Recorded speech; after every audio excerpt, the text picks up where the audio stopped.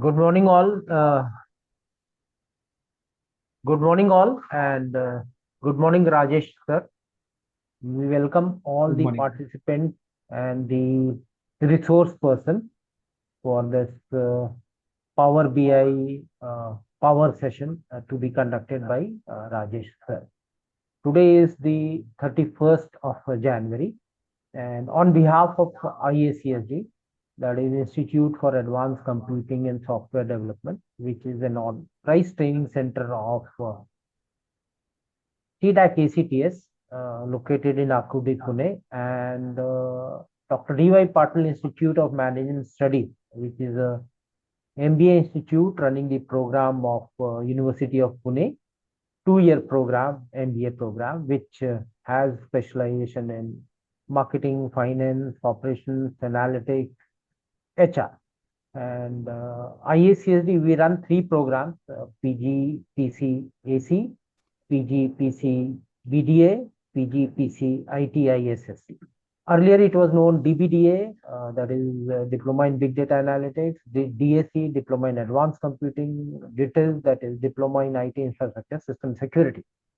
Apart from this, these all 3 programs we also run.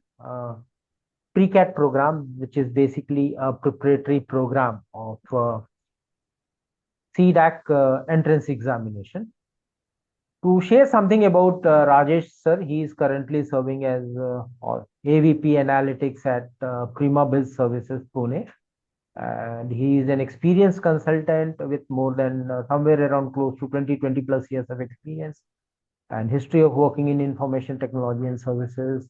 And he's a Tableau certified freelancer, trainer in Tableau, R programming, and also Power BI, right? And he has conducted several master classes on analytics, visualization, etc., which predominantly use tools like Tableau and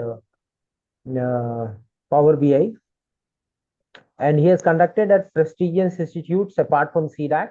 He has conducted at IIM Rohtak, and he has also conducted some of the HR analytics side. So his core skills are business analytics, marketing data analytics, email, chat etiquette, etc. and all. And he is also skilled in requirement analysis and healthcare information technology. Welcome, sir, on board. Well, thank you. Thank you. And I would hand over the proceedings to Rajesh Tugdev, sir, and he will take you through to the wonderful session. I hope all of you have joined using your laptop because this is a hands-on session. So there will be certain examples, certain assignments, certain things which you also need to do it from time to time in the session. So over to you, sir. Okay. So thank you, Keshav, sir. Thanks for this introduction, and I welcome you all to this session of Power BI. First of all, just let me know if I'm audible to everyone. Can you hear me? You can put it in the chat. Participants, please use chat, put it in the chat. Yeah. So I will know that yes, you are able to hear. Okay. Thank you. Let me open the chat. Okay. So thank you, everyone, for your answers. Great. Now, first of all, again, I'm not going to jump into Power BI immediately because that's not a good way to start. I hope you have already studied one session before this one. Okay. Now, let me just ask before we step into Power BI. Okay. What is your idea of data visualization? Again, you might have done this earlier. So you can unmute and just tell me what is the importance of data visualization in whatever industry or in whichever project or course that you're studying. Just let me know in maybe one sentence. Data visualization. So what comes to your mind when you think about the word data visualization? You can type in chat also if you want.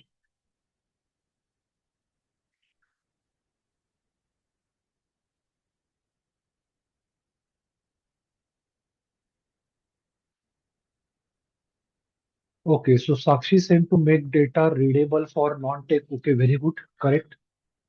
That is one of the primary functions. Yes, correct. Okay, so to make non-technical people comfortable with data, right? Any other data visualization? So any other thing that comes to your mind that yes, according to me, data visualization is so and so.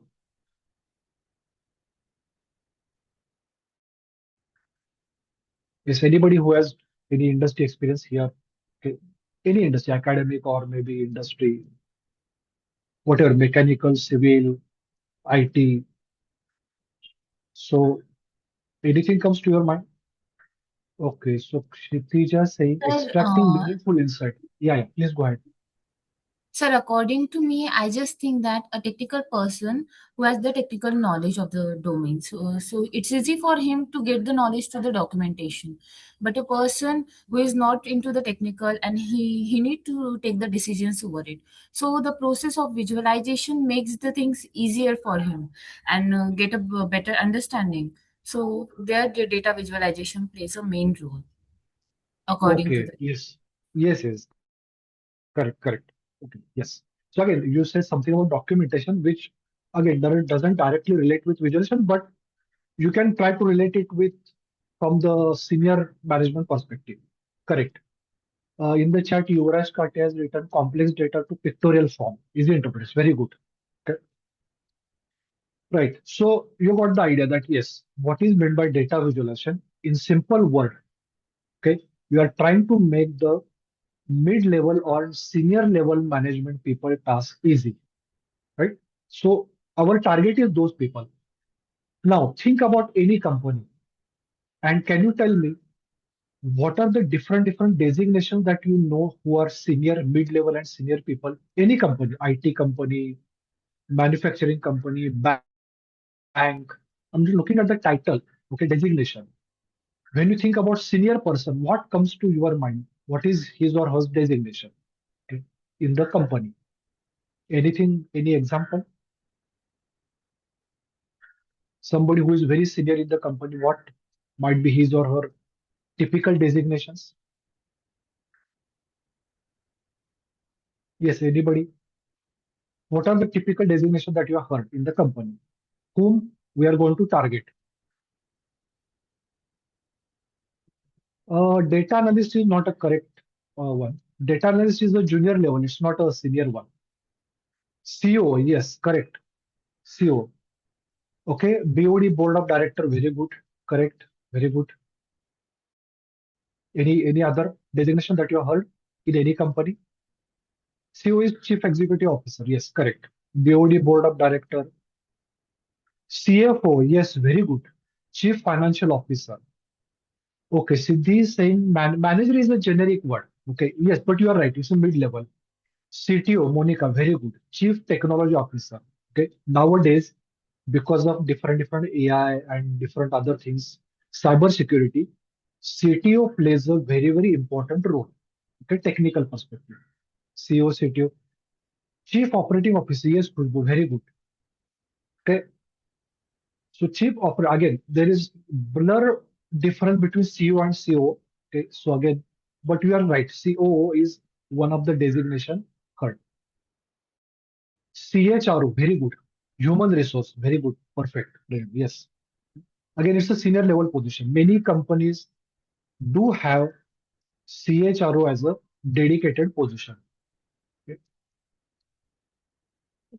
Again, I'll just give you GM, General Manager, VP, Vice President. Okay.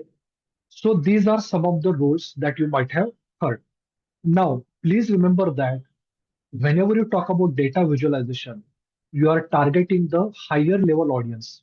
Okay, higher level audience, or I will say higher level means higher level of experience in the organization.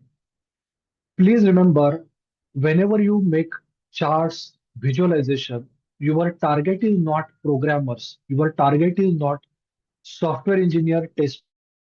No.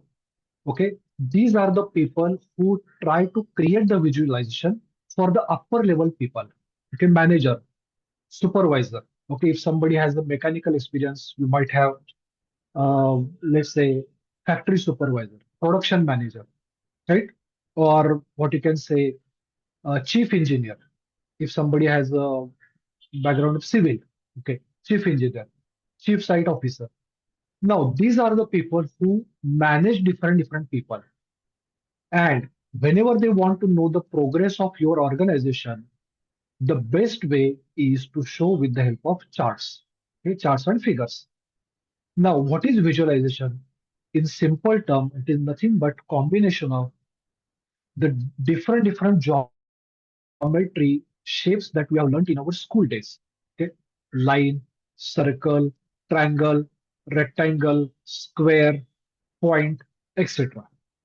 Okay, the only skill that matters here is what to use, when to use, why to use, and how to use. This is the main concept behind visualization. Okay, so we are trying to show something as a picture, okay, pictorial view using geometry shapes to make, okay, large amount of data easy to understand. That is the main purpose of visualization. Okay. Now, today we are going to cover Power BI. Do you know any other tool who is a tough competitor of Power BI, who are equally strong in the market? Tableau, yes, perfect answer. Tableau, correct. Okay. Now again, we don't need to go into differences because that's again all by different topic. Only thing I will quickly tell you, Power BI, everybody knows, is owned by Microsoft, right?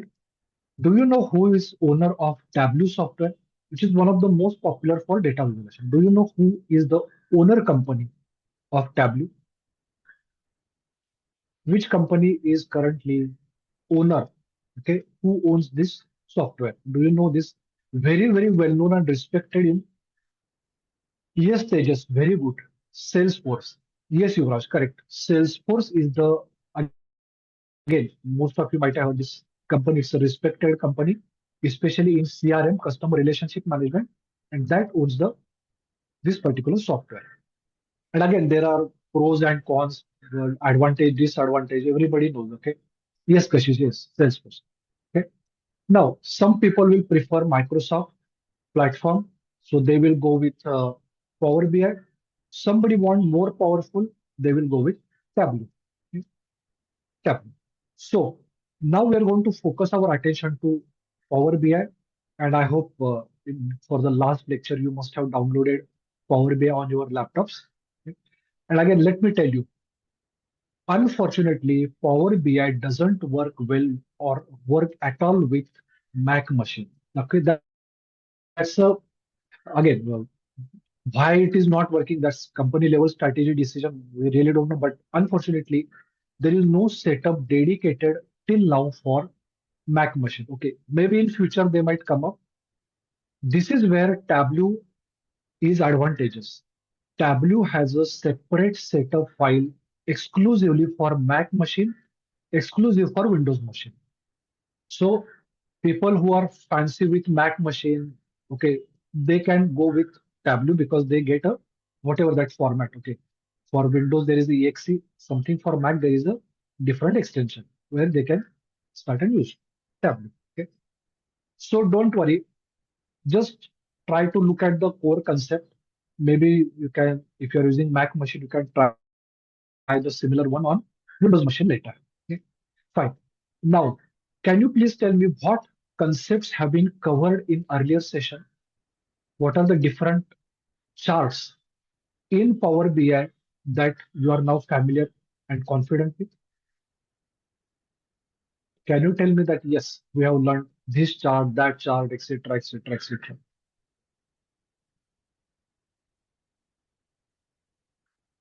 Yes, you must have done some hands-on, or at least you must have done some charts. Stack column charts. Samir saying stack column. Very good. Any other perfect stack column? Any other chart that you remember that yes, we have done this chart? Pie chart. Yes, very good. Pie chart is one of the most common. Perfect. Maps. Okay. Any other? Line chart. Yes, you are very good. Dual axis Abhishek. Perfect. Pie chart donut. Yes. Waterfall. Area. Yes, Samir. Correct. Any advanced chart that you have done? These are the basic ones, right? Fine. So you are familiar with this one. any advanced chart that you have done. And again, if you are not done, please let me know so that I will try to cover in today's session. Okay. So if you think that you need to revise something, please let me know. Okay, Shreya is saying bubble chart. Okay, fine. Yes. Okay. Kushal saying pivot. Okay. Again, pivot is a concept derived from Excel. Again, those who have done Excel, they know pivot table. Here also there is a pivot table that we are going to show you how to do pivot. But pivot is slightly different in Power BI. Okay. I'm going to take an example, so don't worry. So has scatter plot has been covered? So just want to know scatter plot in both aggregation and without aggregation. Has it covered in both types, aggregation and non-aggregation? Both types have been covered. So I just wanted to know because there are two types of scatter plot. One comes with aggregation, other comes without aggregation. So both have been covered earlier. If yes, then it's fine. Again, if it's not, let me know so that I will give you idea about that, how to use in both types. Okay, so okay, fine. So I will explain in both ways how to do the normal scatter plot, which typically used to find the you can say best fitting line, and other will be to compare. Okay, other will be to compare the aggregated points. Okay, because it's required in decision making. Decision making. Also, have you done the CARD card control?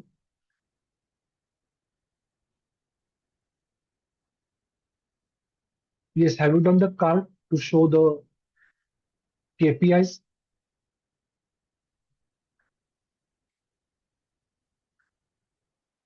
Yes or no? Okay, card, fine. Then have you done the KPI card? There is a specific card in Power BI called KPI. Sir, just a second, sir. Are you sharing your screen or not, sir? No, no, no. I'm going to share it right now. Acha, Just few okay, minutes. okay, So, okay, yes, okay, yes. yes. Okay, so let me do one thing. Let me start sharing my screen. So just give me one moment. Okay.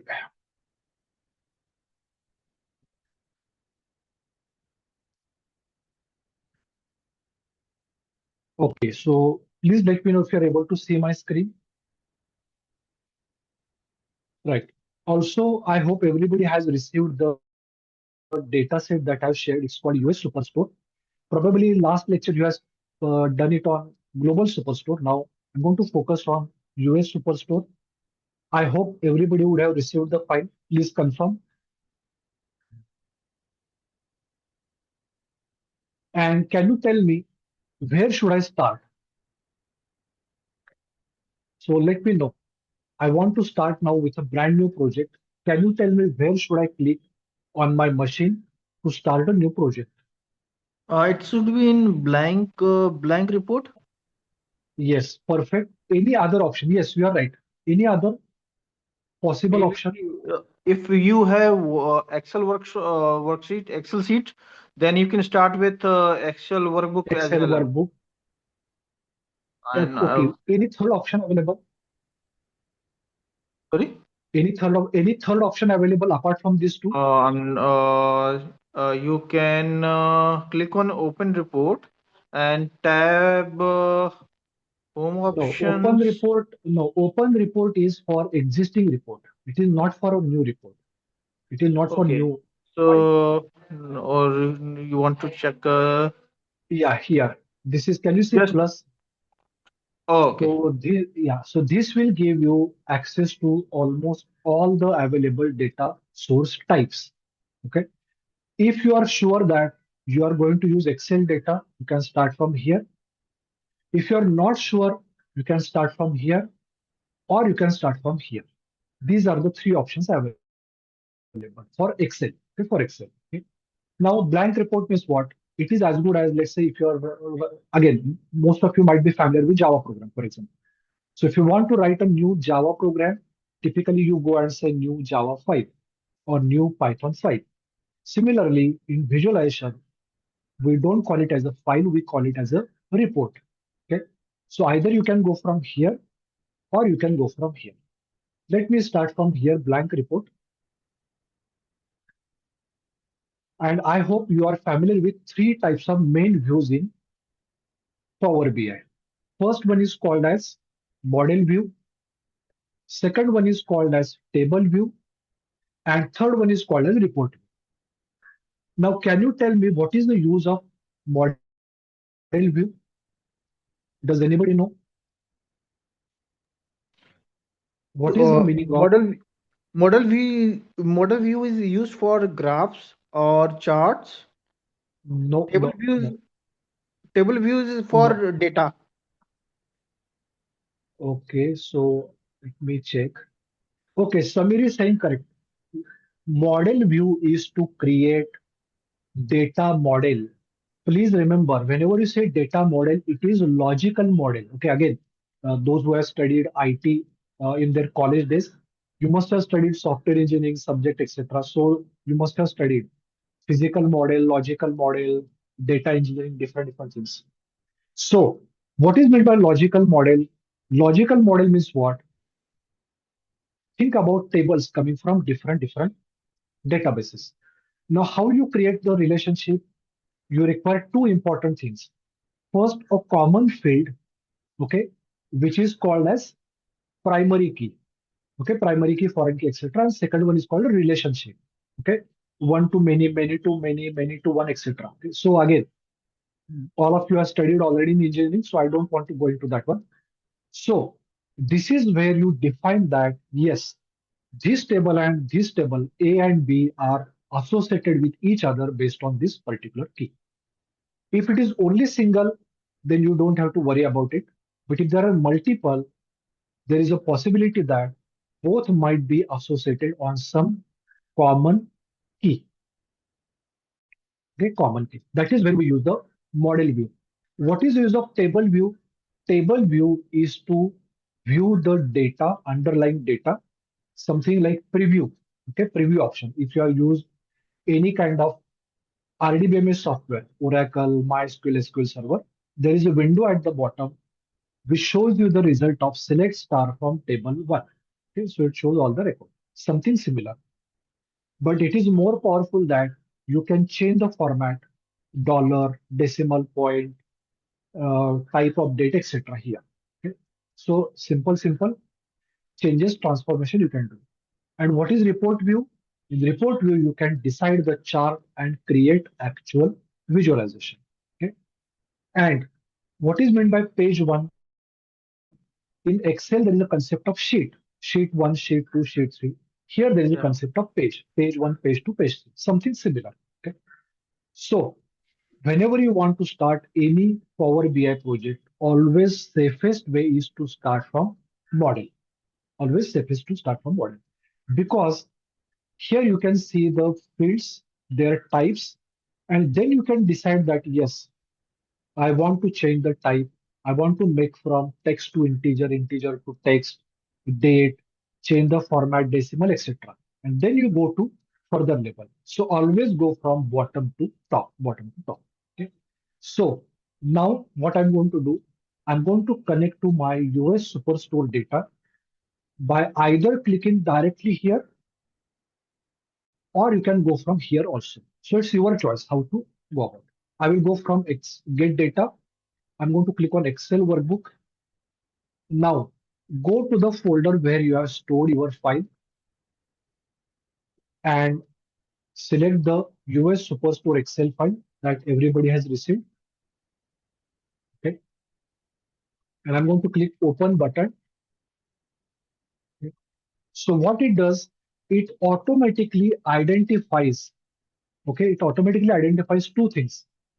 First of all, it shows you the number of sheets or number of, if you think about database, it is similar to number of tables. In Excel, it's a sheet, in database, it is table. It is going to show you. Second thing, whenever you select the sheet, it is going to identify the fields within the sheet or columns within the sheet. So if I click here, So make sure you are going to click here and make sure you are having the green color tick mark. And you will see all the columns are listed here. All the columns are listed here. Now, luckily we have only single sheet, so don't worry about it. So once you reach here, let me know. Then I will proceed further. Now here, there are two options, either load the data or transform the data. Okay, transform data means there is a concept in Power BI called Power Query. Okay, that I'm going to cover today. So let's start with simple load. Okay, just start with simple load option.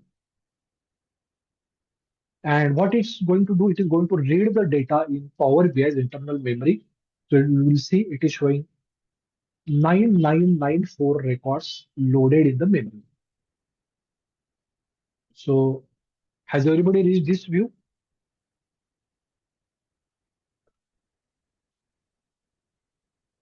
So you can go like this one. So you can move it anywhere. This is flexible.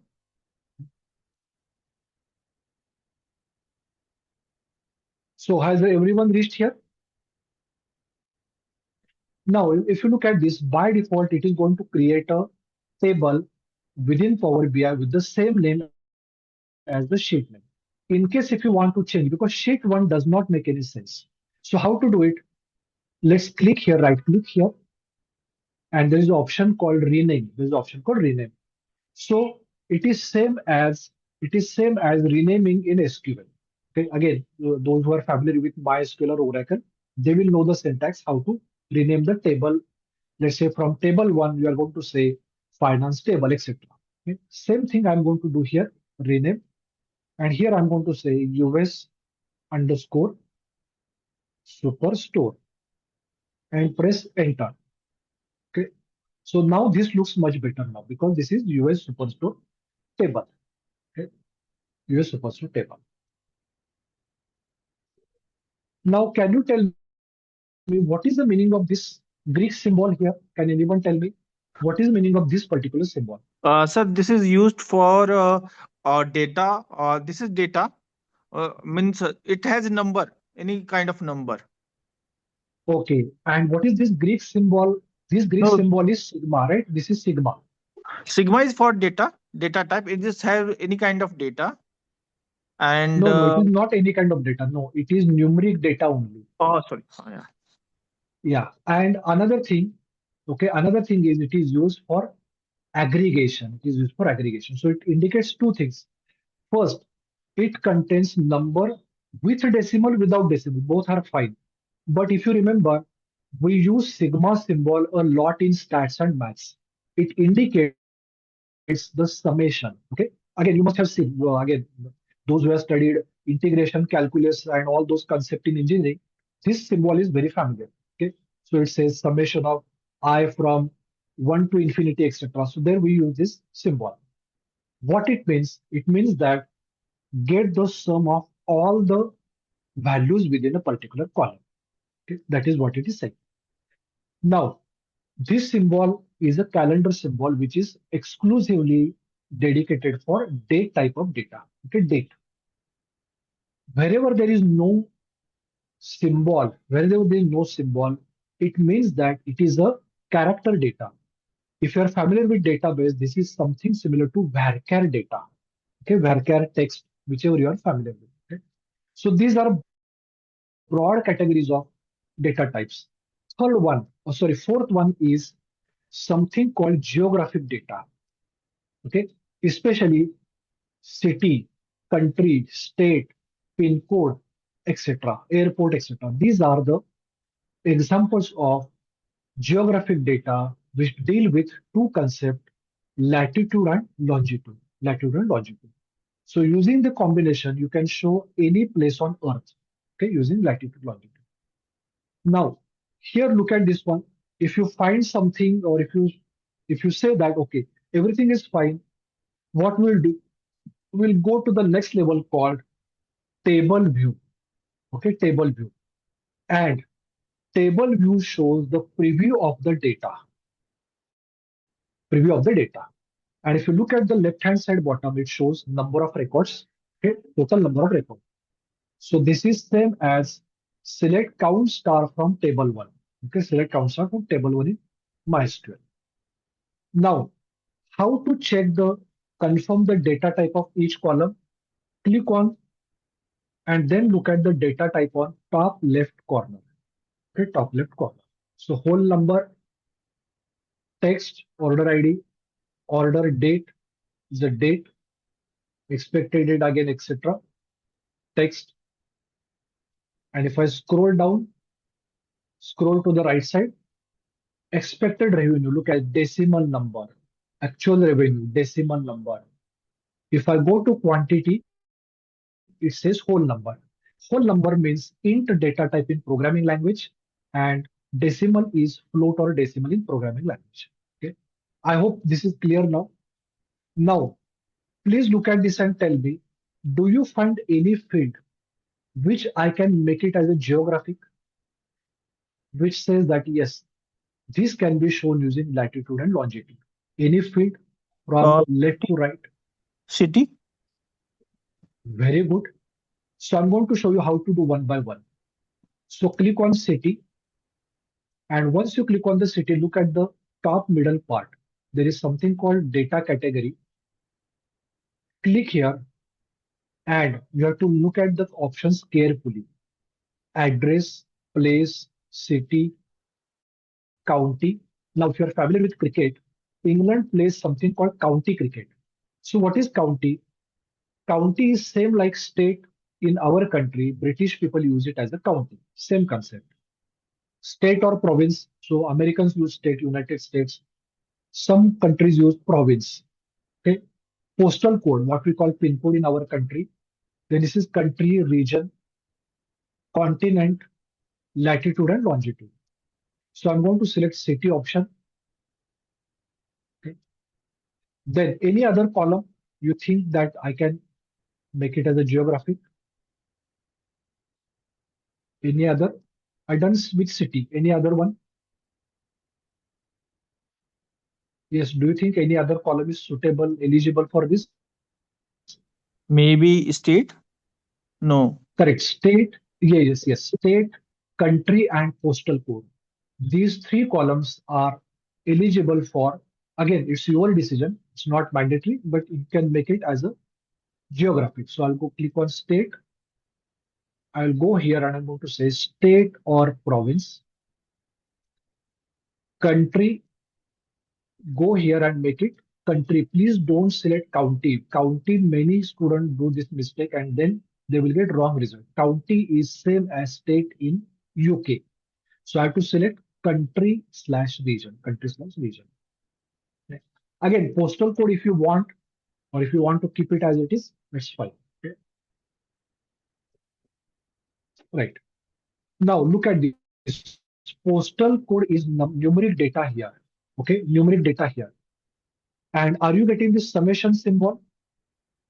Are you getting the summation symbol here on the right hand side? It means that it does not contain any character. It contains pure numbers with or without decimal. And what is the summarization? It says count the number of postal code.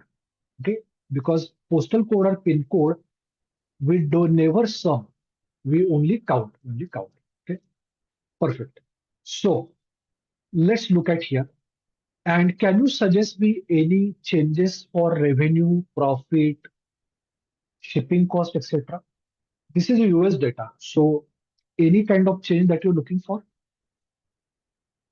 Amount is correct, but do you want to see in a better way? Yes, American data. How do you show American numeric figures, business figure? What is the best way? So think about news in Economic Times or Times of India. They say that, okay, let me see. Okay, you are perfect. Dollar symbol, perfect. Okay, currency. Yes, you are right. So I want to show the relevant numeric values with dollar because it's a US data. It's a US data. Okay. So what I'm going to do, I'm going to select this and there is an option on the top left called currencies here. So open the currency, and here you will see English, US, Euro, British Pound, okay, Chinese Yuan. Then you will see so many are there. Okay, so you will see Arabic symbols are here, different Arabic. Then you will see Italian, okay, Chinese, English, Austria, etc. Okay. So I'm going to simply select English United States. Okay, English United States, and I'm going to make it only 2 digits decimal. That's all. Same with actual revenue.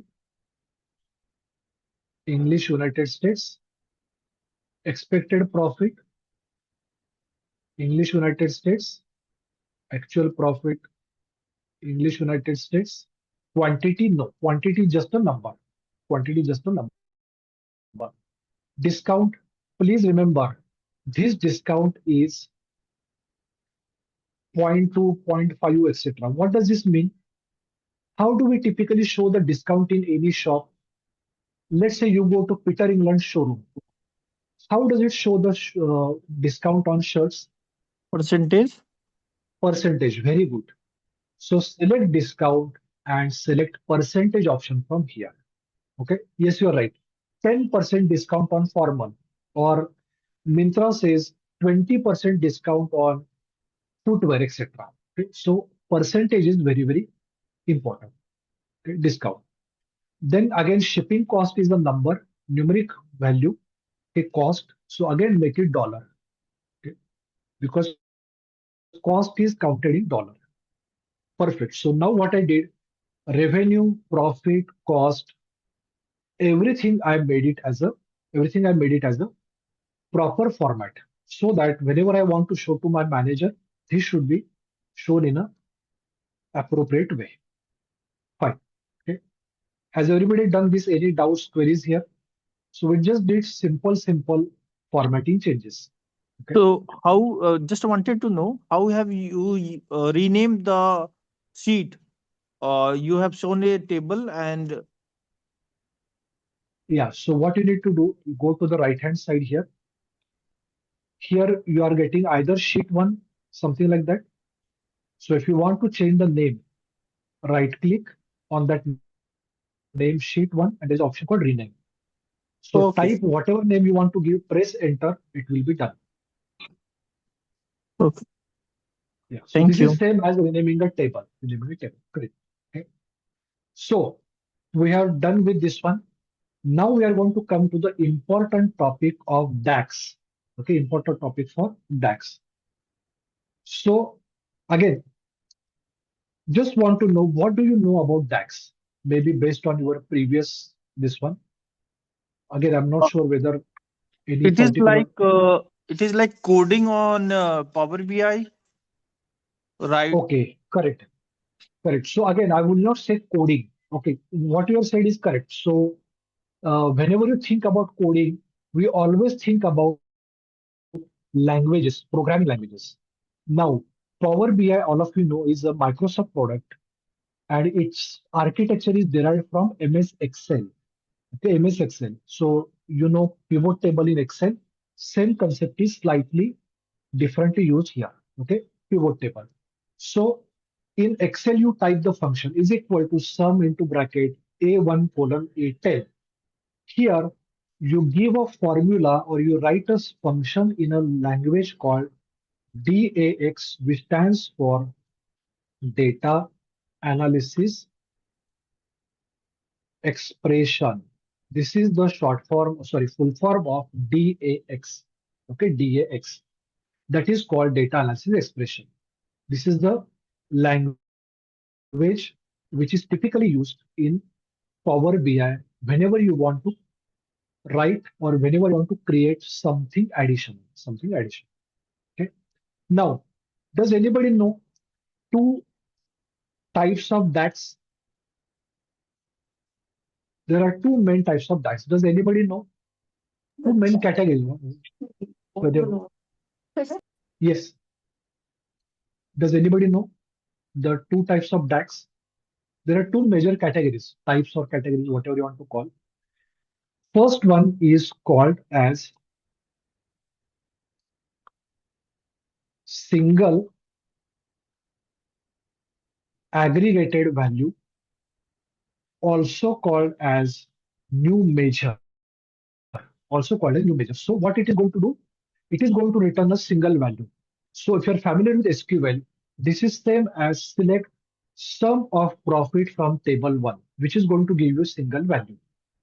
Okay. So new measure means what? Single aggregated value. Sum, average, count, minimum, maximum.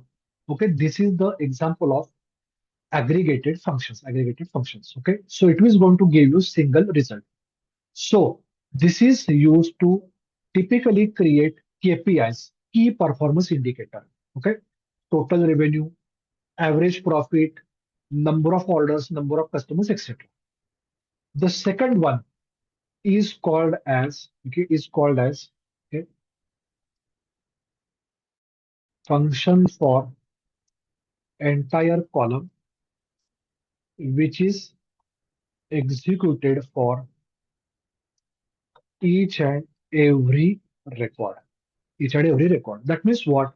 You write a code that will be executed on each and every row within your table. So for example, if there are 100 records in your data, and if you want to create a new column, the code that you're going to write will be executed 100 times, each and every record. Okay. This is called as new column. These are the two main types or categories of DAX, new measure and new column. So what is the idea of new column? If you want to create a calculation which is required for every record, go for new column. If you want to show single value for entire company, go for new measure. Go for new measure. So is the idea clear? Is the idea clear? The Yes. difference between these two, new measure and new column. So please remember, this is the most important difference. So if you are working in Power BI or if you are going to use Power BI in your job in future, make sure you know these concepts very well. Okay. Now, first I'm going to explain what is the meaning of new column. Okay, new column. So imagine this data set. Imagine this data set. Now, this is the discount percentage, right? This is discount percentage, 10%, 20%. Now, tell me, if you go to, let's say, Van Heusen showroom or let's say Bata showroom, you want to buy a running shoe. The price is, let's say, 2000 rupees is the price. And if they're offering 10% discount on it, how should I calculate the discount amount? Can you tell me the formula?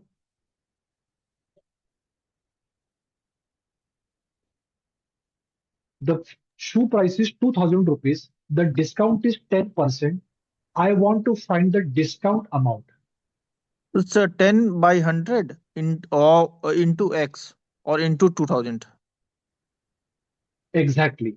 So in our case, I'm going to say revenue. Again, I'm just going to use the word revenue. So that revenue multiplied by discount percentage is going to give me discount amount. Now, on 2000 rupees, you are going to get 200 rupees as the discount. So what will be the final bill amount that you are going to pay to the shopkeeper? 1800 Correct. How do you calculate? in 2000 minus 10 by 100 into 2000. That 2000 minus Okay, 200. 200. Correct. So first we calculate the discount amount, then we subtract it from the original amount, original price. Then you get the final amount. Then you get the final revenue. Okay, final amount. So now tell me, how should I do this? Should I go for a new column or should I go for new measure? I want to calculate the discount for every record. So what is your answer? New column. New column, perfect. Because I want to calculate discount for every record in my data. Every record in my data. So how to do it? Right now, I'm here in my table view. Go to the right hand side on top. There is option called new column. Okay, there is option called new column. So under column tools, you will see new column. So click here. As soon as you click here, you will see the column option appears here on the top left corner. Okay. Let me zoom my screen so everybody can see it properly. Yes, look at this. Are you able to see column option? So what I did here, I basically clicked on new column button, which is going to offer me new column. Now, first option is make a suitable name for the column. Okay, this is very, very important in IT industry or any company. You have to give appropriate name. So I'm going to say discount amount, discount amount. And now the important part is write the formula, write the formula. So in our case, what I'm going to do, I'm going to say actual revenue, this one multiplied by this particular value. Okay. Now, when you say zero, that means you are not going to offer any discounts. You are going to pay the whole amount to your shopkeeper. Okay. So in that case, this amount will be zero. So sometimes the shopkeeper will say, sorry, this is a new stock. We don't offer any discount. So pay the full amount, right? In that case, it will be zero. So how to do it? So in the bracket, I'm going to use a bracket, write or type the name of the column, actual revenue, ACTU. Just type 4 letter, you will get actual revenue here.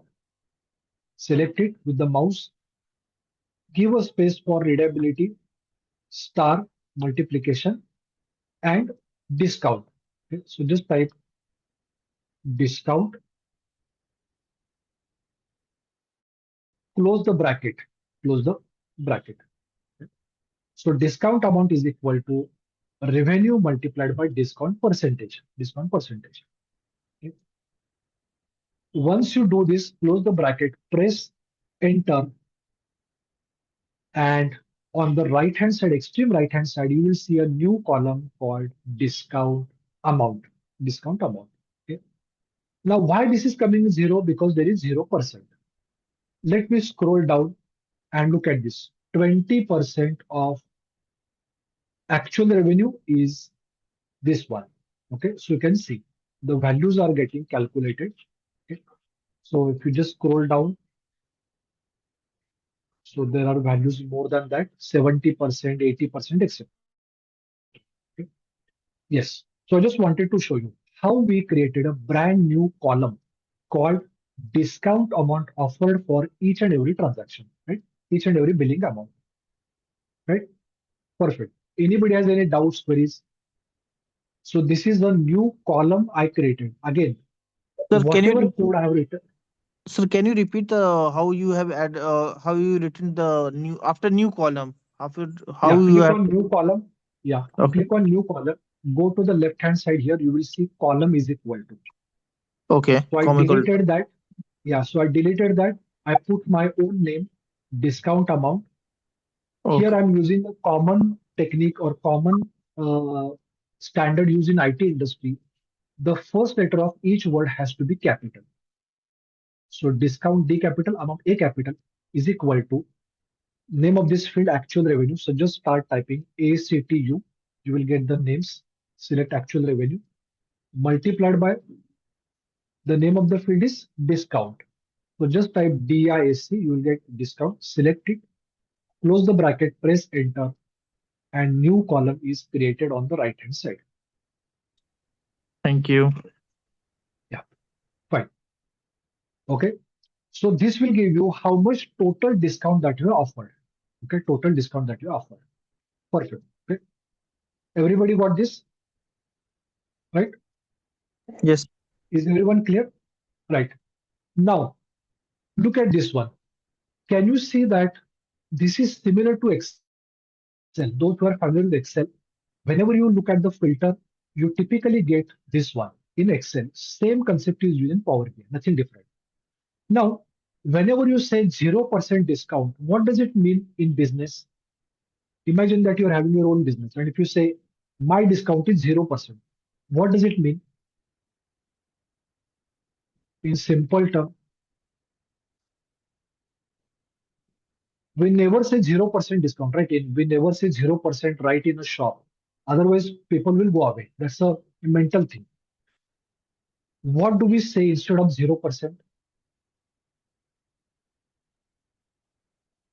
When you say zero, what does it mean exactly? Yes. Does anybody know? What do we typically say?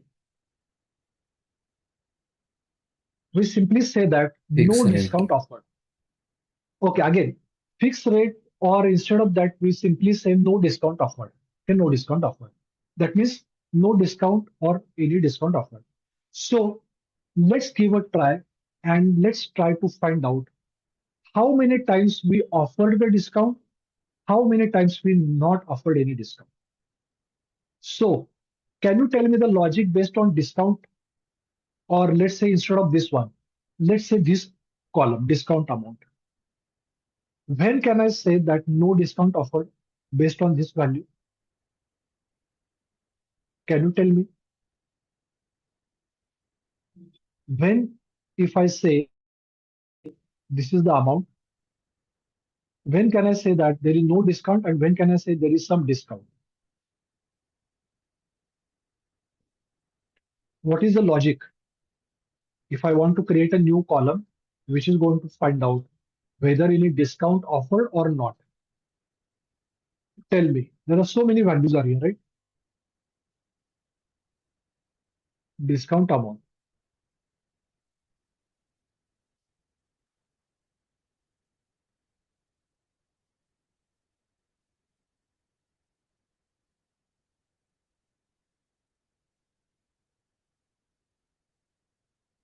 Yes, can anyone tell me what should be the logic? I'm going to create a new column called discount offered, yes or no. So I'm going to say either yes or no. So how should I do? Will anyone tell me? How can I say that?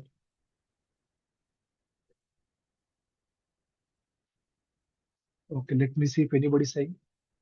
Okay, so if the discount amount is coming at zero, that means what? There is no discount offered. There is no discount offered.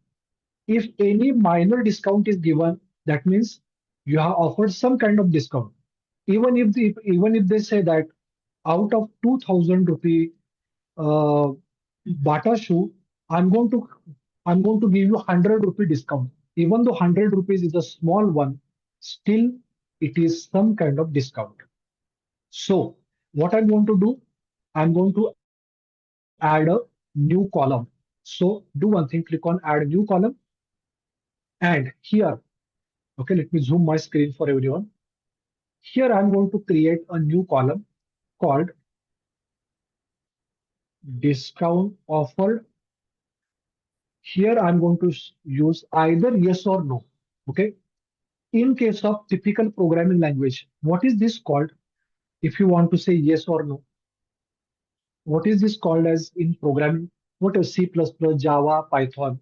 What is the common technique called?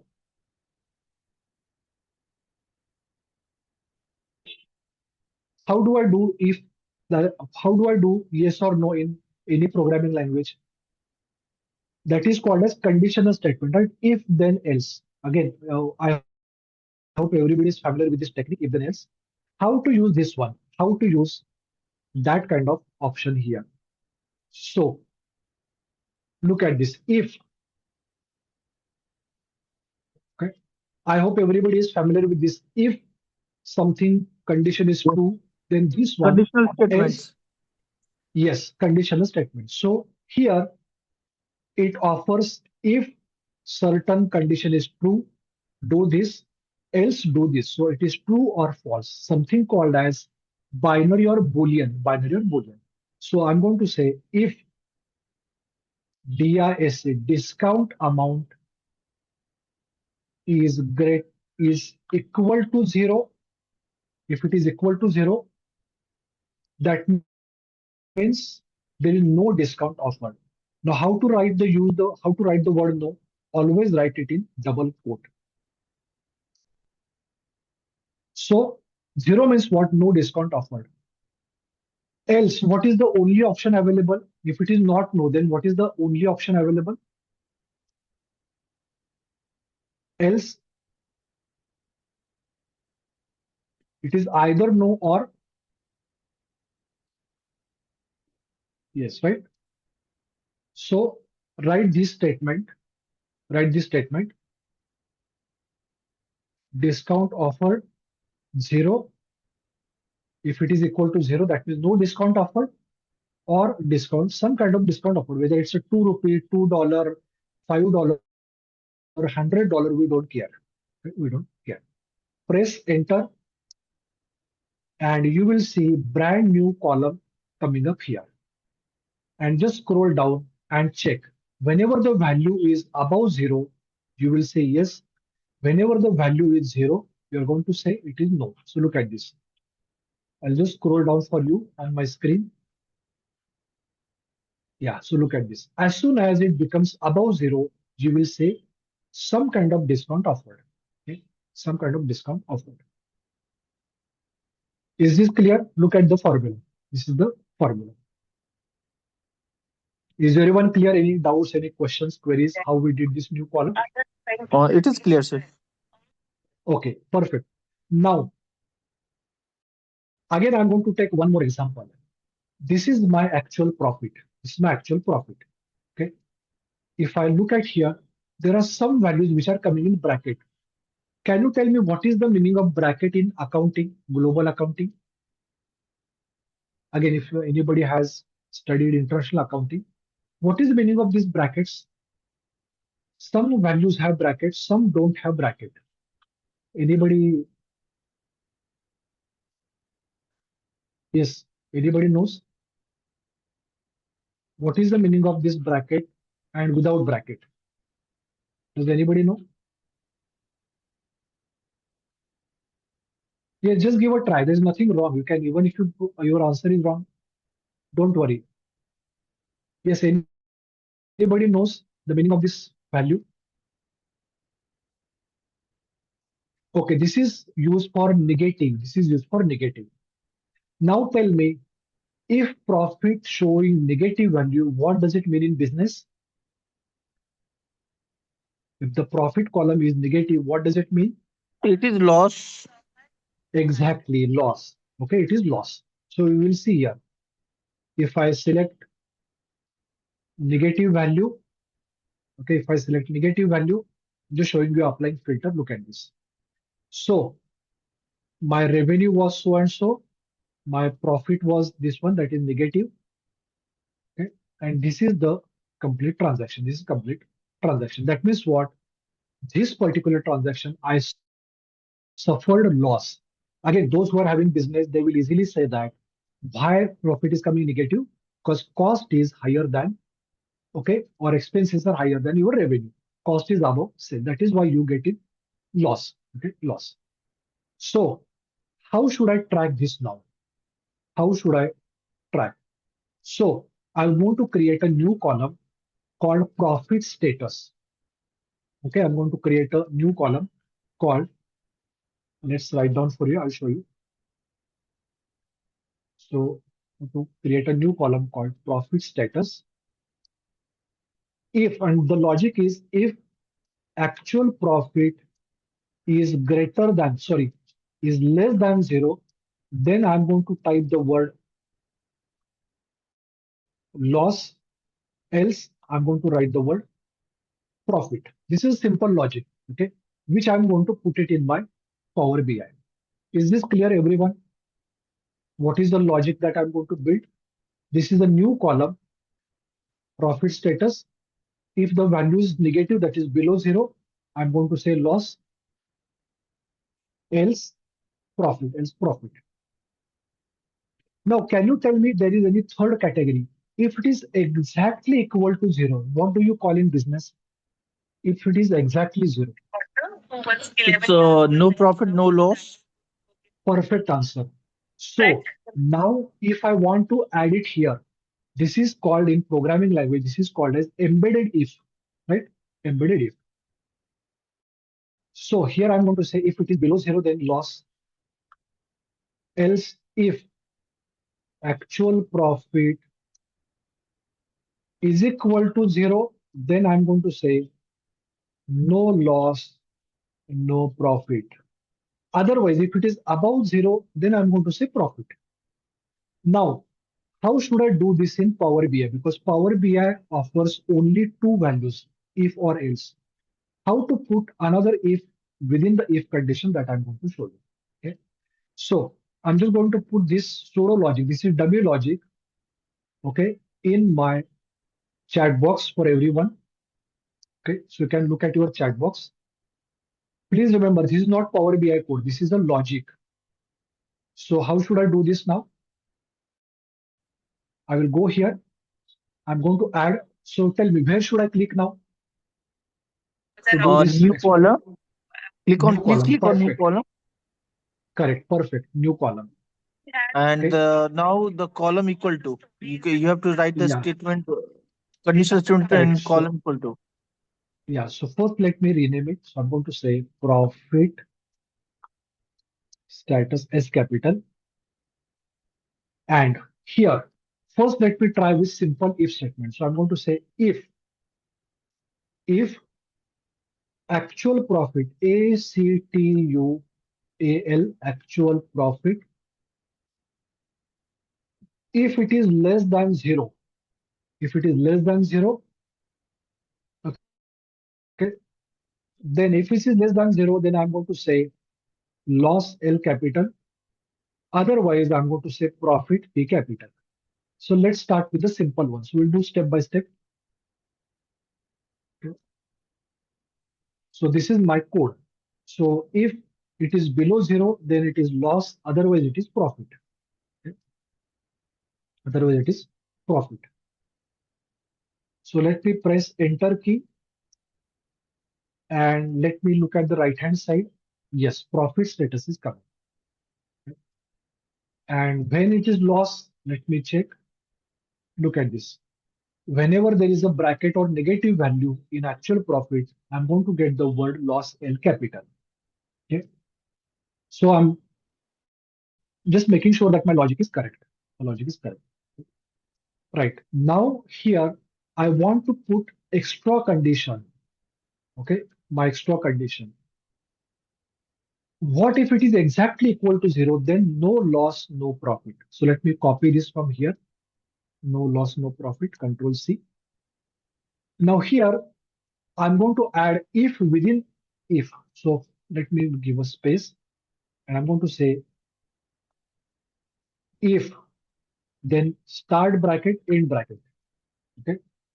Inside the bracket, I'm going to say if actual profit, if actual profit is equal to, okay, sorry, my mistake. Sorry, not here. Sorry, not here. It should be here. Sorry. First, let me remove this. Yeah, here I have to add because if it is below 0, then it is loss. Otherwise, I'm going to use if start the bracket, end the bracket. So there is no syntax error here. You will not make any mistakes. Bracket. Now, again, I'm going to say if the actual profit, if it is equal to 0, if it is exactly equal to 0, then I'm going to say no loss, no profit. Okay.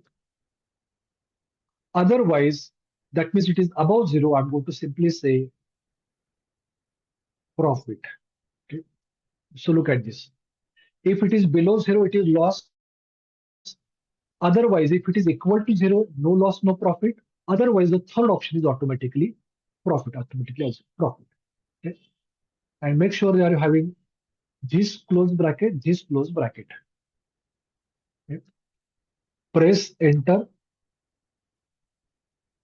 And now here I'm going to say profit, profit, etc. Let's go and check actual profit exactly equal to 0. If there is any value exactly equal to 0, yes, there is a 0 value. So let me select this, click OK button, and look at this. If I go here, no loss, no profit. no loss, no profit. All the zero values. Okay. Look at this, all zero values. No loss, no profit. Okay. No loss, no profit. So I just wanted to cross check. If it is negative, okay. If it is, let's say, negative value here, let me check. Loss coming perfect. Let me check positive value. Let's select 0.44. So look at this. Whenever there is 0.44, I get the word profit. Otherwise, I get the word loss. So I just wanted to do the testing. Okay. So remember that here you are going to do a role of tester also. Okay. So you are going to cross check your profit and is coming correct or not. Is everybody clear? Anybody has any doubts, queries here? Any questions so far? No. So what I did, I showed you examples of three brand new columns. Please remember, these columns are added in Power BI, not in your original Excel. Original data remains same. Okay? It is not added in this one. So 1, 2, 3. These three brand new columns that I created. Okay? Right? Now, look at this one. Can you see order date, expected ship date, and actual ship date? Can you tell me what is the meaning of these two dates in business? What is the meaning of these two dates in business? I think it is simply the day on which your product or your order is uh, is shipped or is moved to your location right from factory. Correct. But why I'm having two dates? What is the difference? Expected date is for that we it is a possible date that actual date may change, so we just give a expected shipping date. So this is your target date on which it was supposed to ship. And actual means what? When it was actually shipped. Okay. Now, if both are same, that means you are, will be very happy that yes, I had given the target to my supervisor. The order was shipped on time. But look at this one. This was supposed to ship on 4th November, but it was shipped on 13th November. Now, what is your opinion about this? What will be the status here? uh, the Is it status will be delayed. exactly perfect answer? That means what? The order was not on time. It was delayed. It was delayed. Perfect. And how did you calculate it? You actually subtracted this expected ship date from actual ship date. Since the difference is greater than zero, you came to the conclusion that this order has been delayed. This order has been delayed. So let me find out by creating a new column called delay days. Okay, that means this date minus this date. If it is zero or below zero, you will be happy. Yes, on time, no worries. But if it is above zero, you will be worried. And you are going to ask your store manager why? Why there was a delay? Is it because of some kind of issue, logistic, maybe some road transport issue, whatever, different issues you are going to look at it. So tell me, where should I click to do the calculation for each and every record? Yes, tell me, where should I click now? I want to do the calculation for each and every record in my data. Again we will be starting from new column. New column, perfect, new column. Okay, new column. So the name of the column I'm going to simply says delay days. Again, you can give any name. And how should I do the calculation? There is a function called date diff. Date diff. That means date difference. Okay, date difference. So in business, it is from date and to date, start date, end date.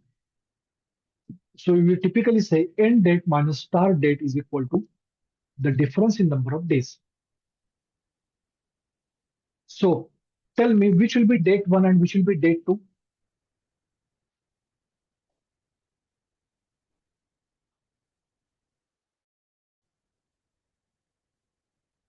So first one will be expected ship date. Expected ship date. And please don't forget to select the date, because if you want to go with day, month, etc. So this is time series data. So what it means? This means that you can go to this different component, day, month, quarter, year, etc. I just want to go and select the entire date, comma. What is the next other date which I want to use in calculation?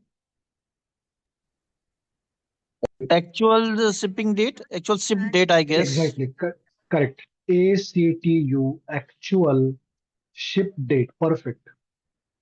Dot date, dot date. Okay. So first is expected ship date, next is actual ship date, comma.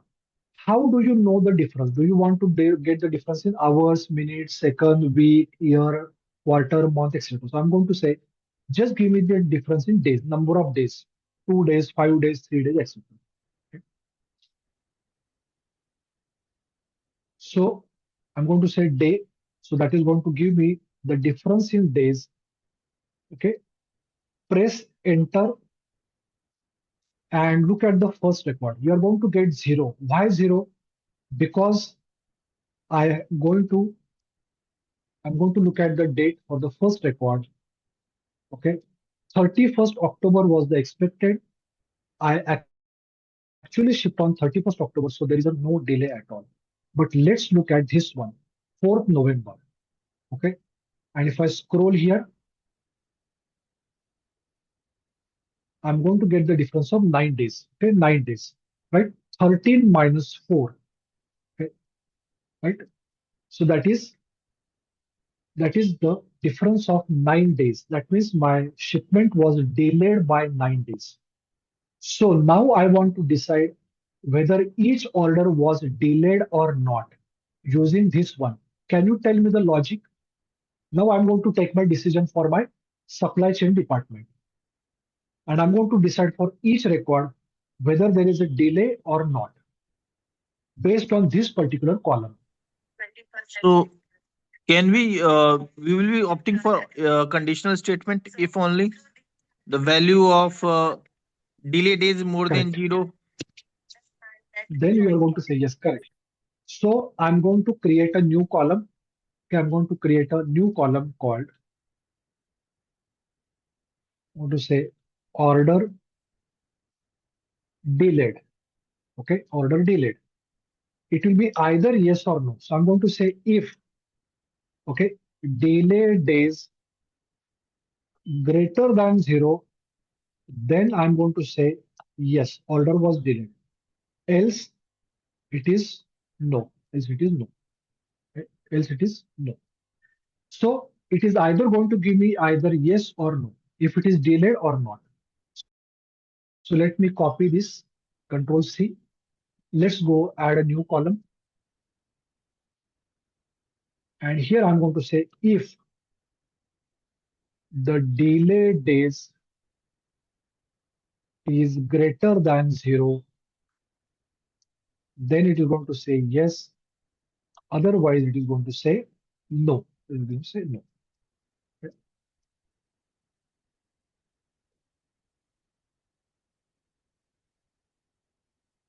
So look at the formula. If it is above 0, I'm going to say yes. Even if it is single day, I'm going to say it is delayed. It is delayed.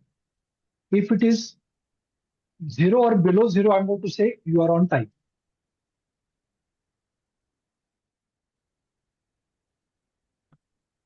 And press enter.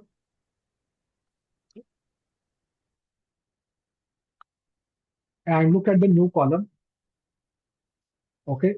If it is 0, it is no. Above 0, it is going to say yes. So look at this. Order delayed or not delayed. Right? Is everyone clear about this logic? So Yes, if sir. this is above 0, then I'm going to say your order was delayed. This is typically used. Anybody working in the field of supply chain, this is a very crucial step. That how many orders delayed? Of course, we are not worried about the reason, but at least you will know when it was delayed, etc. Is this clear? Any questions, any queries so far? Any doubts?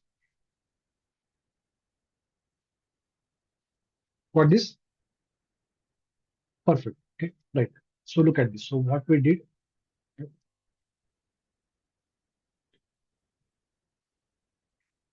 right? Perfect. So look at this. Shipping cost is there, quantity is there, discount, everything we have done. So this is what we did in table view. So remember, table view is very, very important where you can create brand new columns in DAX because DAX is not only calculation, it is a logic to decide any new column, brand new column, as well as brand new single value, which is measure. Now remember, brand new column has to be created carefully because if there are 1 crore records in your data, and if you add a new column, the calculation will be done 1 crore number of times. Okay, because it is going to do each and every record one by one. Okay, so we are going to use logic carefully. Many of the times, what companies do, they do this everything before the data, before Power BI. So typically, if you are using Oracle SQL Server, they will do this everything there and then bring the data. Okay? Typically through store procedure or writing whatever PLSQL code, MySQL code, whatever. So I'm just telling you the logic. Is everyone clear? Any doubts, any questions, any queries?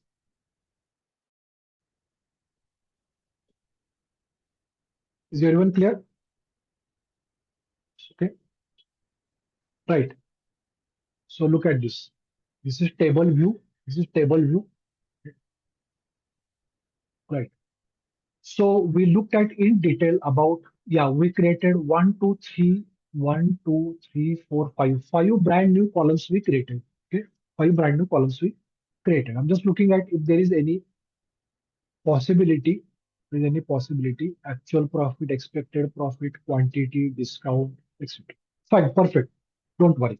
Okay. Now let's go to the left-hand side top and click on report view. Click on report view. So we saw the first type of DAX in detail. That is, sorry.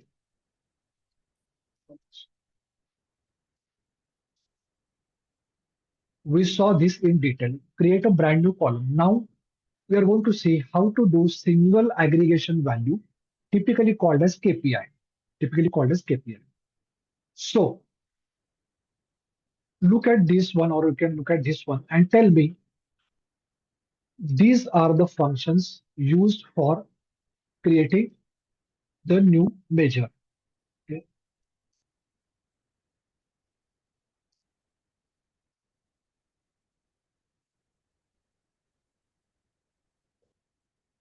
Right.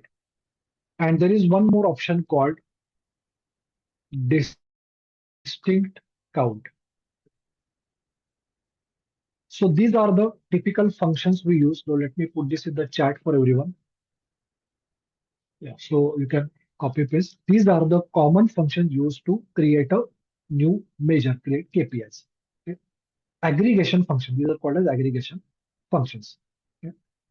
So can you look at the columns and suggest me some useful KPIs that I can do, new measures, which are very, very essential for dashboards? Does anybody suggest? Look at the columns.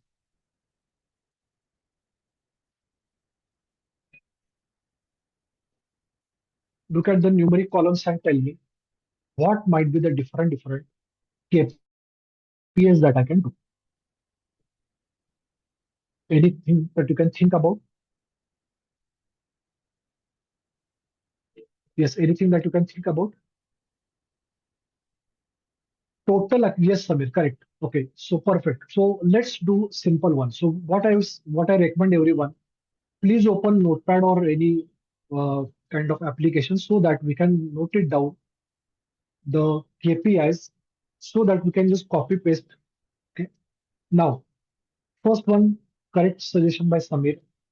And again, I'm going to use the convention first letter capital. Okay. Total actual revenue. Now, if I can get the total for actual, I can also get the total for what is the other similar field? What is the other type of revenue? You are having actual, and what is the other type of revenue? Expected revenue, right? Then total actual profit. I'm just writing it. So don't start with 4. Let's note it down. Expected profit. Okay. Then total quantity. Okay. So if I go here and if I look at the table, yeah. So total quantity. Now tell me what would be the appropriate for discount percentage. Should I go for total or should I go for something else? Average discount, yes, Somnath, perfect. Because we never use the total, we use the average. So I'm going to say average discount, perfect, very good. Let's see another one. Shipping cost, yes. So let me go and put it there. Total shipping cost, total shipping cost. Anything missing here? Anything missing? Let me see. Go. Yes, correct.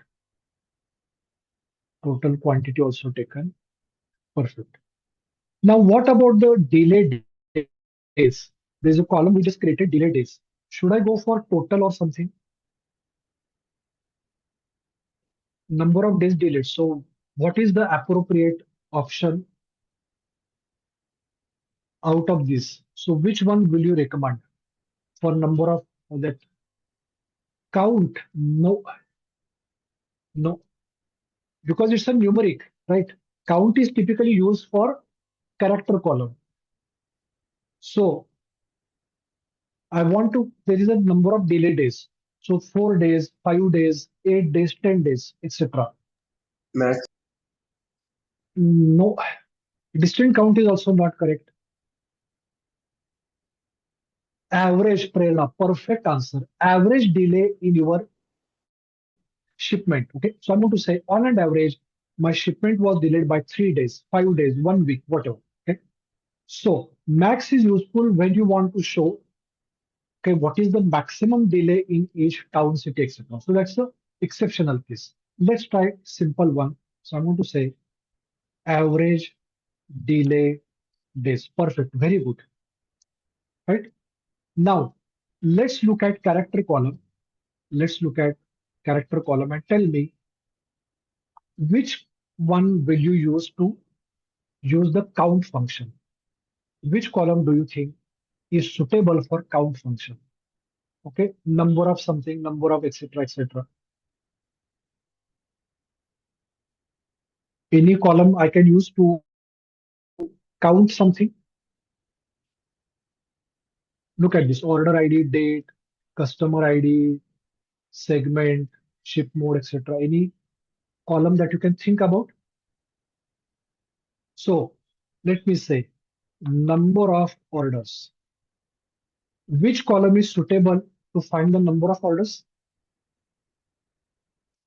Can you tell me which column out of this is the best for counting the number of orders? Order ID, perfect, order ID. And should I use the regular count or distinct count? According to you, which one is more suitable? Distinct, perfect, because I don't want to count the same order again and again, right? That is not correct one. So perfect, distinct count is correct answer. Okay. Let's try and find out how many number of customers. Okay. So I'm going to say number of customers. Then another might be, if I go here, I'm going to say number of products, number of products. Okay. Anything else? Let me see if I'm going to get number of these products I'm getting. Okay, fine. So at least these many, okay, at least these many KPIs. Let me copy this everyone, this one in the chat box. So please copy paste on your machine.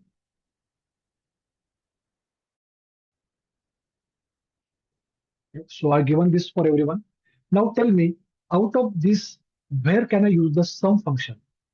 Okay, there's a sum function. So tell me, which of these calculations are suitable for using the sum function? Can you tell me, anyone?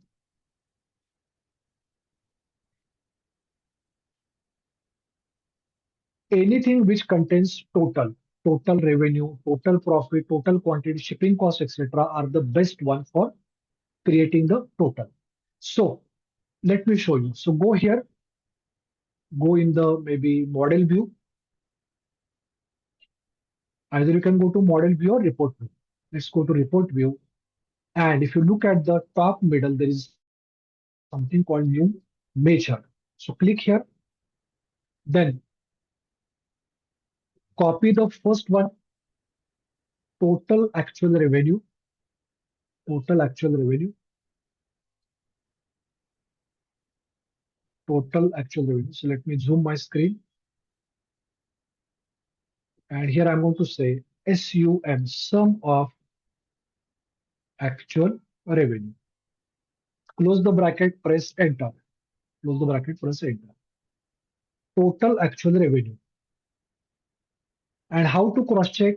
Look at the right hand side, scroll down. Are you getting total actual revenue at the end here? Because it is alphabetic.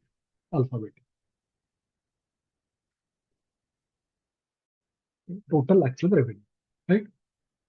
Now let's go for the second one. Let's go for the second one. Total expected revenue. So now this is very easy. So go here, go back here, and let's create new measure again. Total expected revenue. So I'm going to say sum into bracket EXP expected revenue. Close the bracket, press enter. It will be created on the right hand side bottom. Let's do next one. Total actual profit. Control C. New measure is equal to sum into bracket actual profit. Actual profit.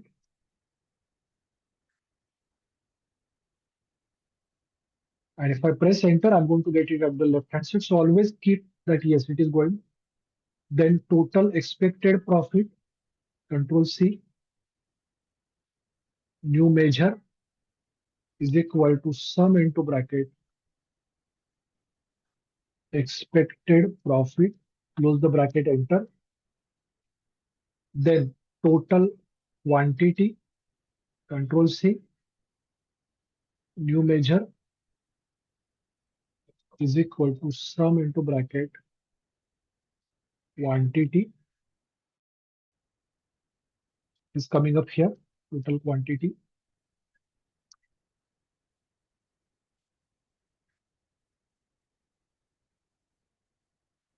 Total quantity is coming up here.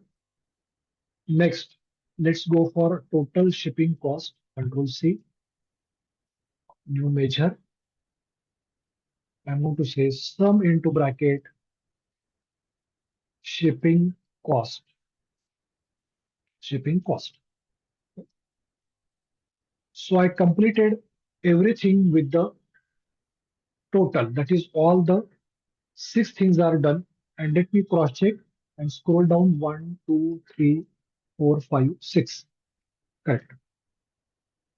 These 6 are done. These 6 are done. Now let's look at these two. Average. So let's look at average discount, Control C, new measure, average discount is equal to AVERAG. Then I'm going to say discount, enter. And if I look at here, it is coming up here, average discount. Then the second one, average delay days, Control C, new measure,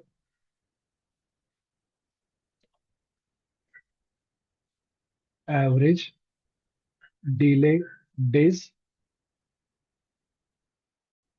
average delay days. So both averages are coming up here. Now next three are based on next three are based on distinct count. So number of orders,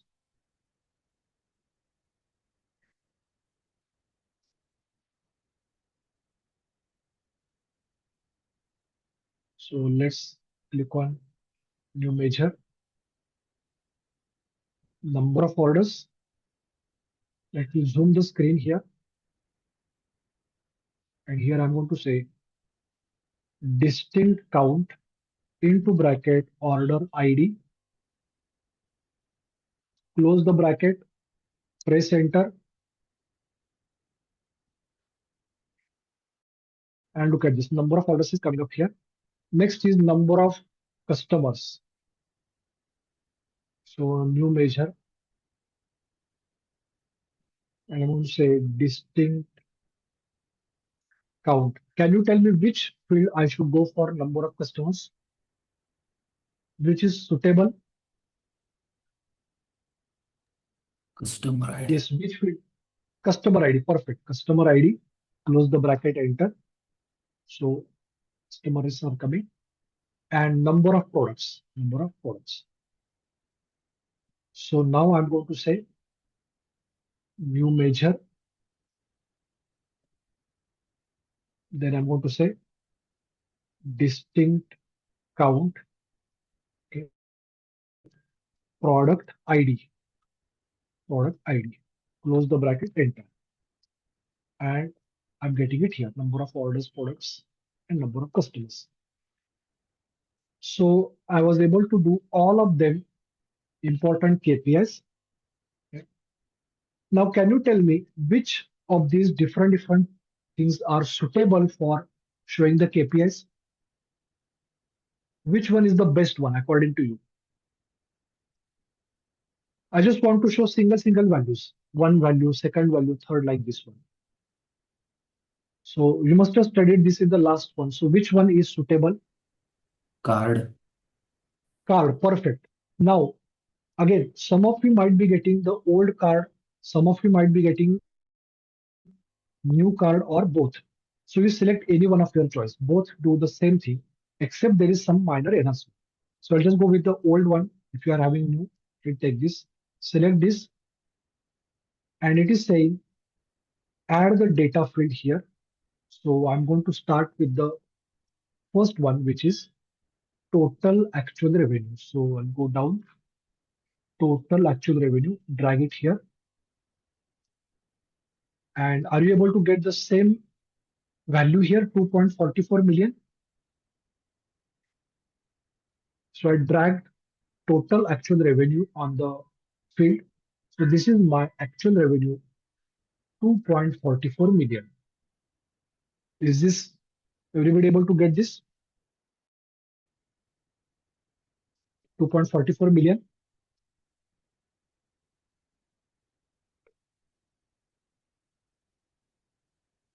Yes, everybody got this 2.44 million.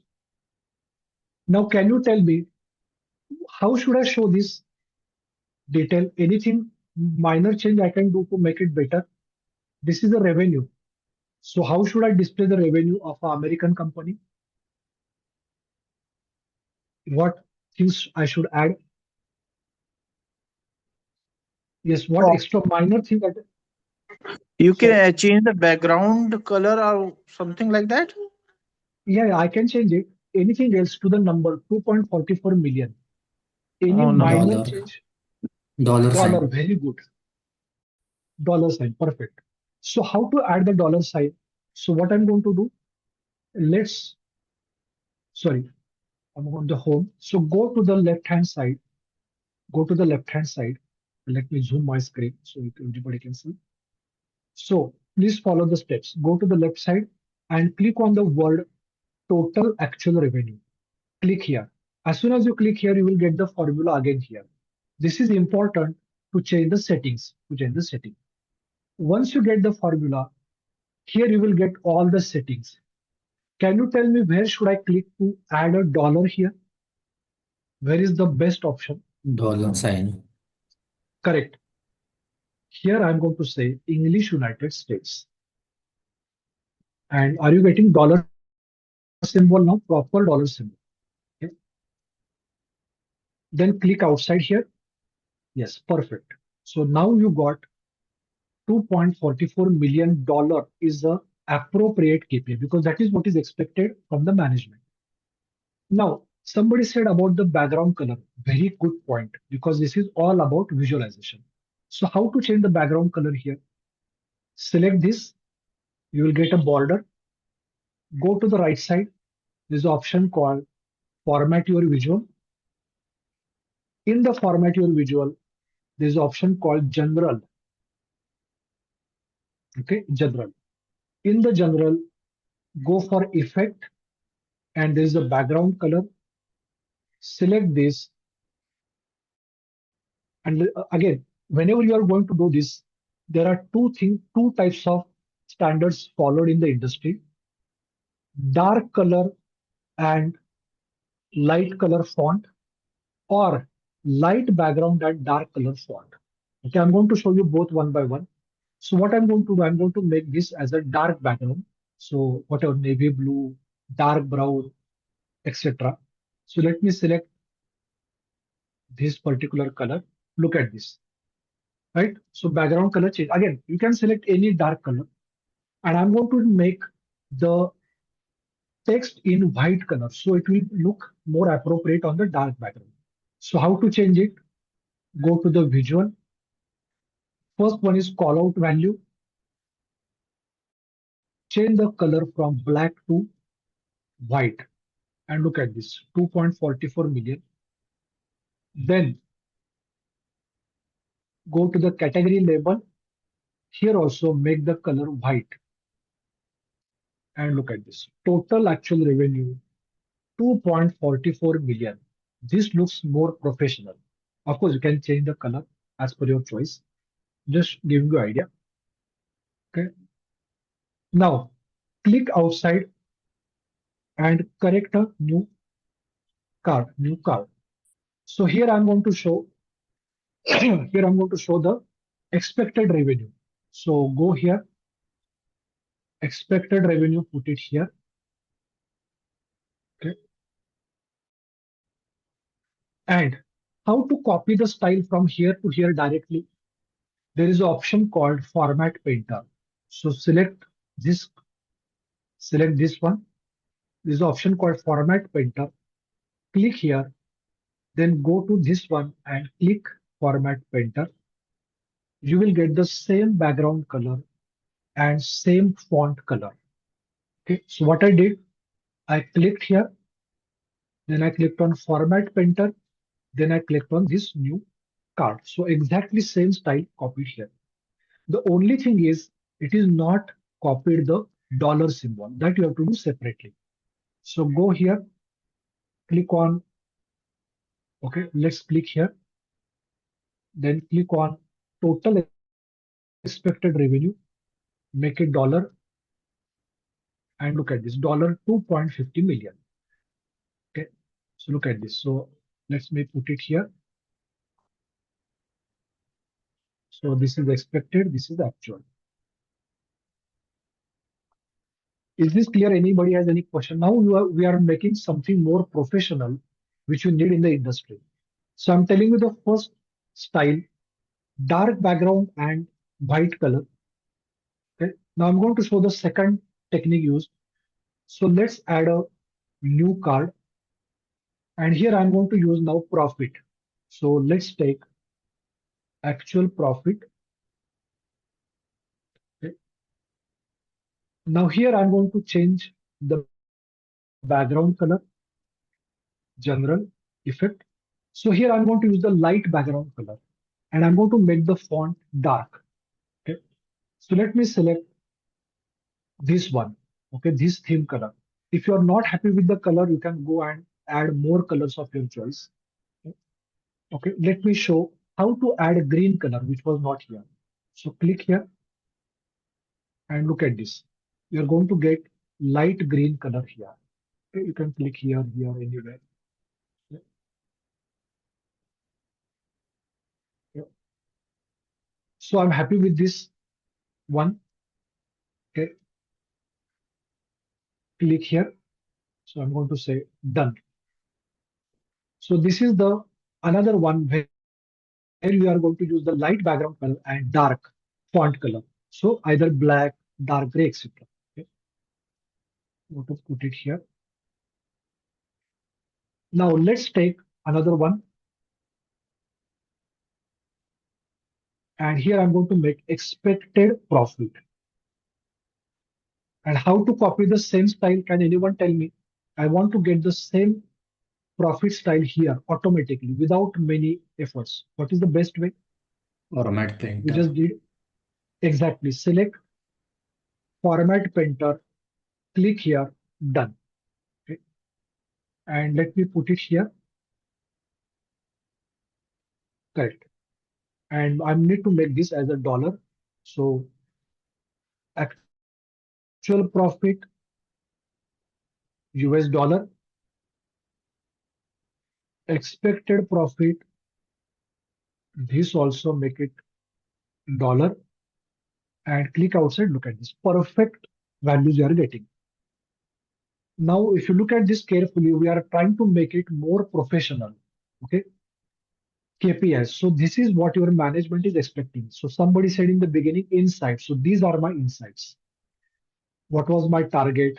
Okay. So usually I'm going to say expected first and actual later.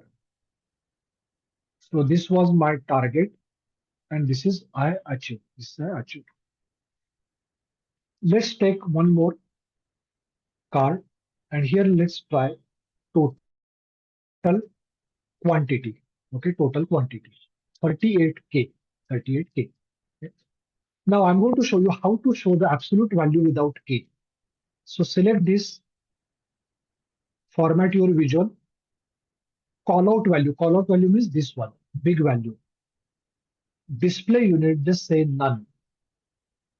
So you are going to get the real number 37,873.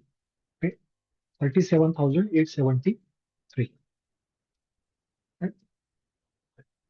So it has been the rounding, that is 38K. So I'm just going to show the exact quantity. Can you tell me how should I change the background color? Where should I go and change the background color? Yes, I want to set some nice background color.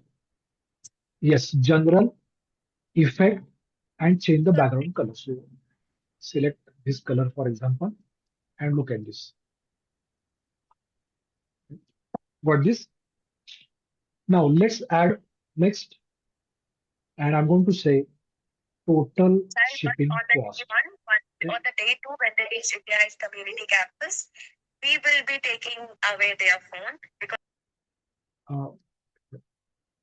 Right. So shipping cost, let's go here. General, let me change the background color. I'm just showing. Usually this is done by the graphic designer in your team. I'm just showing you how to do it. So let's go to more colors.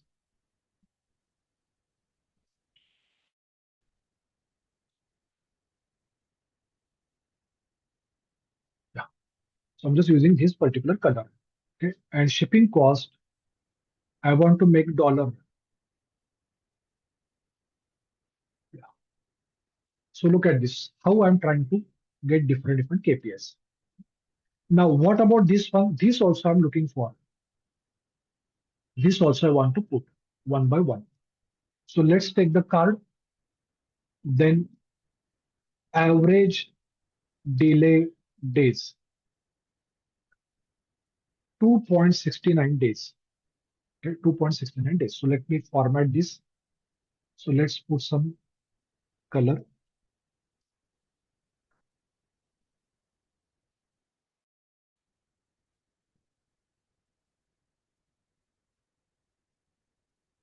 Yeah. So this is average delay days. Sir, Then can you show me again how you have changed added customization to the color, background color? yeah, so click here, go to Okay. format your visual, Yeah, you can once you enroll, general. you have your In the Effect general, there is the effect option.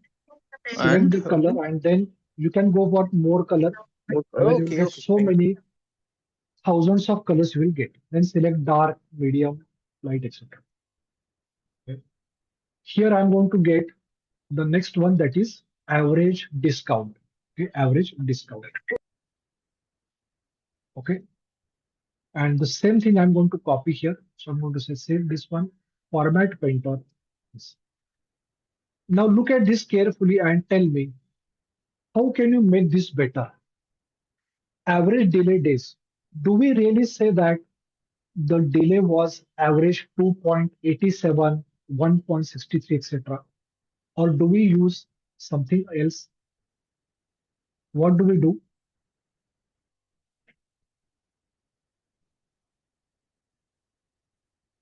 Can we shift text above? Oh, no, no, no, no. So Samir is asking whether I can do this. No. Okay, what you can do, Max. Okay, again, if I click here, okay, his question was if it is, okay. So what you can do here, Max, you can go to general, you can make the title on, okay. And if I'm going to I'm going to say average delay days. This is what Max you can do. Then you can see it here on the top. This is maximum you can do in this type of card. This type of card. Okay. Of course, it doesn't look good, so I'm just trying to make this off. Okay. Now, can you tell me what is the best way to show the average days? Do we really use in business 2.69 days or etc., or do we use something else? We do the rounding. So what I'm going to do, go to the average days delay here, click here, you will see the formula, and here in decimal, just type 0 instead of auto. That means no decimal places at all. Press enter. Can you see it has become 3 average delay days, which is required? Okay. 2.69 doesn't make any sense. 3 days make more sense. Okay? Now look at this. Average discount. How should I show this value? Do you say that my discount is 0.16? What is the correct way to show the percentage of this discount? Is I'm going to show the percentage, average discount, percentage, and I'm going to say show me only one digit after decimal. Press enter. 15.6% average discount offered in my shop. Is this clear? We are trying to look at detailed KPIs, which will be very helpful for you in case if you are using Power BI in your day-to-day job. Okay. Then other three I'm going to show: number of orders, number of customers, number of products, to one by one. So again, use this, add a new card, then number of customers, 793. Let me change the background color.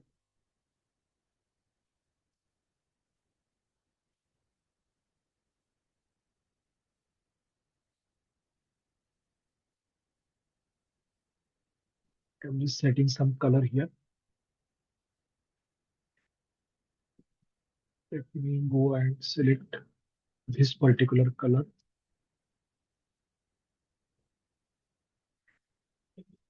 Okay.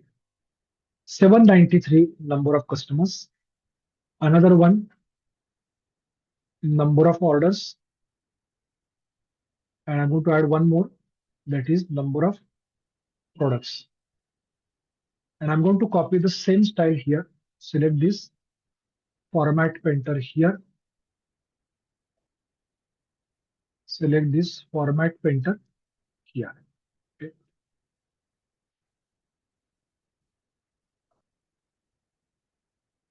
Look at this one. So yes, this is going to give you professional look on your screen with all the important parameters, Is everyone clear how to arrange this in a proper way? Are you able to get this one? Anybody has any questions, queries, doubts?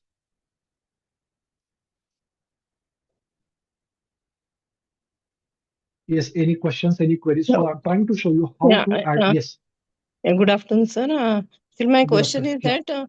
that what a dashboard we are going to create in Power BI. How can we import it into PPT? Is it possible to have it as an interactive dashboard in PPT presentation? Okay. No, PPT is only meant for static. PPT is never interactive. Okay.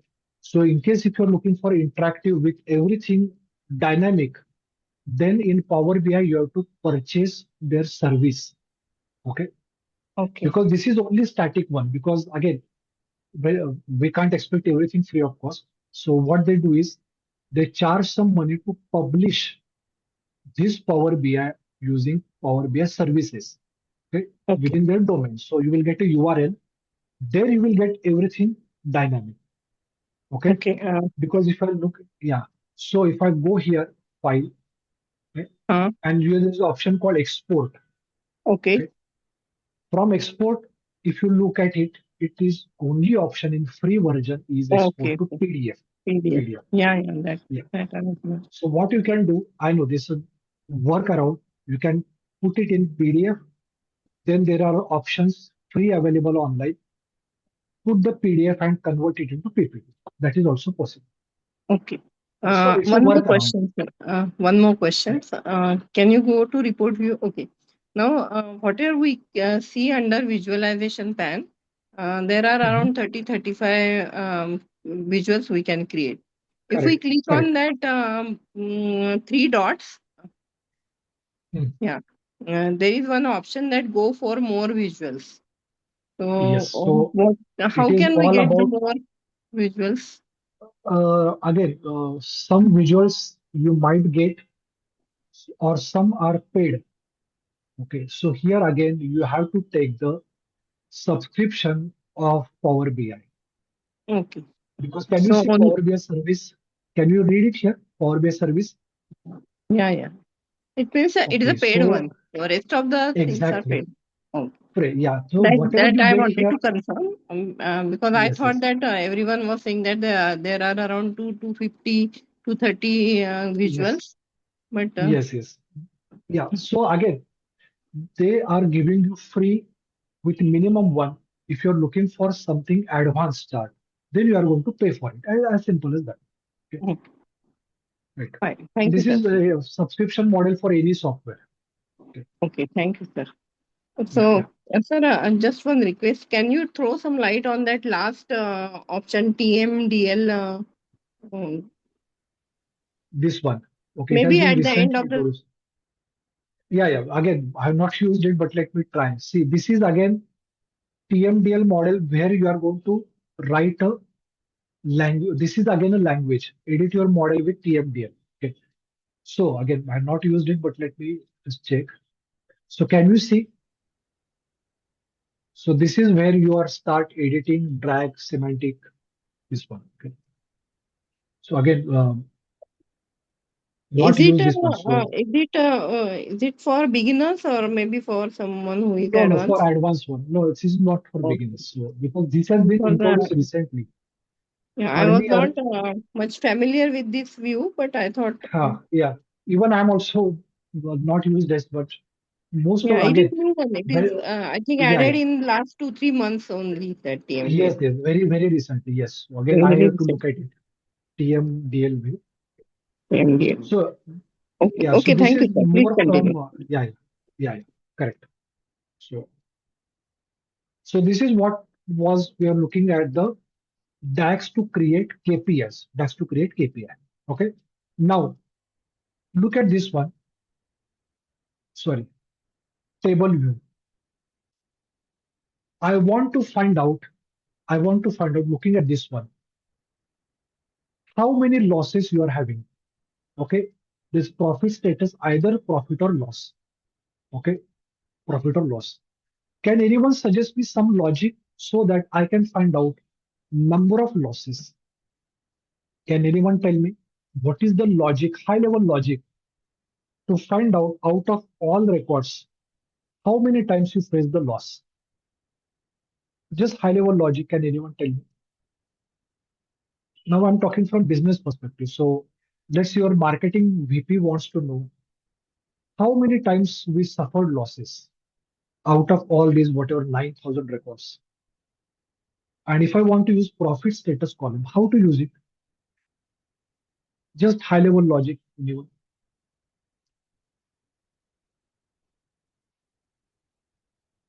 Yes, can anyone tell me what is the high level logic to know how many losses have incurred in my business? There are how many records? 9,994 records. Okay. And out of that, how many times the word loss is coming? So what should be the ideal logic? High level, I'm not asking about the code, high level logic. Anybody?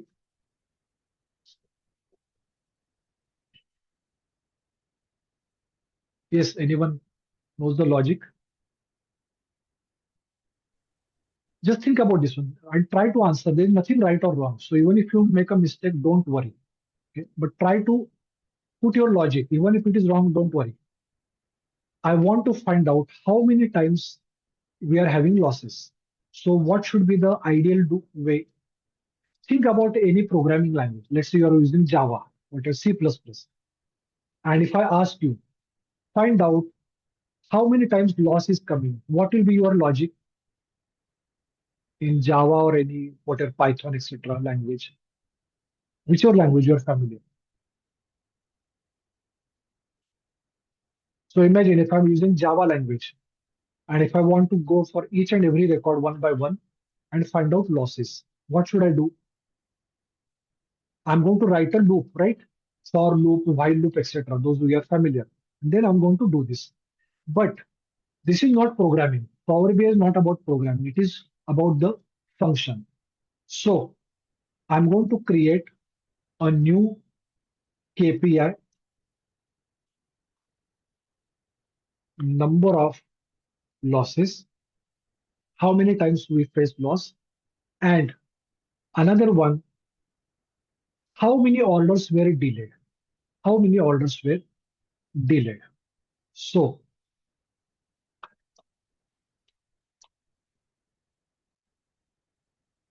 number of delayed orders. Okay, so let me put this in the chat for everyone. So you can get it.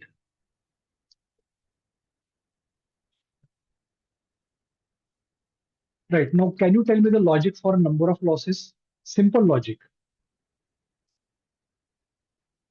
I'm going to say, now first of all, tell me, should I use new measure or new column? What is your thought on this one? I want to find number of losses. So should I go for new column or new measure?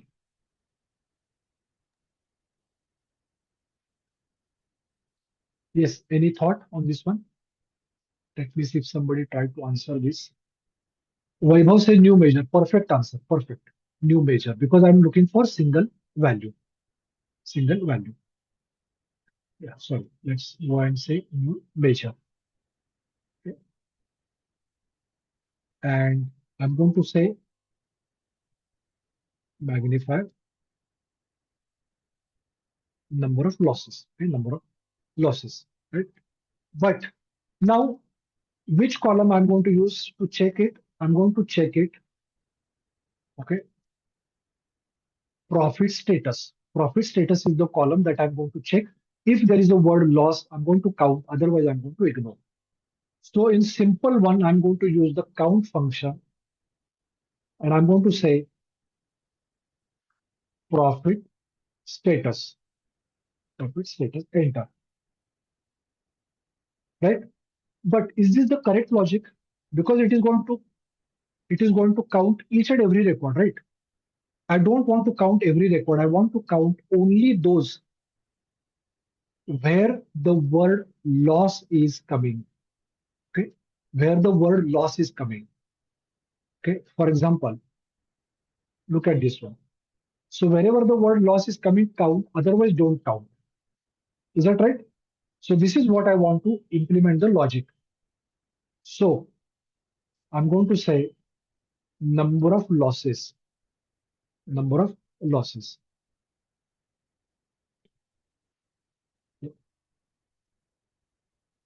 So let me click here. Number of losses. There is that one. Number of losses. Yeah. Right. So what change I should make? Can anyone tell me? I want to count only particular values. Okay, not all values. So those who are familiar with Excel, what should I do? In Excel, what would have done? I want to count only for a particular condition. So what is the logic? Excel gurus here, anyone who are using Excel every day? What will be your logic? Anybody? What should I do?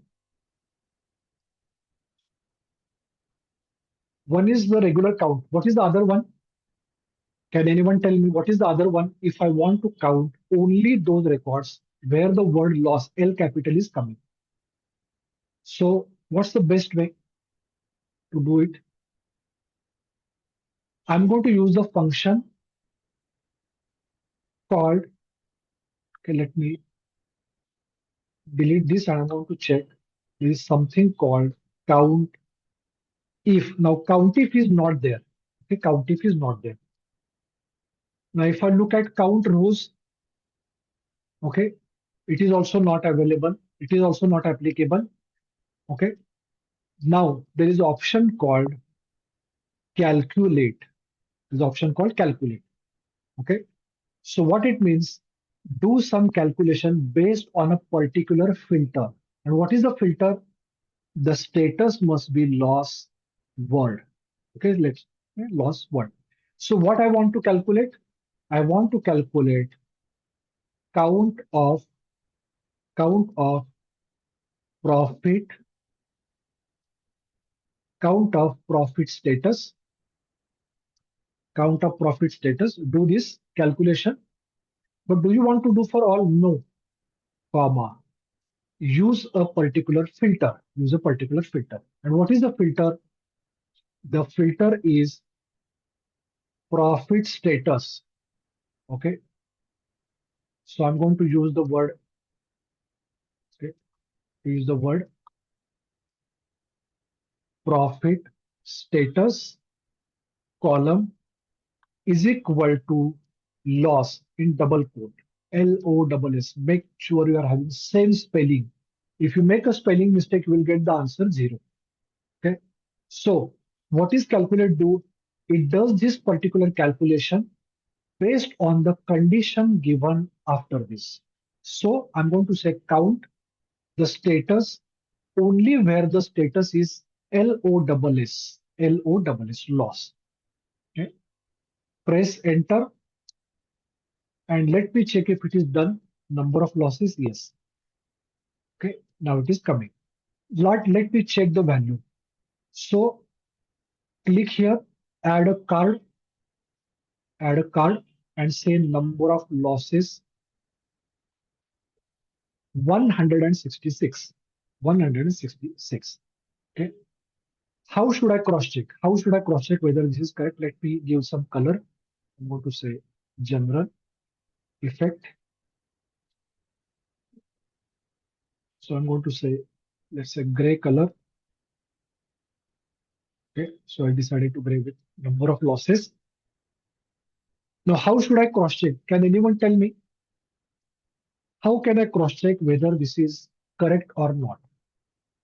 So go to table view, go to table view.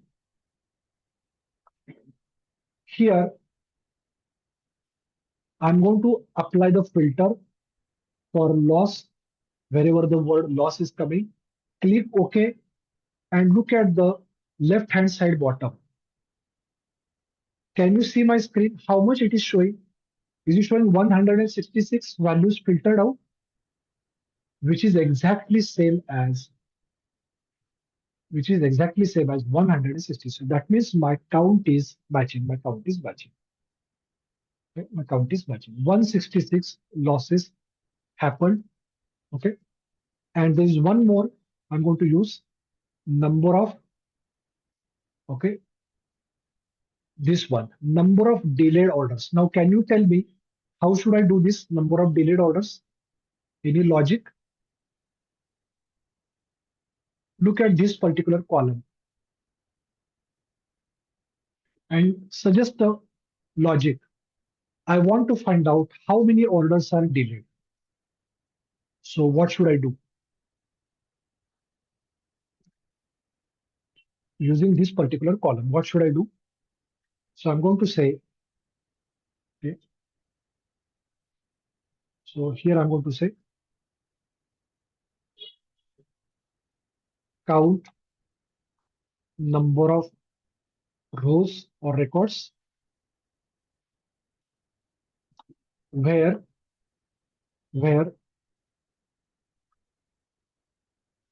delayed order, sorry, where order delayed is equal to yes. So just count those many number of records. So you are going to say how many times your order was delayed. Yeah, order was delayed. So what I'm going to do, I have to use the count function, but again based on condition. Again based on condition. So copy this, then go here, new measure. Here is equal to, again use the calculate because you need a condition. So I'm going to say use count of order delayed on what condition? The condition is order delayed is equal to yes. So Y capital are given, use the same thing. Press enter and let me check if it is coming. Okay, sorry. I'm going to take a card here.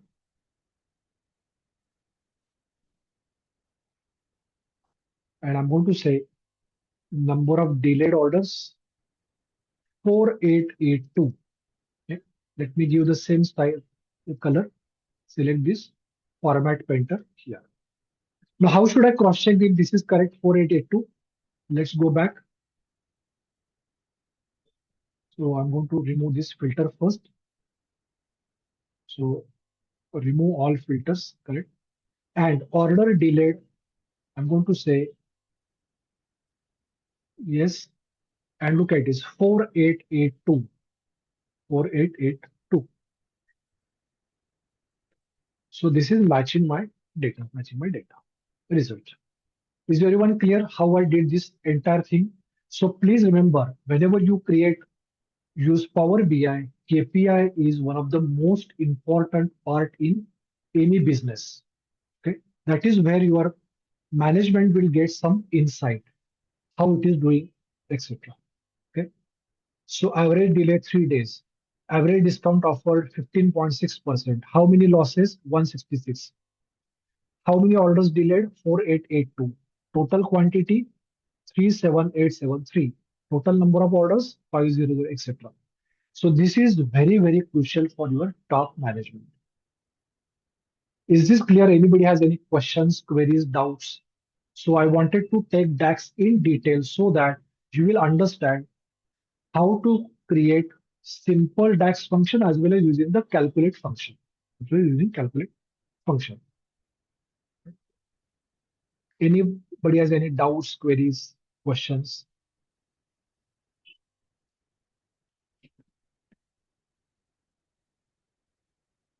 Yes, anybody has any questions, queries, doubts here?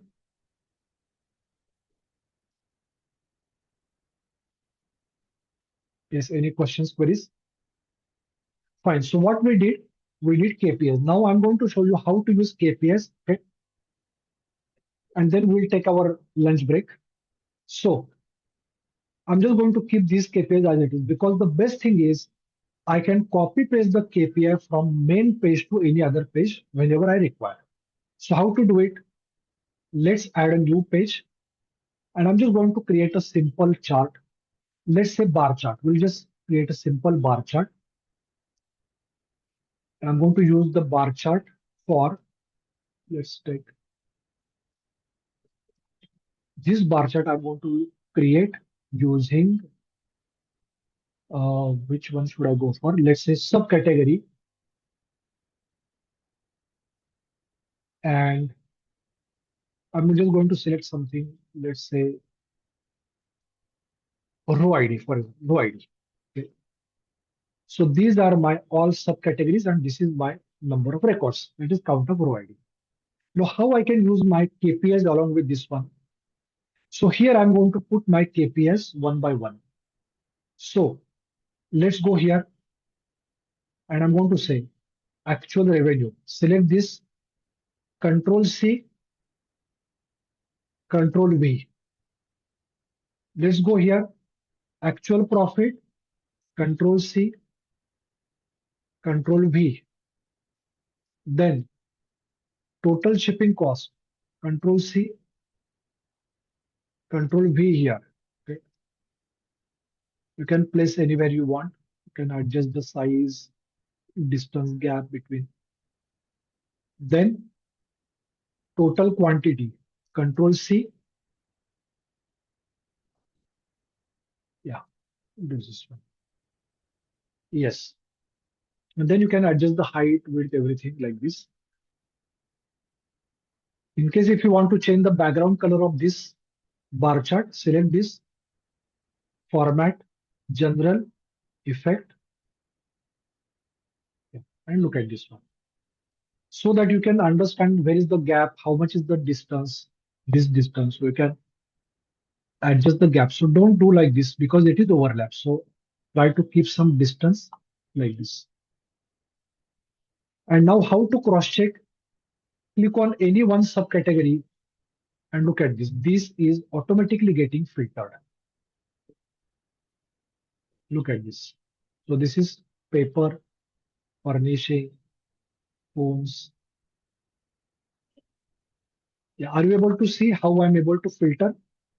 And if you click again here, back to original values. Back to original values. Okay. So look at the actual profit. So binders, very high quantity, 59974, but the profit is very ordinary, 145, okay, or you can say 14,500. But if I look at copier, quantity is very poor. Okay, this one profit, okay, 58, this is 38, 54, 46, 55. Now I'm going to show interesting thing here. 51K and 25K. Can you see? Storage is having high number of records, but the profit is less than accessories. Profit is less than accessories. Okay. So this is some insight that you are going to get. Okay. Total quantity 2976. Okay. So look at this. I'm just trying to look at this. Yeah. 25.28K and 28.48K. Look at the quantity. 3000 here and 1729 here. Okay. So I'm just going to put something here. Okay. So 25K profit on 1729 quantity versus 25K profit on 25K profit on 3000 quantities. Okay, 3000 quantity. So this is the first option. This is the second one. According to you, who is more efficient in achieving the profit? Can you tell me? Now I'm talking from business perspective.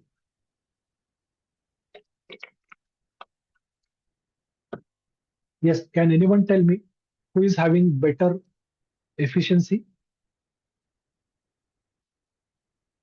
First one or second one? Both have achieved almost same profit. Sorry? First one. Yes. First one, yes, perfect. Okay, just imagine, I will tell you simple in terms of cricket. Let's say T20 cricket. So first batsman scored these runs with these many number of deliveries. This is scored same runs with these many deliveries. So you're going to say this batsman's strike rate is better than this one. So this particular one is better than this one in terms of efficiency. Okay, profit efficiency. So this is better profit efficiency. Yeah. So this is how you are going to get more and more insight from business, right? So let me add one more, and let me take, let's say, map. I'm going to take this map, and I'm going to take state. Yeah, so I'm going to get this one. So I drag the state on location. Now, how to change the map type?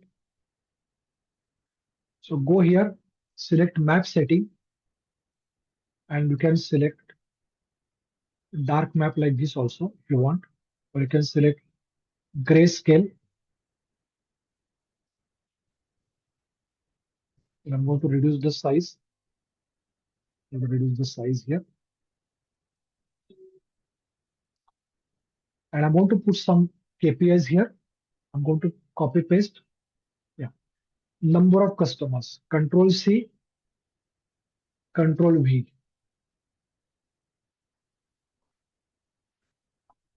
Control V. Then number of orders. Control C, Control V. Again, I'm going to copy number of orders. Control C.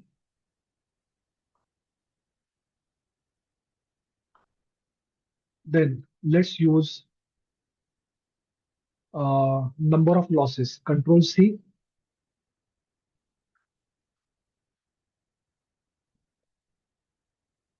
Then delayed orders. Control C. Yeah. Right. So look at this. How I evenly look at this. Even the gap also I made sure that it is same across all. So it looks consistent. Okay. Looks consistent. Let me increase the height. And then I'm going to say, let's see if I click on California. Now look at this. 883 delayed orders, 12 losses, 577 customer product, etc. orders. If I go to New York here, so Rhode Island, etc., Vermont. Let me zoom this.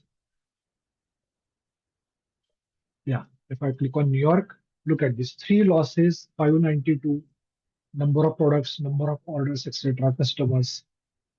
If I click on if I click on Ohio, it's about the Ohio. Click outside, back to original. Okay. If I click on, let's say, Florida, this is the stats or insight for Florida. Okay.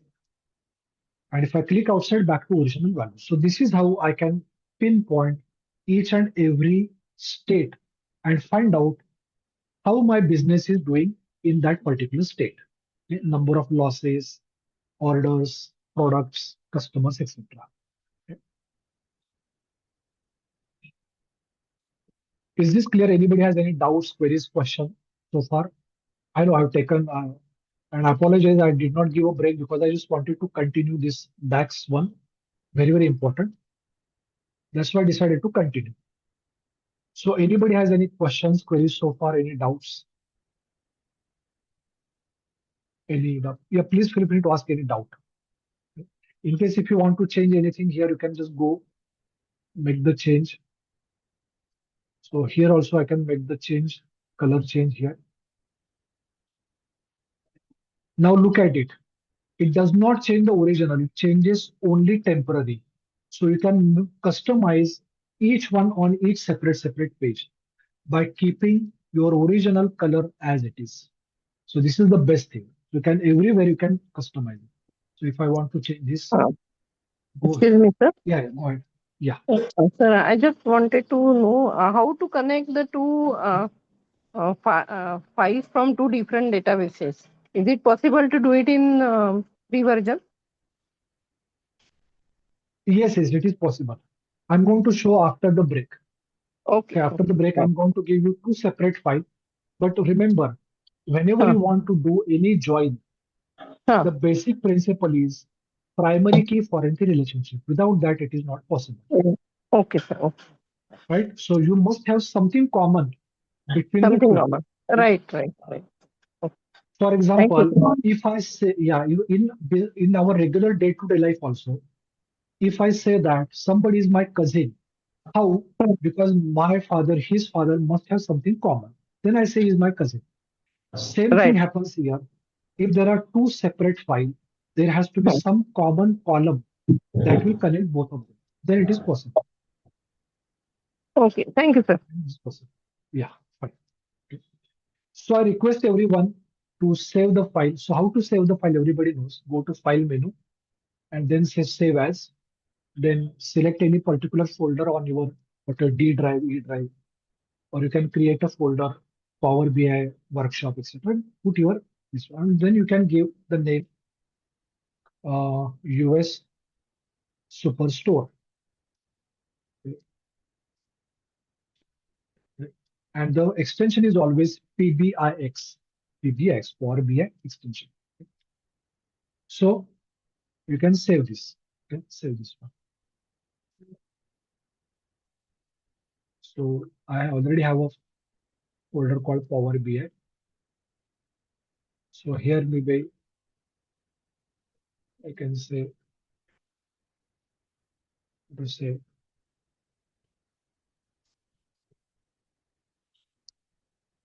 and within this I'm going to save this file.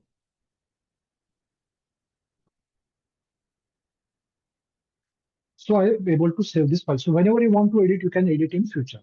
That is possible. Okay. Yes, anybody has any questions, queries before we take the break now? I know you are looking for a break and I also, but just wanted to cross check.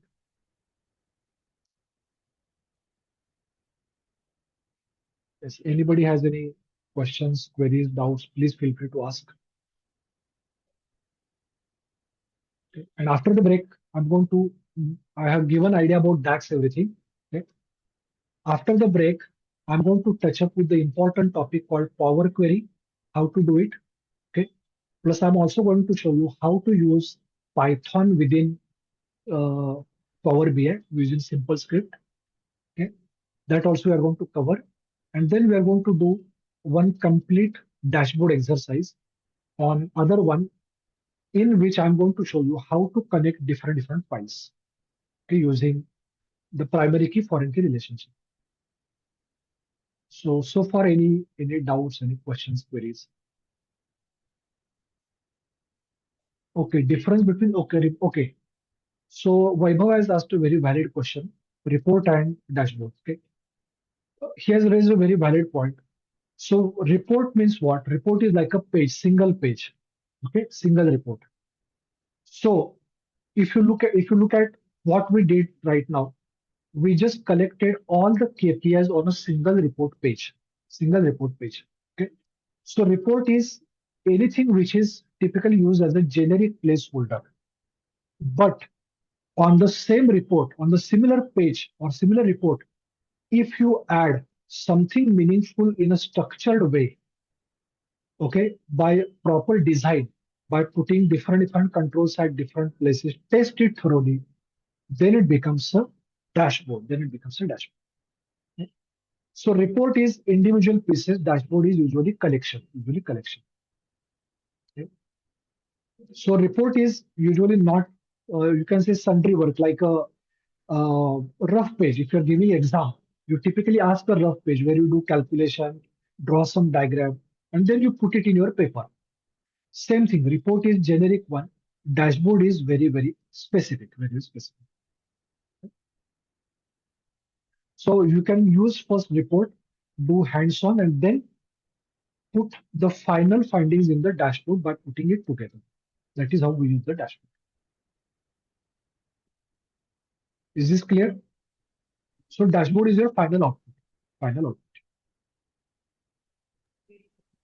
Yeah. Anybody has any doubts, queries, question? Hello, sir. I have one doubt, sir. Yes. Sir, I Yeah, wanted to sure. ask that which one is used most in the companies, like Tableau or Power BI? Okay, that's a very tricky question. It depends on, again, whenever you say company, if it is a product-based company, company has a choice. But if you are talking about the IT company, like Infosys, Wipro, Capgemini, they don't decide, their clients decide. So for example, if you are working in Infosys, maybe here in Hinjawadi, now the choice is not given by Infosys, it is given by Infosys client. Okay, what a US company, maybe Citibank, Bank of America, Walmart, whoever handling. Okay. So they say that we are having Power BI because of Microsoft. Okay, so they say we want to do Power BI charts and dashboard.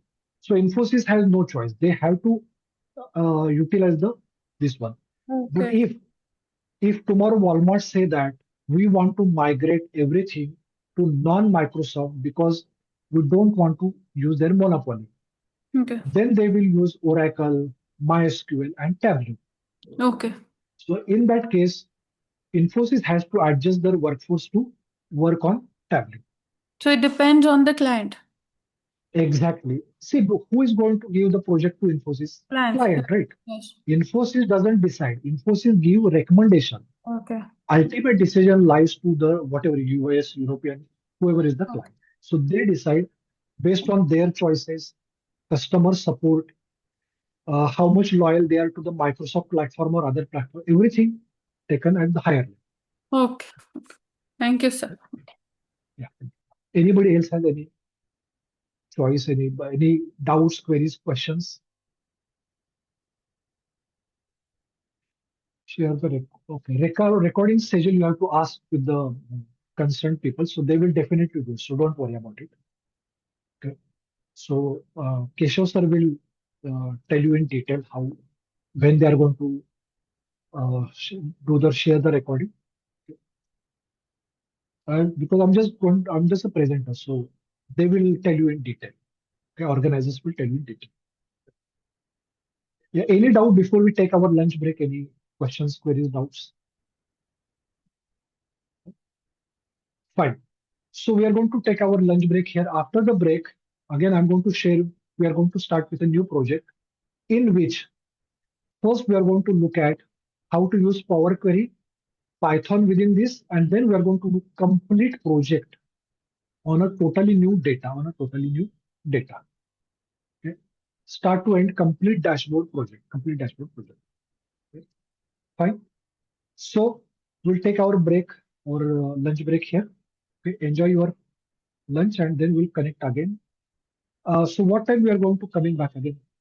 So Keshav sir, anybody organizer here? So, is admin any? So what time will be coming back? So generally we start our session after break at 2. Generally every Saturday, Sunday.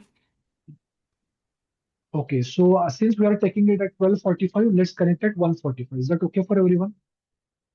We'll take 1 hour break. Is that okay? 1:45, can we connect back again? Fine. Okay. Okay, sir. So thanks, sir. Yeah, thanks, and we will connect again at 1:45. In case you have any doubt, keep it in mind. I will answer that once we are back. Thank you. Okay, sir. Thank you. Thank you.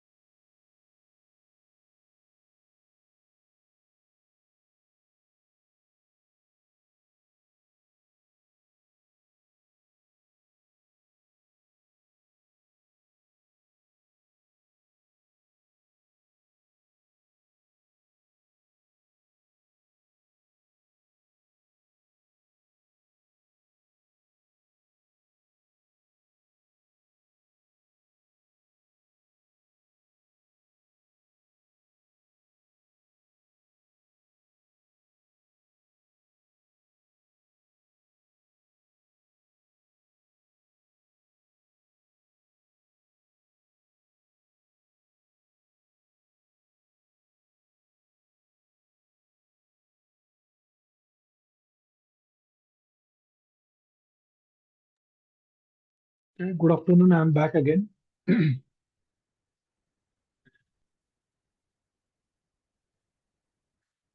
So if you're able to hear me, let me know. I'm back again. Can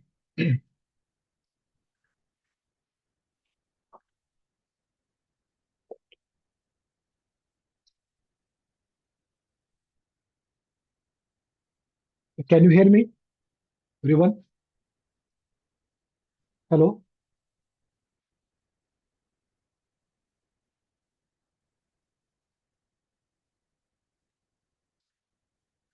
So just let me know if you can hear me.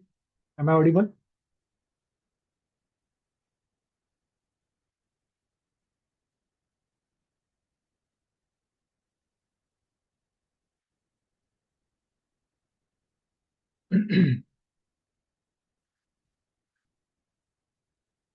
So just want to confirm if I'm audible to everyone.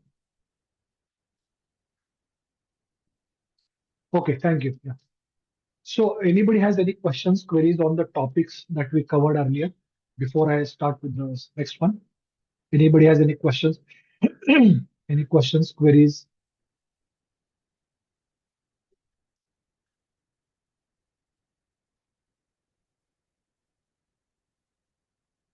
Okay, let me start sharing my screen.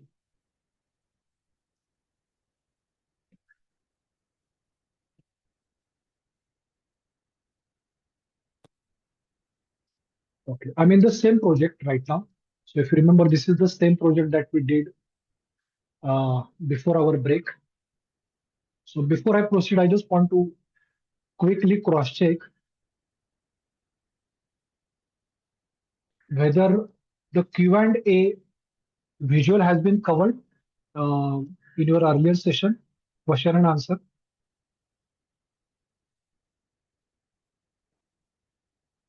I just want to know if this particular Q&A has been covered or not. This one, question and answer, this one.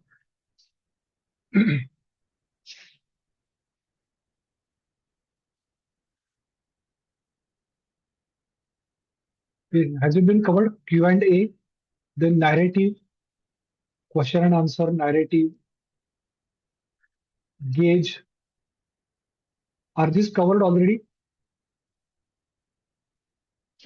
Then decomposition tree.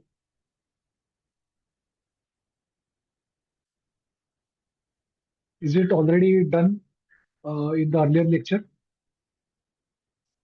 Just I want to make sure that I'm not repeating the same topic again. So if anything is not covered, let me know. I'm talking about this one, decomposition tree, question and answer, and narrative. Is it been done? Okay, so Lakshika says, okay. So yeah, Lakshika, so tell me which one of these three is not covered. So I'm showing you here decomposition, Q&A, and narrative. So all three not covered, or Yes, sir. All three are not covered. okay, fine, got it. But I'm going to cover it right now. So because these are very, very helpful for you in the business. So I'm in the same project that we did. If you remember, we did KPI. Then we did, I just wanted to show you how to use KPI with bar chart and how to use KPI with the map chart. Now, I hope everybody is on the same project. What I did is I added page number 4. Okay, page number 4. So first I'm going to show you how to use decomposition tree. Okay, decomposition tree. So if I click here on decomposition tree, can you see what kind of shape is this? Is it like a hierarchy? So I added a decomposition tree here, okay, which is just below the slicer. Okay, so I added decomposition tree here. So look at this. Do you see root and the branches? Does it remind you root branches going right? Now, what should I do here? This is used to look at some business figure based on the hierarchy. Okay, let's say top level, then next level, then next level, like this. For example, country, state, city. This is one typical level that you see in hierarchy. Okay. Another one here is category, subcategory, right? Then department, then again if there is a sub department, okay, etc. And then maybe within that floor number, etc. So you are going to go from highest level to the next levels using decomposition tree. Now I'm going to show you how to use this, and I'm also going to show you how to use slicer. I hope you are already aware. So I'm just going to show a simple example.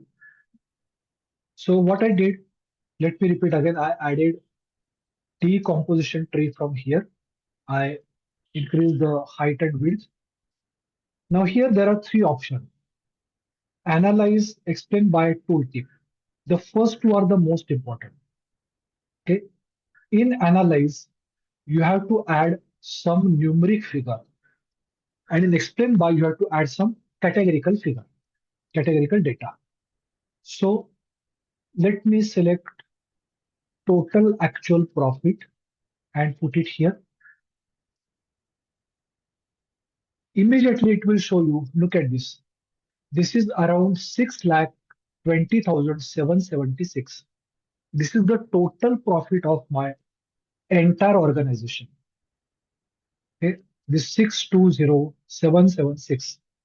This is the profit for entire company. Now, if you want to analyze further by different options. So I'm going to show you, let's say I'm going to use a field called region. Okay, this is a field called region. Put this in explain by. Put this in explain by. As soon as you put it in explain by the region field, you will get a plus sign. What does it plus sign means is it is going to show the bifurcation of profit for each region. So if I click here and look at this, it is going to show me the first branch.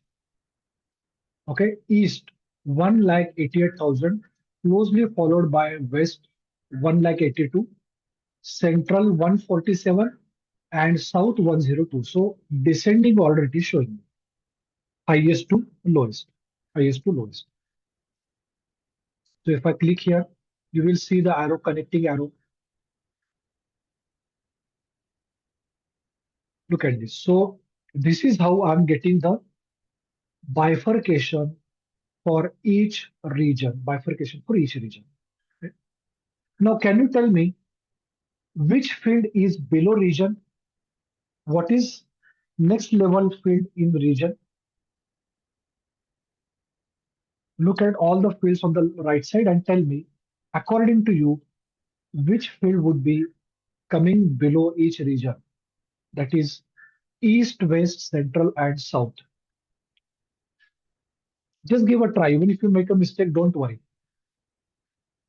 Any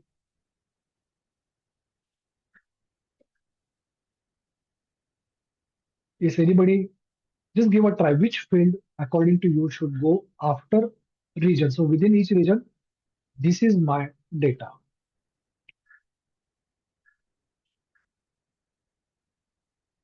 Yes. Yeah. I request everyone to just please make it interactive. Just one way communication won't be a good one. So even if you make a mistake, don't worry. Any field that you are suggesting which can come within each region,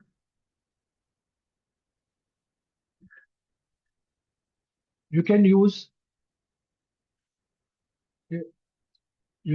either category, or you can use the ship more, or you can use the segment, etc. Okay. So let me select category and put it below region. Put it below region. Or instead of category, let's say, let's take state. Put the state below region. Put the state below region. So region and below that state.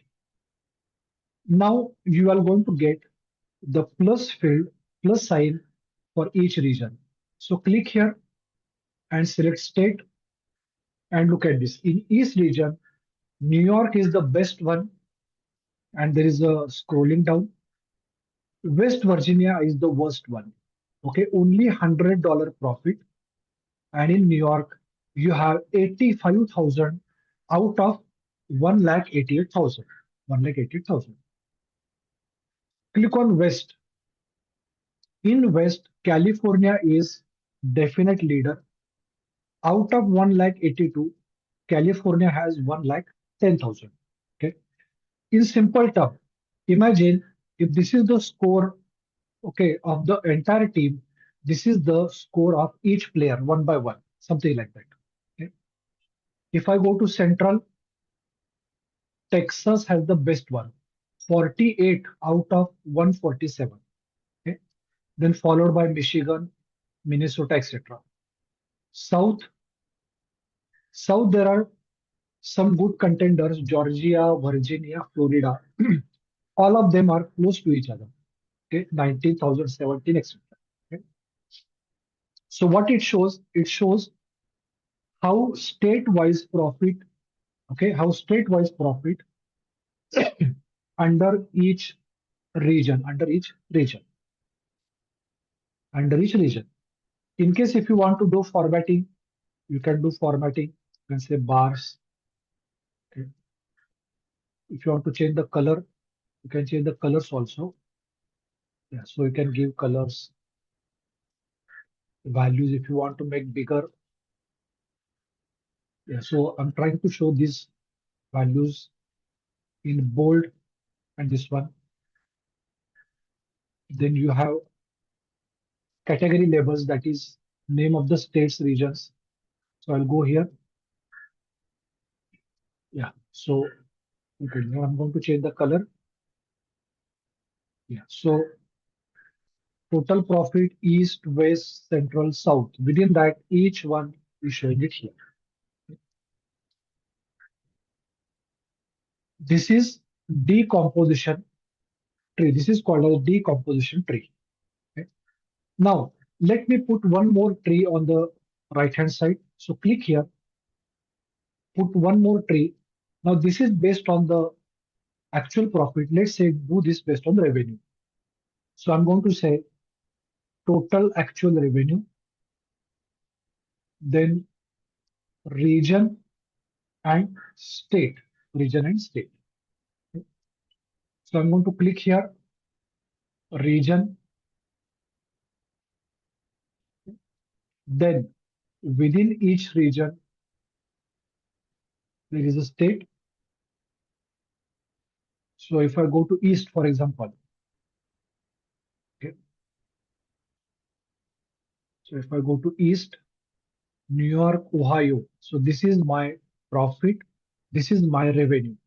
So in both cases, revenue is bigger. Let me format this also.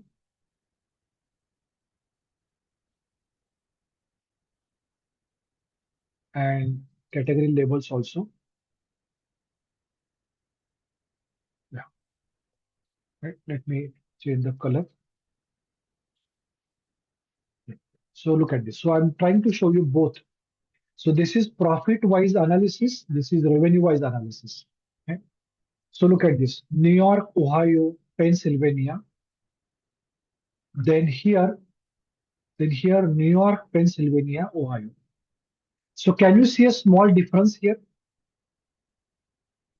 In East region, if you look at East region, okay, I'm going to say New York, Pennsylvania, Ohio. In profit, New York, Ohio, Pennsylvania, which is slightly different.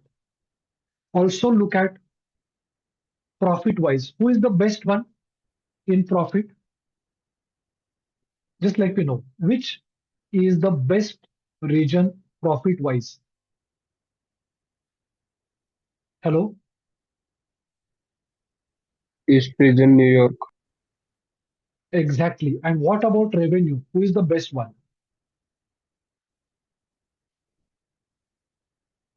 Which region is the best one? West, New York. Yeah, West is the best one. Okay. So again, in West, California is the best one. But if you look at region wise, East, West, Central, South, here, West, East, Central, South. So profit wise, East is the best one. Revenue wise, West is the best one. And what about South? It is lowest in both parameters. Profit wise, very low. Then revenue wise also very low. So this is the insight that I'm going to get. So let me set some background color. If I go here,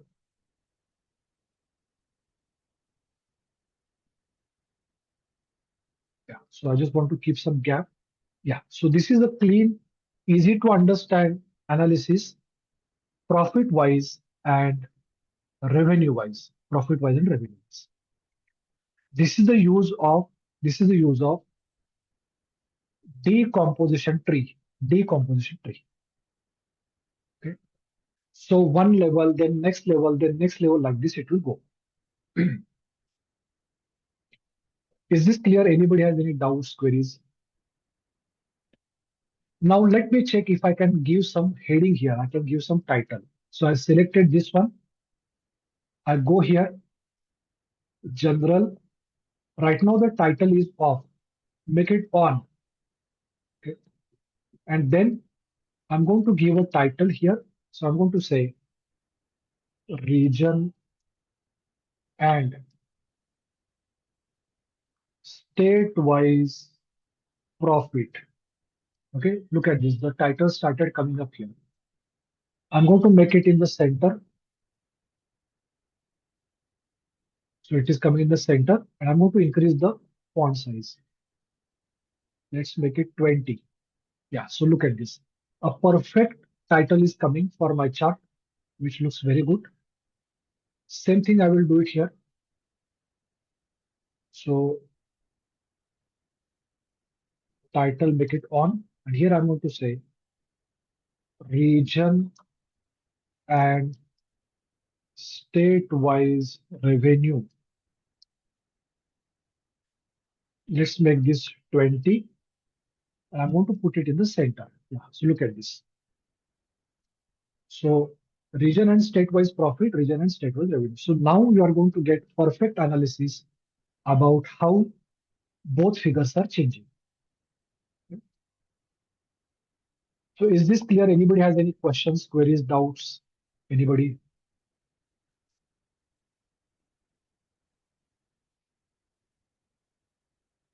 Yes, any doubts, any queries, questions? So this is I wanted to show. Yeah, anybody has? Fine.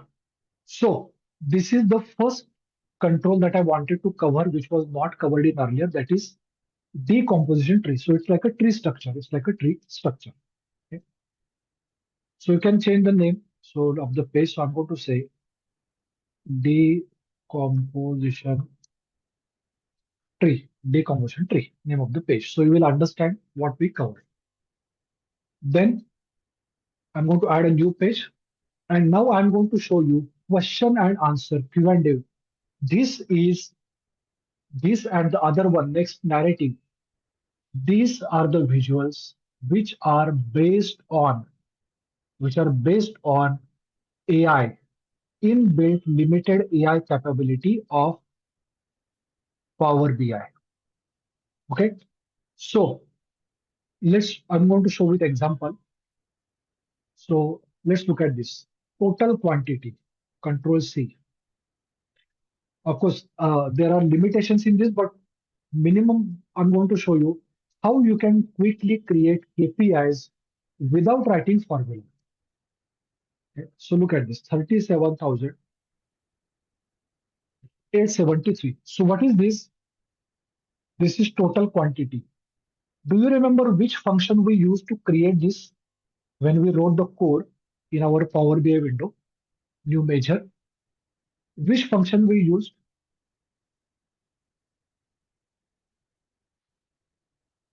So just tell me out of this one, which function we used to do the total? Sum. Yes, Raj, correct. Perfect answer. Sum. Okay. Now imagine that you are not sure about using the formula. You find it difficult. Okay, because nowadays nobody remembers the formula. You have Chat GPT, all different tools. Okay. So what I can do is I want to do the similar one, but I'm not remembering the formula. What should I do? Select the question and answer. Click on Q&A. So look at this. It is going to take few seconds, so you have to wait. Yes. So what it is asking you, it is asking you to type a English question. Okay. Then press enter. It will give you the answer for your answer for your question. Now, similar to the prompt engineering, you have to type appropriate correct English. Okay. So let me increase this. So let me zoom my screen so you can see here. So what it is asking, ask question about your data. So there is an inbuilt AI in Power BI which already has studied your data, and it is expecting some common things that will be asked by the user. So let me ask you, calculate total quantity. Yeah, check the spelling. CAC, total quantity. Calculate total quantity. And look at this. Instantly, I got my answer. I did not write any formula. I just asked question to my Power BI. Power BI immediately gave me the answer. Okay? I did not say some average mean, that's nothing. Instantly, it gave me the answer. Okay. Now, imagine that if you want to convert this into card directly, okay, but you are not sure which one I should use. Is it bar chart, line chart, pie chart, donut, etc., etc.? Don't worry. If you look at this, there's an option here called turn this QA result into standard visual. Okay, you can change the visual if you want, but it will use the standard visual based on the context. Now only single value is here, so it is going to automatically select the card. So click here, turn this QA, and you got your card ready. Can you see exact same result without writing a formula? Okay.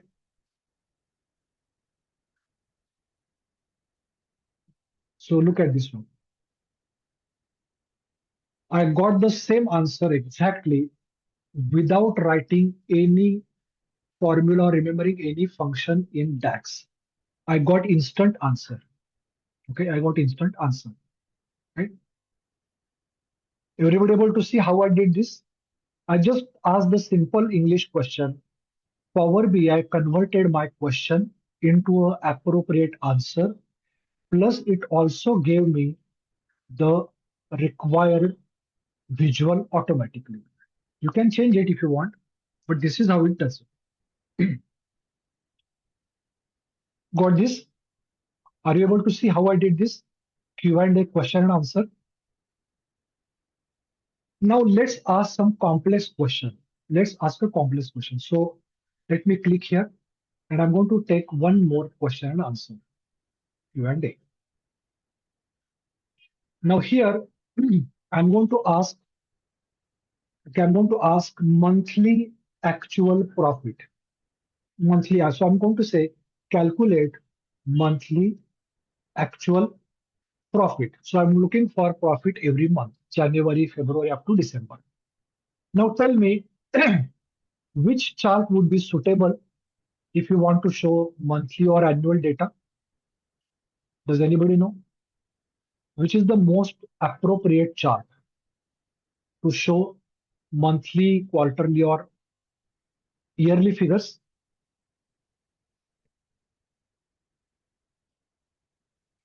Yes. Does anybody just give a try? Which chart do you think better for showing this monthly data?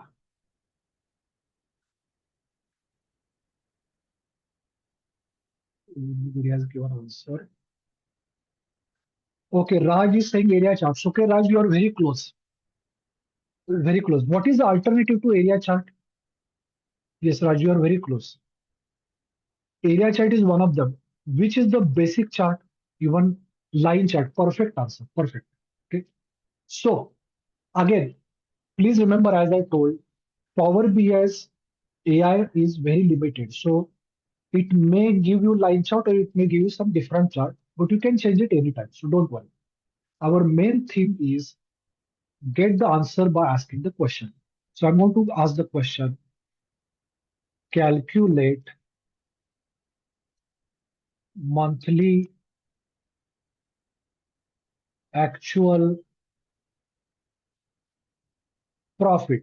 Monthly actual profit. Let me check the spelling. Calculate monthly actual profit. Perfect. Enter.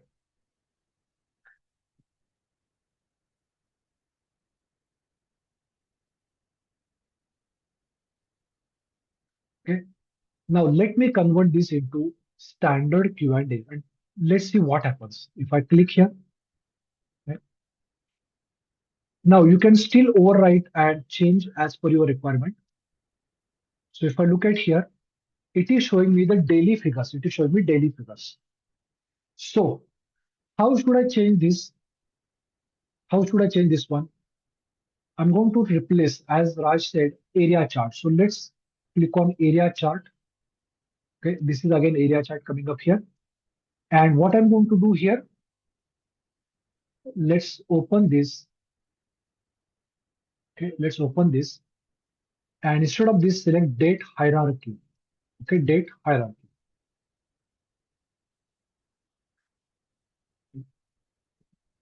So now I'm getting year, quarter, month, and day. Now you are looking for only month. So remove year, remove quarter, and remove day. Only month is remaining, and look at this. January, February, March, all the way up to December. All the way up to December. Okay.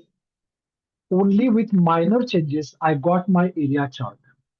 Okay. By asking the question to my Power BI Q&A visual. Q&A visual. Right? So you don't have to remember the formula, how to drag, where should I keep it. I did not drag anything here. Everything is done by Power BI's AI, built-in AI. Okay. Let me show you one more example. So to delete this one, this is done by AI. Right. Now let's take one more question and answer. Let's take one more question and answer here. And now I'm going to ask the question. I'm going to ask the question. You can use the calculate word or you can omit it, it's your choice. So I'm going to do, let's say gender category. Okay. I'm going to use the category field. I'm going to say number of orders. Yeah. Let's say number of orders by category. Number of orders by category. Yeah. So let me check the spelling. Number of orders by category. Press enter. And instantly it has given me the bar chart. Office supply, this one and this one. Okay. So instantly I got each category: office supply, furniture, technology. Okay. Immediately it was able to convert this. If you want to make it Q&A, standard visual, click here. Now, can you tell me which is another chart suitable for this one instead of bar chart? Any other chart you suggest? Any other charts you can suggest other than bar? Bar is fine, but any other you can suggest? Pie chart, very good. Pie or donut, perfect. So how should I do it? Just select this chart, click on donut, instantly it gets converted into donut chart. So look at this. So this is office supply 53%, then technology 21% or 22, and this is 25%, which is furniture, and total is 100%. Total is 100%. So I just wanted to show you the capability of Q&A, which is inbuilt in Power BI. It comes as a free control. You don't have to purchase it. It is part of your Power BI desktop. Power BI desktop. Power BI desktop. Is this clear? Any questions? Any queries?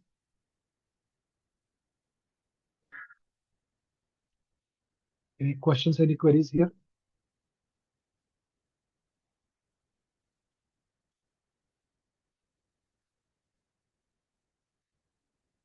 Okay. Now I'm going to show the last one within this one Q&A.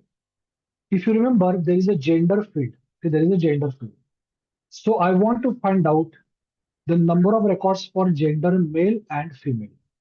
Okay. So let me ask a question. I'm going to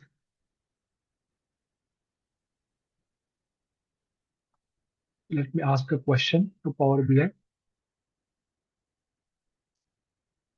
So here I'm going to say number of records by gender. Number of records by gender. Enter. Number of records or number of gender. Okay, so it is showing only this one. So let me change this one. So I'm going to say, let's try again. I want to say number of rows by gender. As I was telling you, sometimes you may get the data or you may not get. So I'm just going to check it. Yes, here I got it. Number of rows, 5283 records, and female 4711. Okay, out of 9994 records. This is the bifurcation. This is the bifurcation. Okay. So male records are 5283, female are 4711. Let's convert this into standard visual and I'm going to make it pie chart. Okay, let's make this simple pie chart.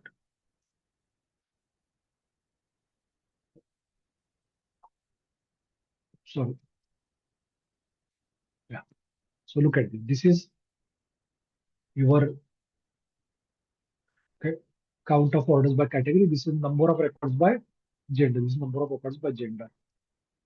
Yeah. So look at this. Is this clear? Any questions, any queries? So this is what I was showing you the second control, which is very, very important. That is Q&A. First, we saw decomposition tree. Then we saw Q&A, question and answer. Question and answer. So is this clear? Anybody still has any questions, queries, doubts? So this is good when you are not sure about what should be the formula, what should be the function, which chart is correct, etc. So it will make your task easier. Make your task easier. So this is a very powerful feature. Q&A. Q&A. Q&A. Clear? Any doubts, queries, questions? So here I'm going to give the name, the page. I'm just going to say Q&A. Q&A. Question and answer. Let's go to the next one. And I'm going to show you what is meant by narrative. What is meant by narrative? Can you tell me what is the meaning of the word narrative? Just simple English meaning. What is the meaning of word narrative? Yes. What is the meaning? The word narrative. Does anybody know? the meaning of the word narrative. Narrative is nothing but some description, okay, summary. In other word, it is summary. Or in other words, you can say narrative might be, you can call it as the insight. So how does narrative work here? First, you are going to add a chart. And once you add narrative will tell you some important information about that particular chart, So I want to show you. Let's create a simple vertical bar chart, okay, using subcategory and total quantity, subcategory and quantity. So this is what I added here. Okay. Now I'm going to show you how to add a quick. Okay, I'm going to add a quick analytics here. So if you look at this, there is something called analytics. So this is your data, this is your format, and this is your further analysis. So if I click here, you can say constant line and error bar. So we don't use error bar, we simply use the constant line. Okay. And here I'm going to add maybe line for 2500, for example. Okay. And I want to find out how many are above, how many are below. So I'm going to add the value 2500. Yeah, look at this 2500. I'm going to change the color. Yeah, change the color. And the line I'm going to make it a solid line. Yeah, so look at this.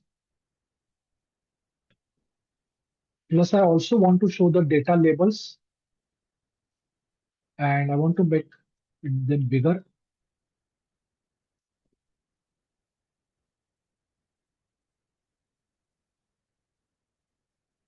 Decimal places 1, or let's say 2 decimal places.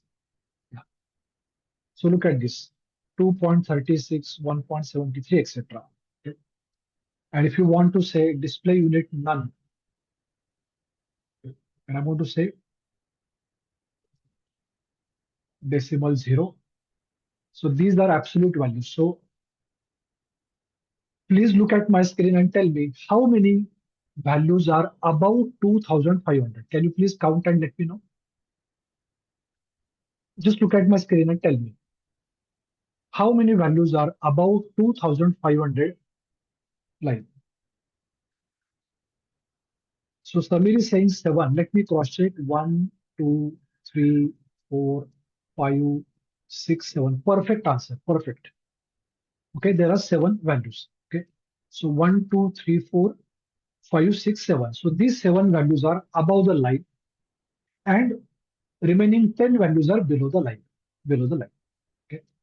So this is a simple bar chart. Okay. Yes, Trupti. Yes, you are right. 7 values. Correct. Now click in the blank area and add a narrative. So just click here. It is asking you, do you want to use Copilot? Again, Copilot, everybody knows the AI tool, and it comes with the premier version. Okay, it comes with free and premium, but this doesn't work with free version. It works with only premium paid version. So click on custom and look at this. It has done its analysis and give you something here. So let me increase the font size.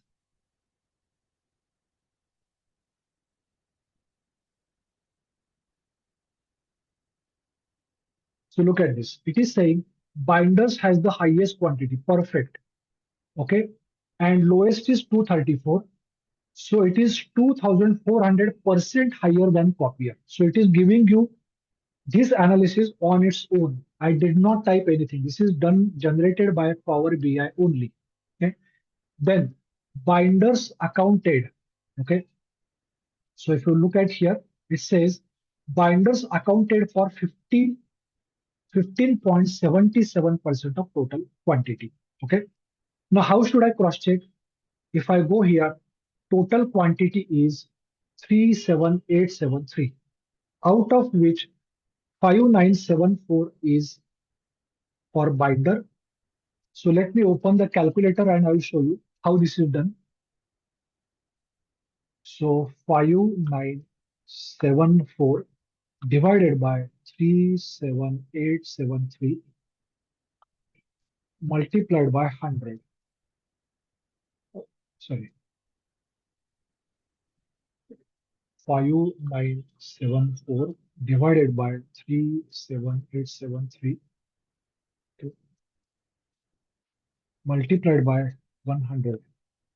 Yeah, 15.70. So are you getting the same answer? 15.70. So I just wanted to show you how this figure is coming. This is not doing any magic. It is doing the calculation in the background and giving you the idea. Okay?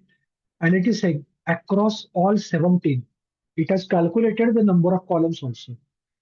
The quantity ranges from 234, the smallest, to 5974. So automatically it has done the calculation and everything for you. Okay, I did not type this. This is auto-generated in Power BI. So auto-generated in Power BI.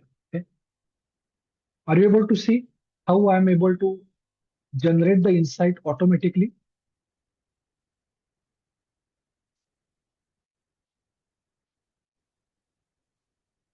So look at this. So based on my bar chart, it is able, of course, you will not expect an expert level opinion here. It is just a minor thing it is going to do for you. So you can maybe use this in your PPT and directly present it while the presentation to your customers. Okay. So it will help you reduce your effort to find number, percentage, etc., etc. So it has done everything for you. Is this clear? Anybody has any doubts here? Let's do one more. Let me use this one.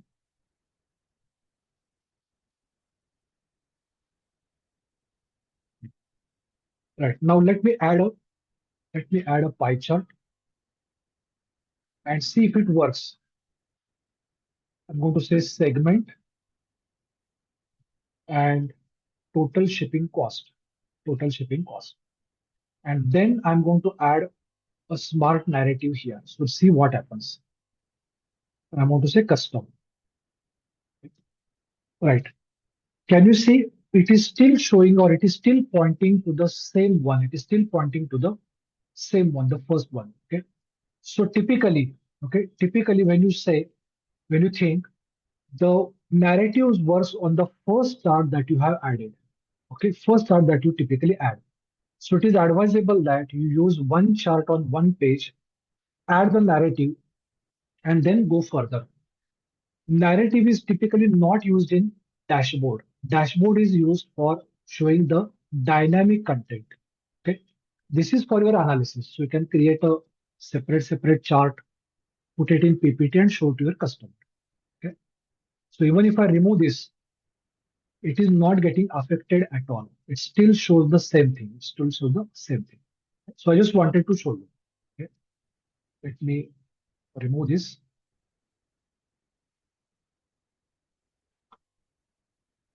And all right. So this is how we added smart narrative. Is this clear? Now let me add a smart narrative. Okay, let me add a smart narrative for other chart. So I'm going to go here. Let's add field map. Let's add field map. And I'm going to select the state. Yeah, here. And I'm going to add legend as the profit.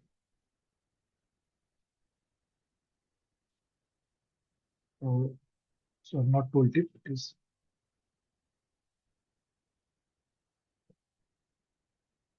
to say total profit here. No, it is not adding. Okay. Total profit on tooltip. If I go here and I'm going to say fill color.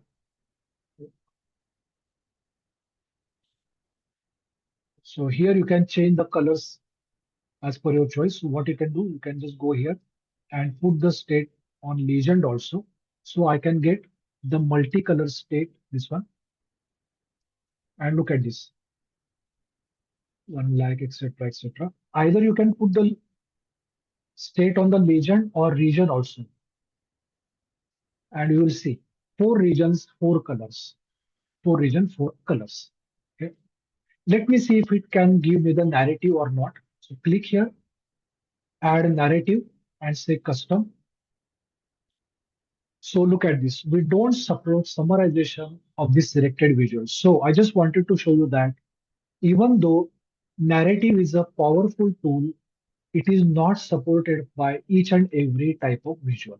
So I just wanted to show you, because you might think that it can solve any question. No. Okay. There are some limitation which I just wanted to show you, that this kind of chart is not supported by your narrative. Okay. So what you need to do, you need to change the type. Okay. So let me close this. Let me delete this, remove. Let's take table. Then I'm going to say region, state, region, state, and I'm going to say total shipping cost, total shipping cost. Okay. And let's add a narrative here, remove, and let's add a narrative, and let me see if it works for here.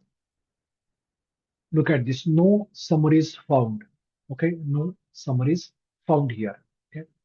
So here also it does not support. So what are the different options? Okay. So this also is not going to work. So we saw two. Okay.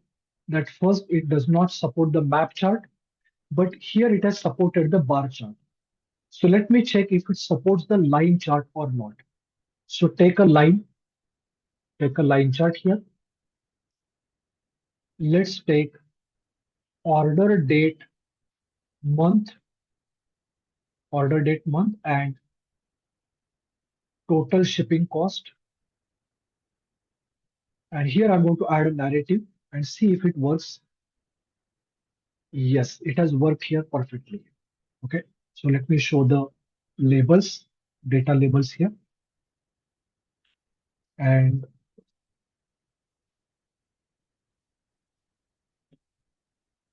yeah, look at this.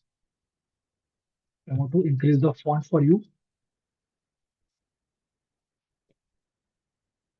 So it is saying 36,869. December has the highest one. So it has given precise answer for my requirement, highest. And the lowest is February, 5,491, which is rounded to 5.5K. 568% higher than February. December accounted 15% of the total cost. Okay. So this is the 15.4% of the entire cost. And it is saying across all 12 months, okay, the total shipping cost range from the smallest value to the highest value. December, 36,689. 36,689. So are you able to see how smart narrative might be useful for you in case if you want to create a PPT? So you don't have to type, write everything. Ready-made available for you.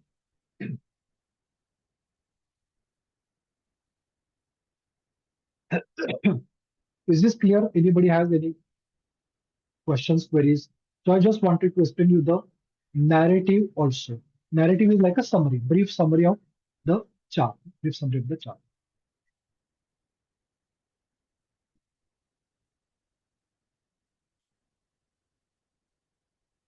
Yes. Is this clear? Anybody has any questions, queries? So first I wanted to explain decomposition, then Q&A, and then here I wanted to show the narrative, how narrative works. Is this clear? Anybody has any doubts, queries, questions?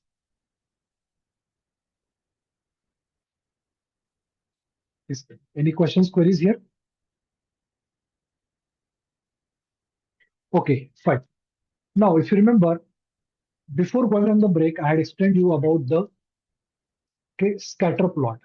Now, just again, some of you might have studied machine learning, and you must have studied some concept where scatter plot is useful. Can anyone tell me where is scatter plot used? What is the basic purpose? It's a very powerful, but what is the use of scatter plot?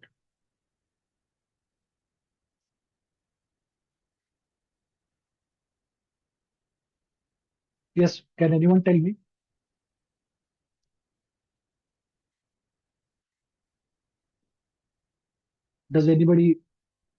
Can anyone tell me here what is the use of scatter plot?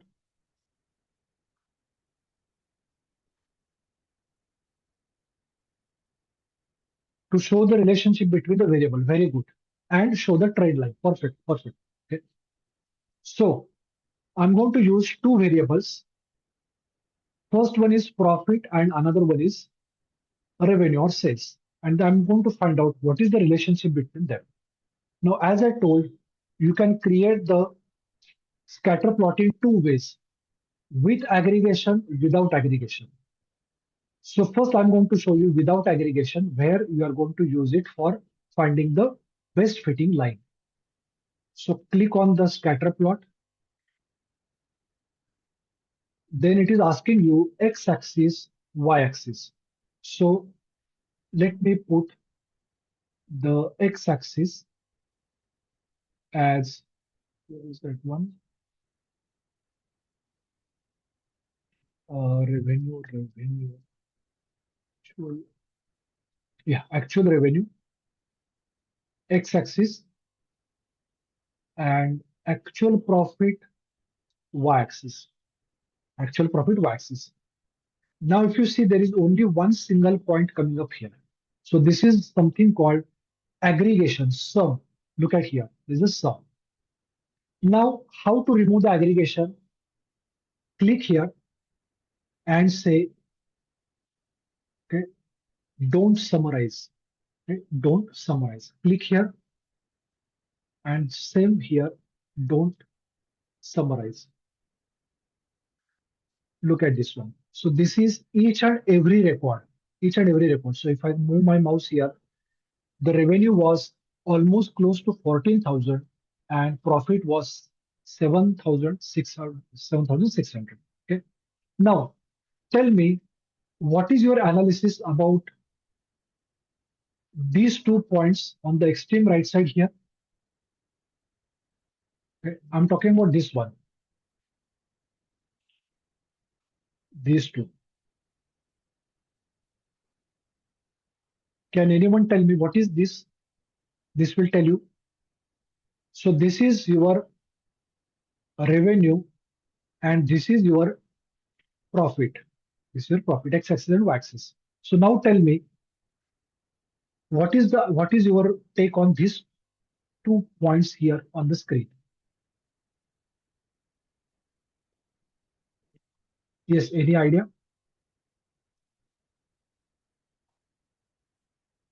So this is revenue and this is vertically it is changing the profit. So tell me, what do you think about these 2 points?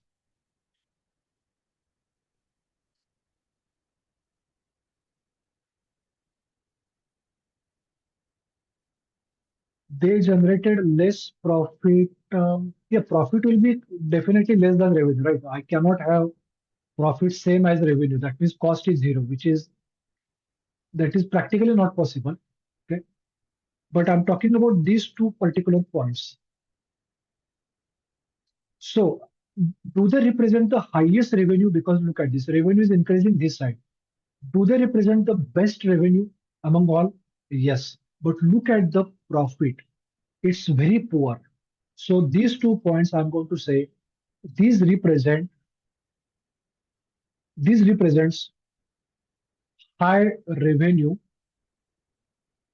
and low profit. Okay? High revenue, low profit. Look at this particular point where revenue is very poor. So I'm going to say low revenue and medium profit. Okay, profit is medium, not very bad. Explain medium profit. What about this? This is medium revenue and high profit. Okay, medium revenue, high profit. So this is what you are going to tell about these different points. And if you look at these concentrated points, so you are going to say low revenue, low profit. Okay, low revenue, low profit. Right? If you look at these points, you are going to say medium revenue, low profit. Medium revenue, low profit. So this is how we are going to say characteristics about these different points. Okay. So let me remove this one. Clear. Okay. And I'm going to close this. And how to get the line.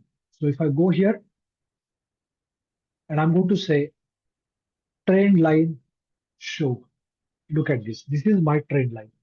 So tell me, is it going upward, downward, or straight line? As of now, is the slope positive or negative here? What do you think? Is the slope going upward, downward, flat? What is your take on this one? Can you see it is increasing? So that means what? If the revenue increases, the profit is likely to increase. Likely, not definite, likely to increase. So this is my trend line, sales versus profit. So I'm going to say trend line, sales, revenue. Now using the correct word, revenue versus profit. Revenue versus profit. Okay. This is the first use of scatter plot in the business. First use of scatter plot in the business. That means show the trend line. Is everyone clear? What is use of scatter plot in here to find the trend line? Anybody has any questions, queries? Okay. Now I'm going to show the second use. I'm going to show the second use. So click here. Again, add a scatter plot. And again, I'm going to do the same thing. So let's take a revenue on x-axis, profit on y-axis. Okay. As usual, I'm going to get single. Now scroll down and select subcategory and put it in values. Subcategory, put it in values. I'm also going to put the subcategory on legend. And I'm going to show the label, category label, make it on.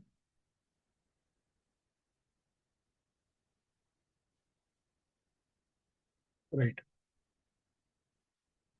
And I'm going to try to increase the size.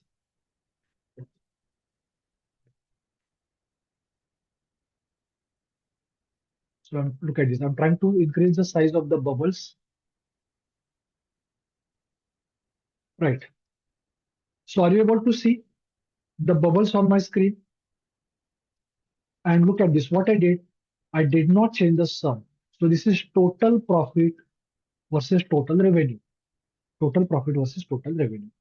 And if you look at binders, binders has the best revenue, best profit, ultimate champion, you can say, the best one here. Very high profit, very high revenue. Look at these two. They are having very high revenue, but very poor profit. Okay, very poor profit, these two. This one exceptional, very high revenue, very high profit. Okay. Look at this one. These are having very poor revenue, very poor profit, very poor profit. Okay. And then others are medium, low, etc. They are coming up here. Okay. Are you clear about this one? Anybody has any questions, queries? So revenue and this one. Is this clear? Now just want to ask quick question. Just compare these 2 points on the same line, furnishing and copier. And according to you, who is better and why?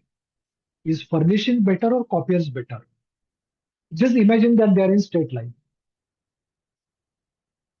Who is better and why?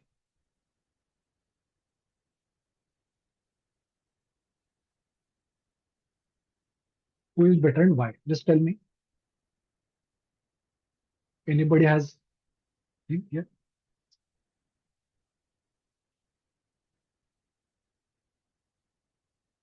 Okay, so Trupti is saying copiers. Raj is saying furnishing better. Why Raj furnishing better? Again, you have to tell me the reason. If you say furnishing better, or Trupti is saying copier, so Trupti, why copier is better? You can type or you can unmute and tell me. That's also fine.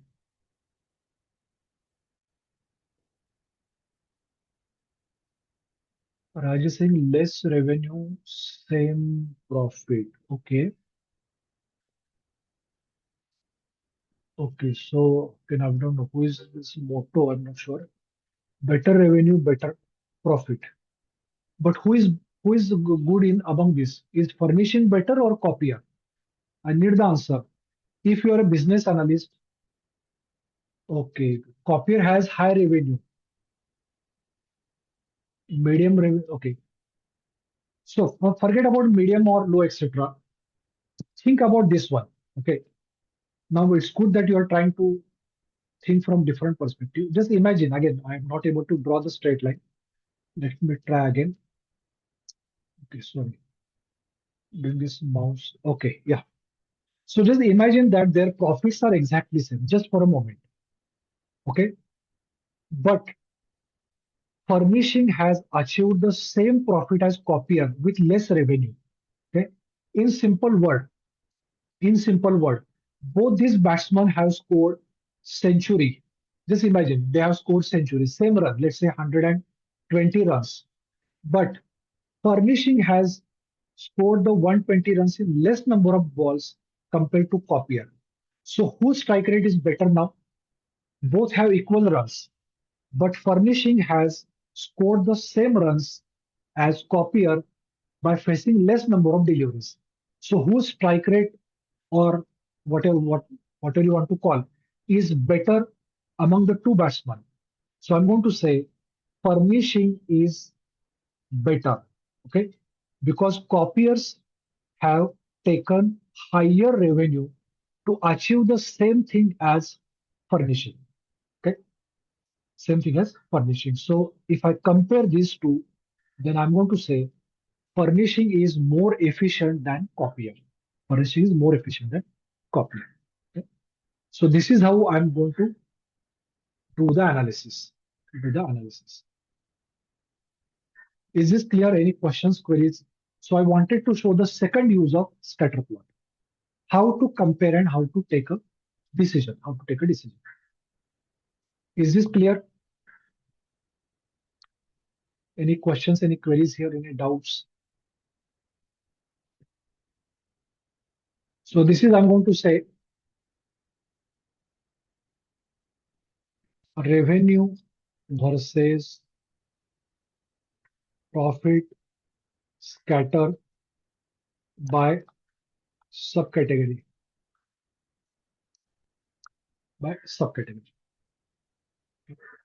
Now, just wanted to know, have you studied slicers in the earlier session? How to apply slicers filters? Have you studied? I'm not sure. Has it been covered slicers? How to apply filter, how to set their properties, etc. Yes, just want to know the answer. Has the earlier one, sir or madam, has covered the slicers in this class? If it is already done, that's fine. I just want to show you how to apply slicers here.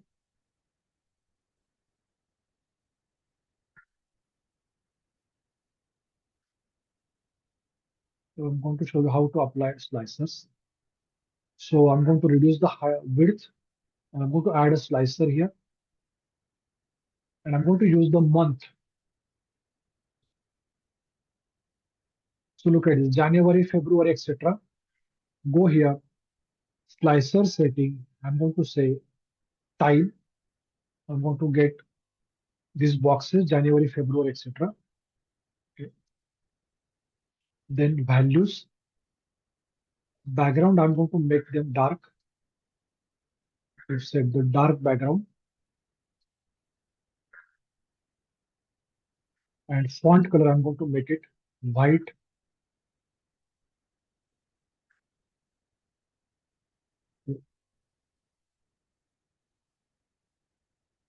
Yeah. And now if I select January, look at this. February, March, April,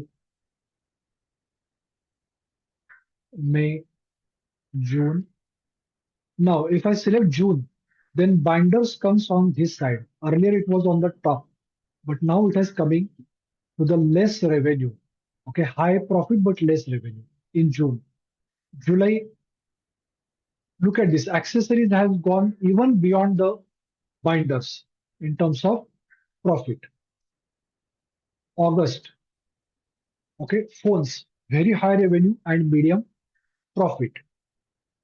September, again, binders champion here, very high profit, very high revenue. October, same. November, now look at this. November, binders is not the best one. Machines is good one, best one here. Okay. Medium revenue, but highest profit earned, highest profit earned. And if I go to December, again, highest profit with medium revenue, medium revenue. And I'm going to click it again, back to original. So this is how I'm going to use the slicer or filters. Is this clear? Any questions, queries? I just wanted to show you how to apply the slicers. Are you clear now how to apply slicers? Any doubts?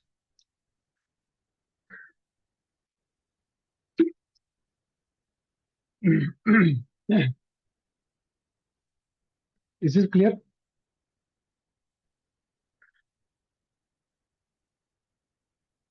Anybody has any questions, queries, doubts? So I just wanted to show you both types of scatter plot, one for trend line and one for comparison, okay, at high level analysis.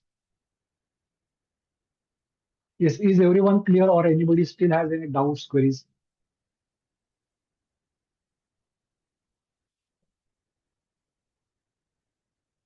Anybody has any doubts, queries here? Okay, fine. Now I'm going to show you in the same project. Let's continue in the same project. I just wanted to show you how to use Python code within Power BI. Within Power BI. Now, how to use Python? So there are two ways you can do it. Technique number one, use Python as data source. That means what?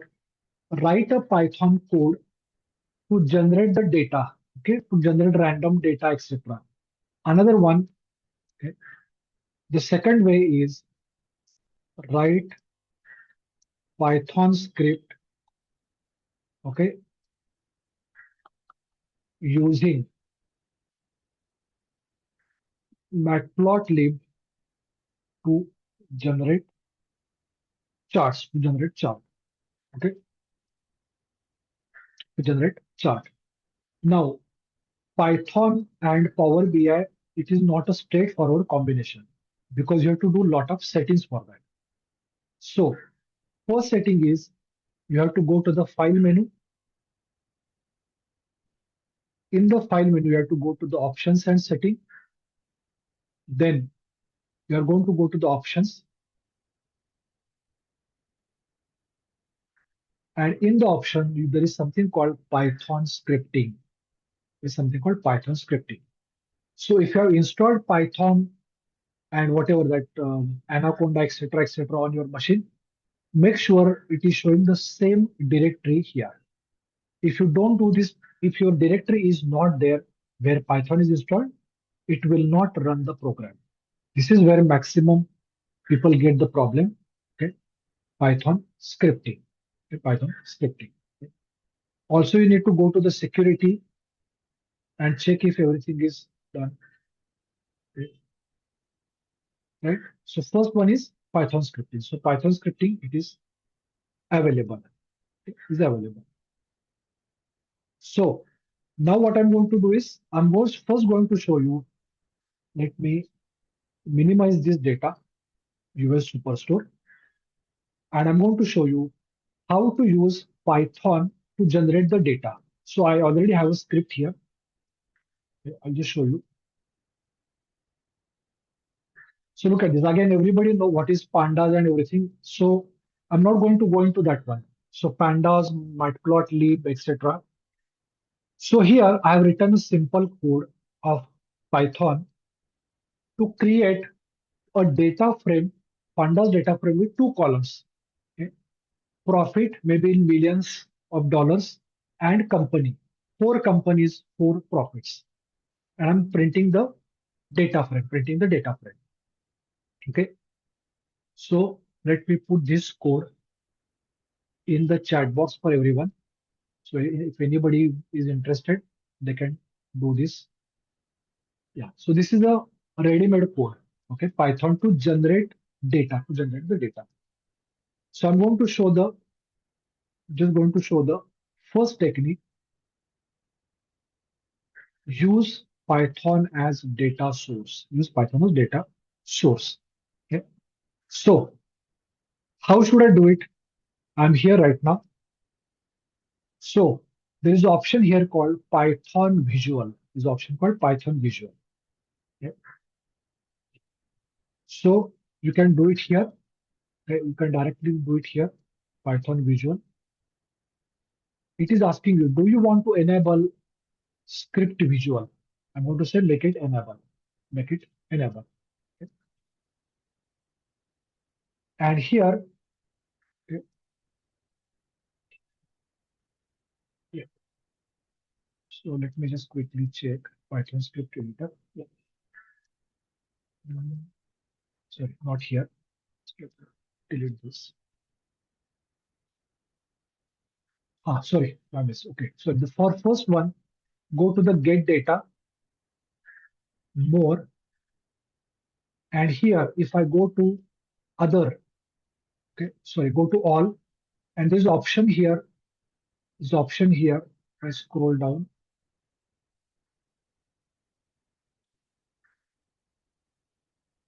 File as other.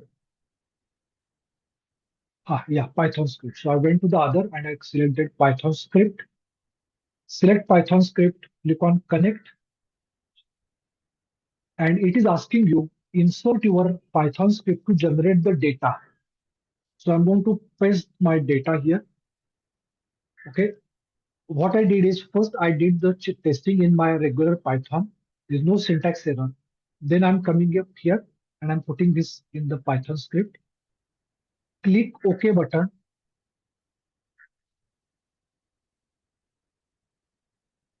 Yeah, so it is generating the data, it is running the script, and look at this.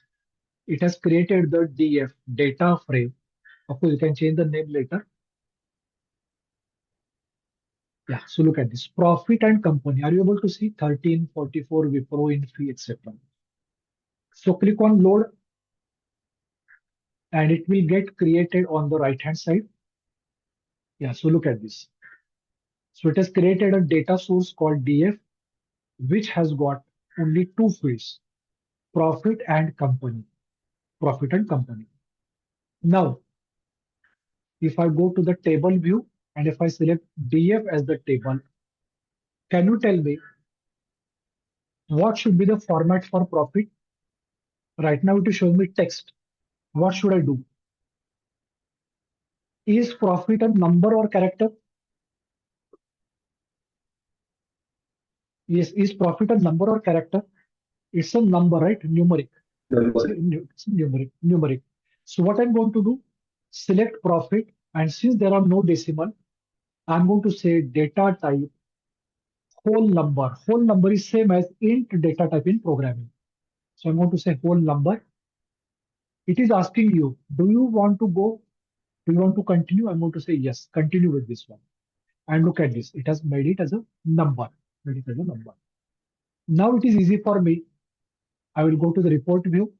I'm going to select data frame on the right side. Okay, I'm going to data frame.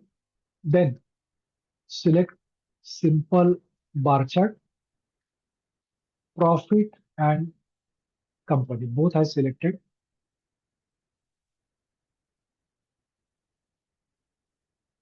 Okay.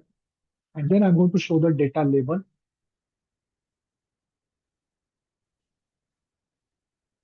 To the data label. Let me increase the font size.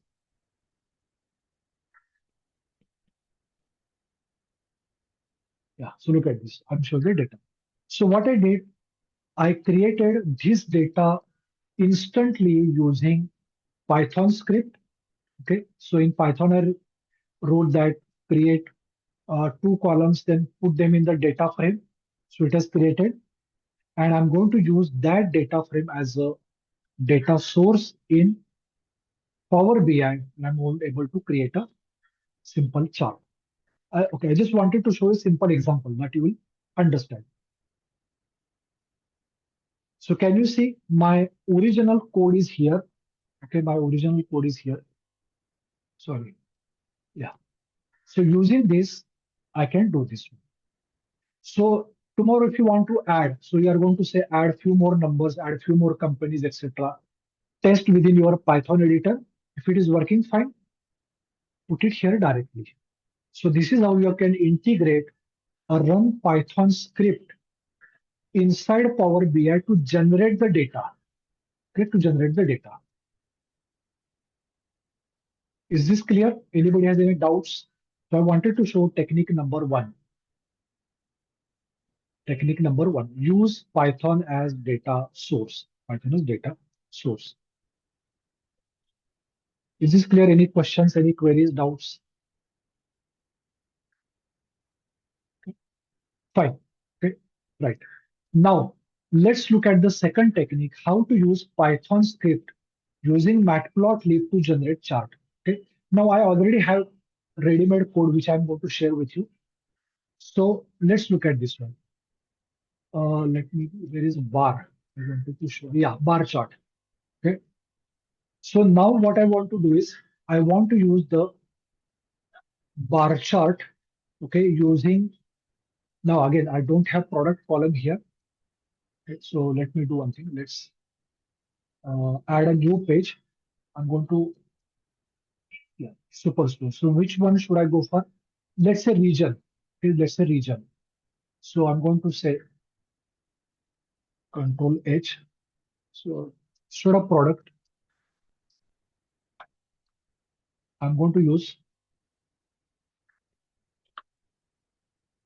a region. So I'm going to just find and replace because I have a region field, not the product. Wait.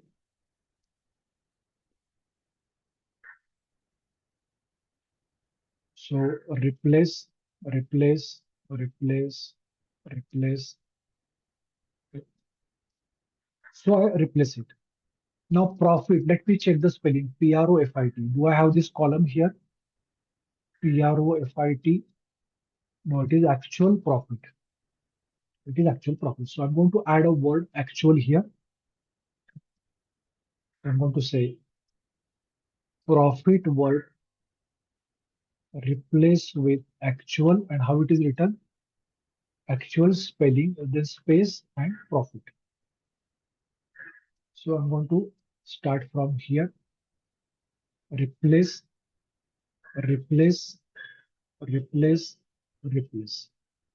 Okay.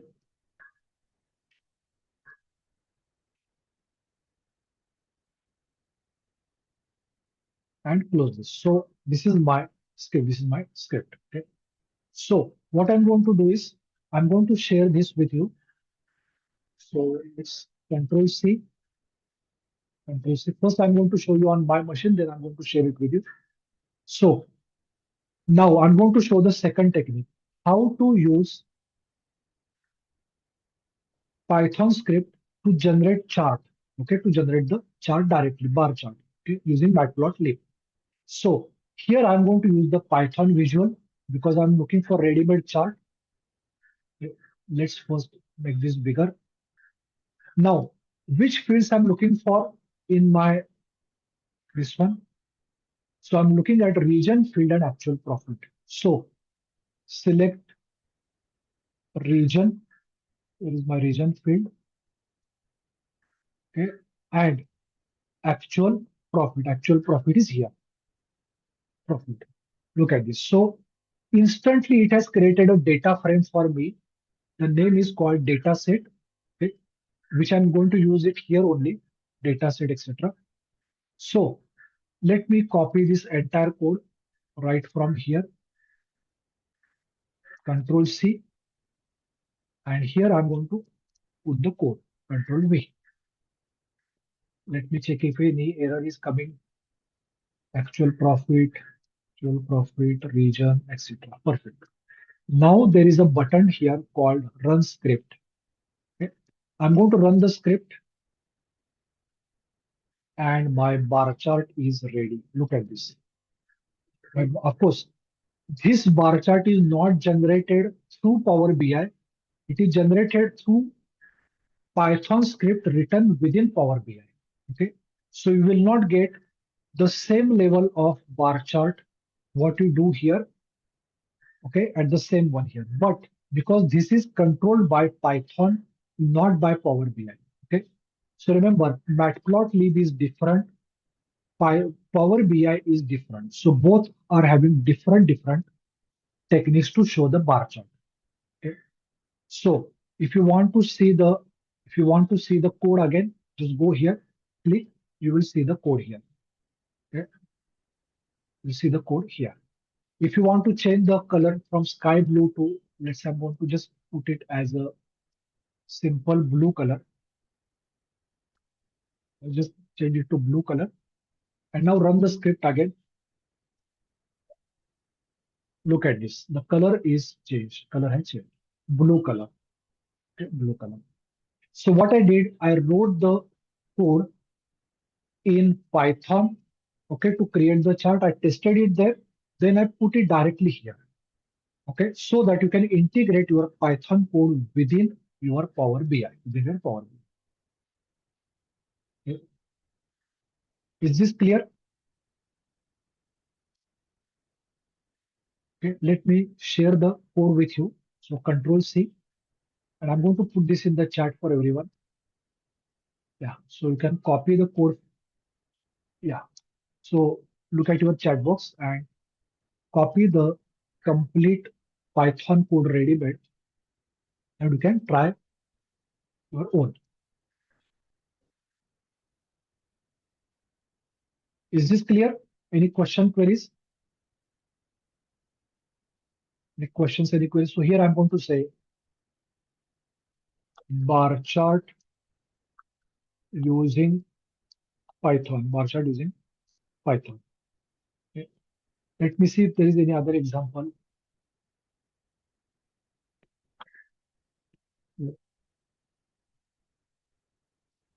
Yeah, create box plot. Okay, create a box plot using this one, and is this one. Create scatter, create line chart. Okay, create line chart. So here I'm going to use again. I have to do a lot of changes here. So let me check. Okay, I got one more example that I have created using. Okay, I created this using a prompt. Okay, and I've given it to Chat GPT. It has done the code for me. So what I've done, I'm created a pandas data frame with 4 columns: trans date, branch, trans type, and amount. Okay, so I've selected random date, 1st January to this, okay, deposit or withdraw, and it has done. Chat GPT created a code for me, direct code for me. Okay, so what I'm going to do, let me go back, add a new page, and here I'm going to show the first technique again, how to use the Python for creating data source. I'm going to create a data. So click on get data, more. Then I'm going to say other, and there is an option called Python script. Here I'm going to paste my entire script here. So I'm going to start copying, Control C, Control C, and I pasted it here. Okay, pasted it here. Click OK button.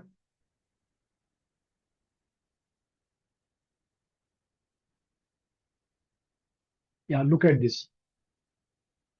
If I click here, I'm getting automated generated random date, random branch, random type deposit withdraw, and random amount. Okay. Click here, load, and it is going to generate the data directly on the right hand side. DF2, next one, and you can create now. First, what you need. Yeah, so date, I'm going to say make it as a date. Then branch, fine. Amount, I'm going to say whole number. Whole number. Okay. Got it? So then I will go here and then I'm going to start creating charts. So if I go here and if I say transaction type, transaction amount, and create a simple donut chart. Okay.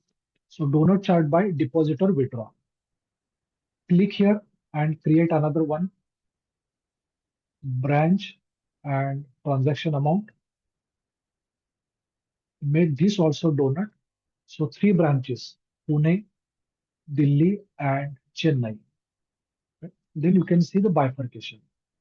So what I did, this data is generated by Python. It's not generated by me, not imported, generated randomly.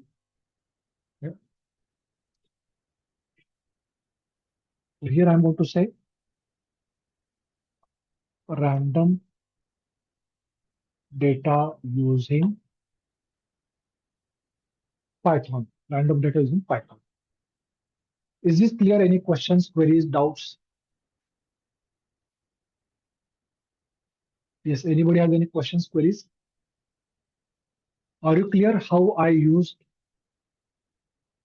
Okay.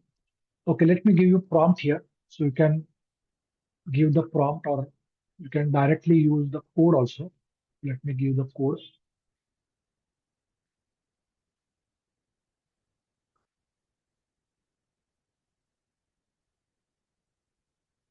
Yeah. So this is the code to generate random data, 50 records of branch.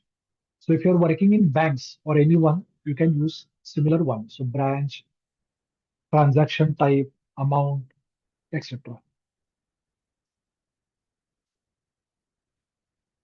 Is this clear, anyone, everyone, or anybody has any doubts, queries, questions?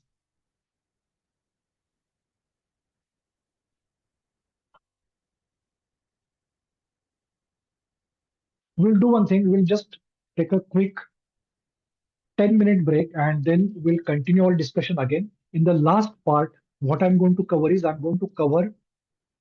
Okay, yeah. So Priya madam, you had asked a doubt about how to join multiple. So I'm going to do one thing. I'm going to first share the file before we take the break. Okay. So there are 8 files I'm going to share with everyone. These are CSV files. So please store them on your machine. 1, 2, 3, 4, 5, 6, 7, 8.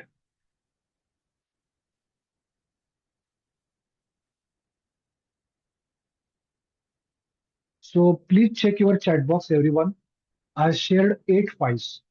1, 2, 3, 4, 5, 6, 7, 8.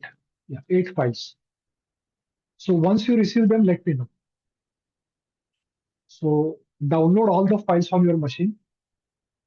And I'm going to show you I'm going to show you how to join them and how to do the changes using Power Query, okay, which is equally important in our case, Power Query.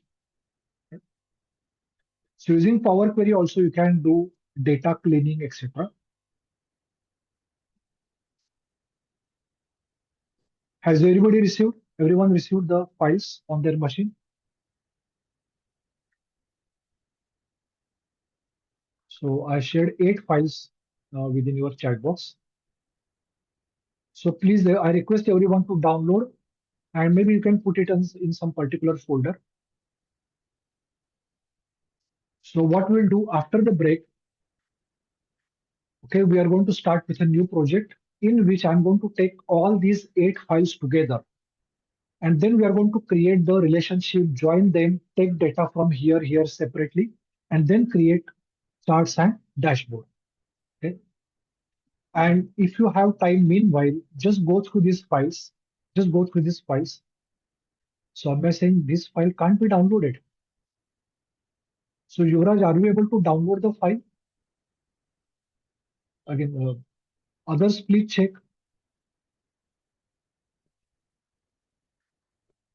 Not view means what? Okay, Yuvraj saying he was able to download. Raj is saying he is able to download. So I don't know what is issue. Neeraj is also saying yes.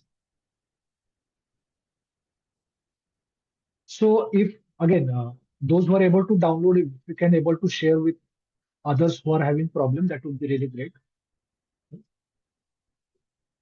There are 8 files that I have shared.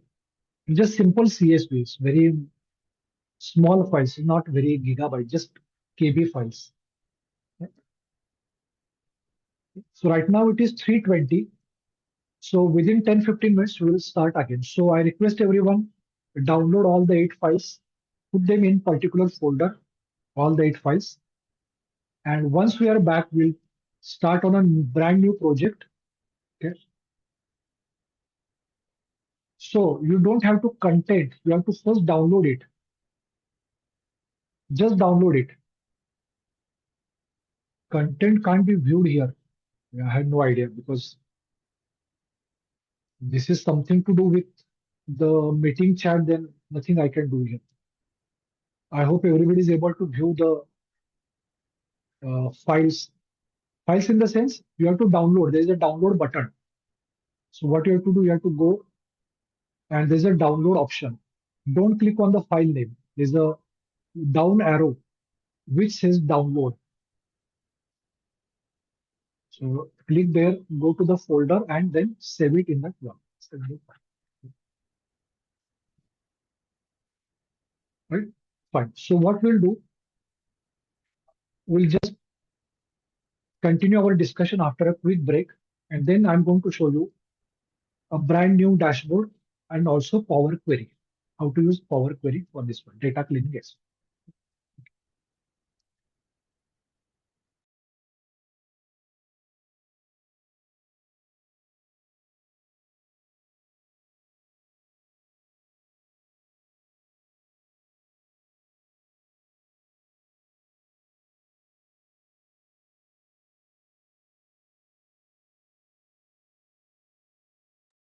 Okay, I'm going to share the files again. Let me give a try again.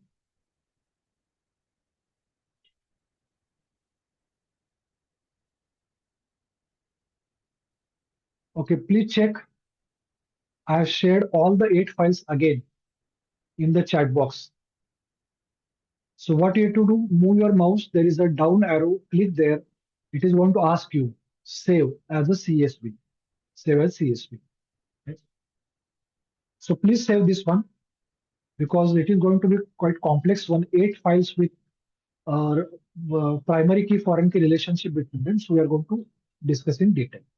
Okay. Yeah.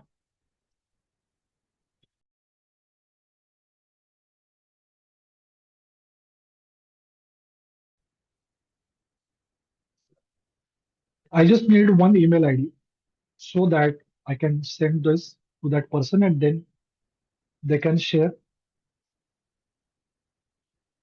Because there are 8 files now, I don't know how to share because this is the only medium I have to share the file. There's no other option.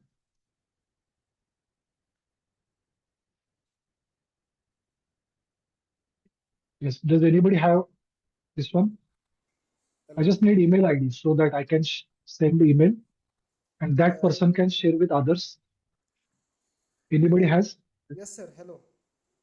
Huh? You can share with Keshav, sir. So then we can share on their mail ID. Okay. So should I put it on Keshav sir WhatsApp? Yeah, yeah. Okay. Okay. Got it. Got it. Just give me 1 minute. I will share it.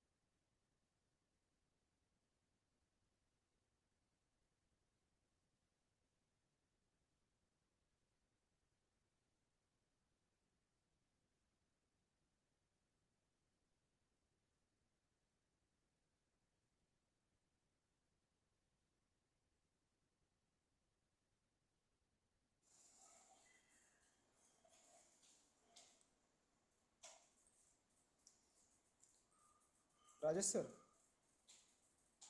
Yes. Are you there? Yes. Yes. I'm here.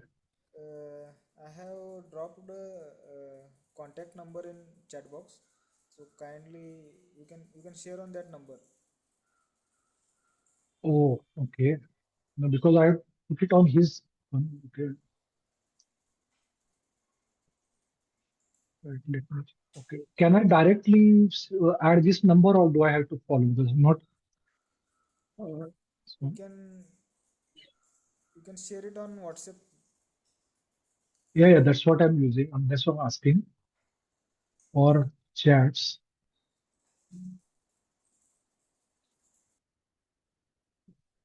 Okay, got it. Let me quickly try this here.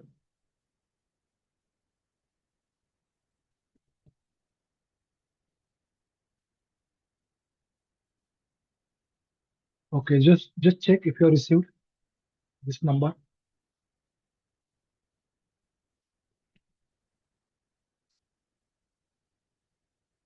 I shared 8 files on this one on the WhatsApp. Yes, I received. I received, sir. Ha. Okay. I have to share it immediately or I can share it. No, immediately now.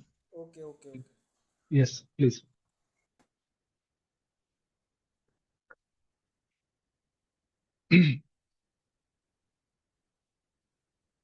Now we are going to start with a brand new project.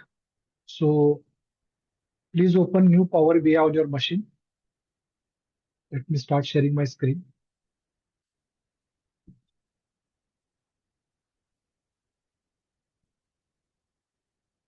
Yes, so I started with a brand new project. So again, I went to Power BI and I started new project. Okay. So I'll wait till everybody gets the data set here. So give me 5 minutes. I will share. Okay, yeah, sure. Fine. Now this is just a question for those who are able to download. Actually, because some people say that they were able to download. Okay. So those who are able to download, can you find out some relationship between them? That which file has some common columns between them, etc. So there are 8 files. So you can just open and let me know that these 2 files are connected on this common column, etc. So if anybody has done that, because that is what is called an EDA, exploratory data analysis.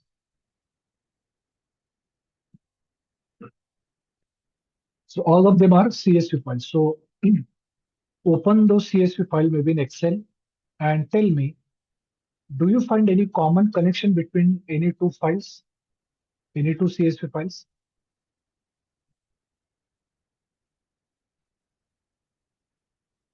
Yes, this is the question for people who are able to download. Okay. So Priya madam, are you there? Are you able to get the files or not?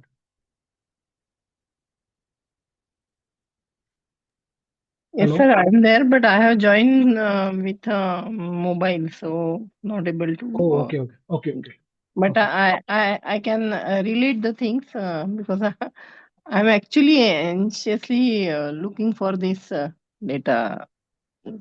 Okay. Let me see if somebody has written there in the chat.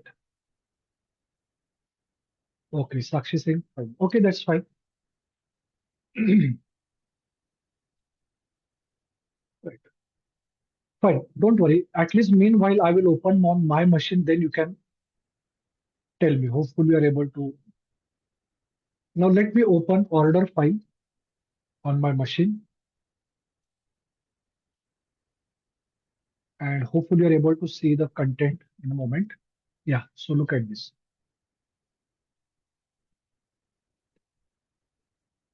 Let me zoom this one.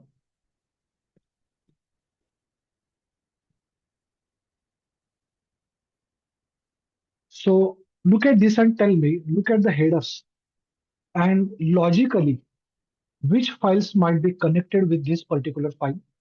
Just logically, look at the headers. That will give you instant hint. So order details. Very good, order detail, perfect. Any other? Look at the headers on your screen, and you will get some idea, possible idea. We'll confirm that. Order ID in order and order detail. Very good. Customer. Customer, yes. Customer ID here and customer ID in that master table is connected. Very good. Any other? Employee ID with employee table. Perfect, perfect. Any other?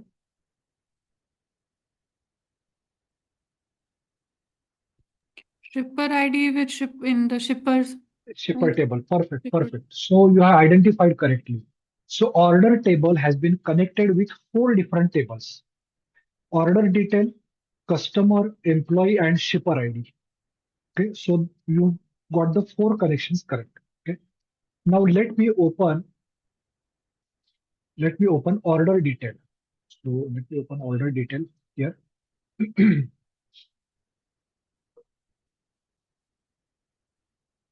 And let me zoom the screen so you can see. And tell me, any connection you found from order detail to further table?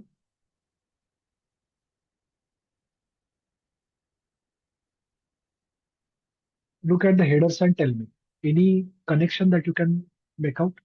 Products. Yes, correct, product. Okay, because this product ID and that main product ID is linked with each other. Perfect. Now let me open the product table.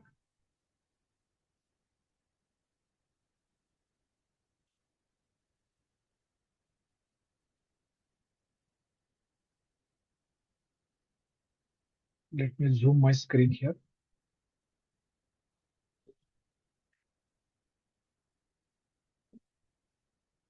Yeah, so look at this and tell me, anything which is connected with product by chance? Unit price. Suppliers. Sorry? Suppliers and category. Exactly, supplier ID and category ID. Correct. So supplier ID is connected with supplier table. Category ID is connected with category table. Perfect. So we have identified relationship between all 8 tables successfully. Okay. So how does it look like? I'll show you. So I have a ready-made figure here so that I want to show, so it will be easy for you to understand. Sorry, here.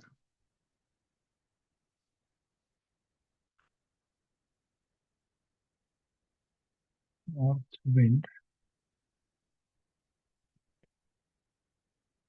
Yes, so look at this. Hopefully that will give you idea.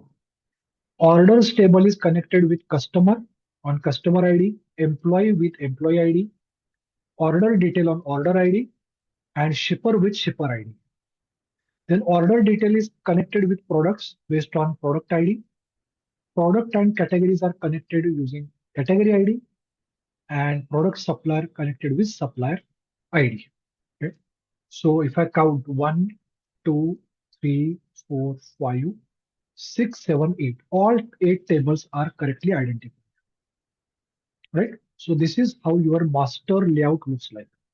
Now imagine if you are working in some big IT company, okay, let's say Capgemini, TCS, etc., where there are 30, 40 tables, then imagine how complicated this diagram will be. Okay. So if you want to know orders and categories, how you are going to do? You are going to go from order to order detail to product, and from product you go to categories. So this is the way you're going to go. Right? For example, another example, think about customer and supplier. How you are going to do? From customer, go to order. Okay, so where is that one? Okay. Sorry.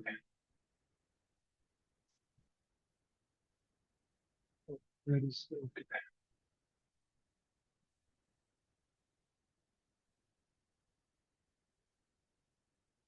Sorry. Yeah. Right.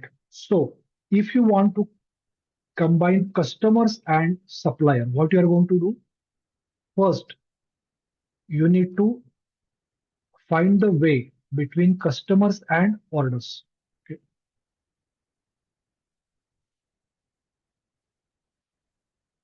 From here, you are going to come here.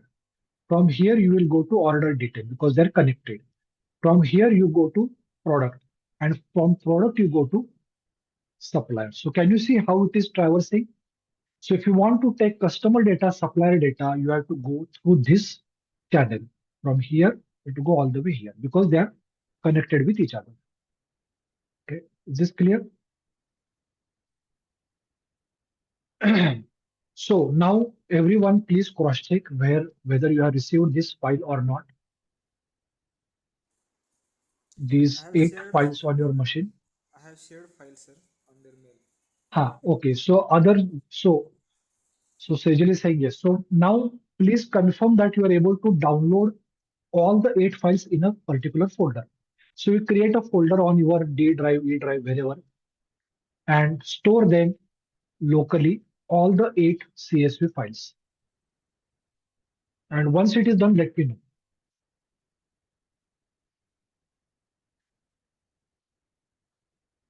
Then I'm going to show you how to create a data model. How to create a data model. That means it is going to identify the relationship between each other.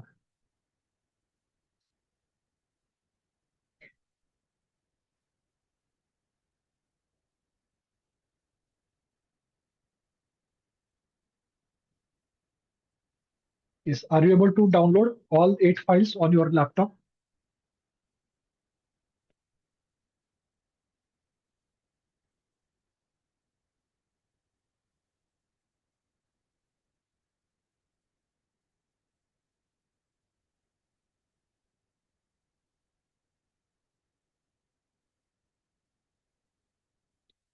Okay, so should I proceed now? Has everybody able to download these files?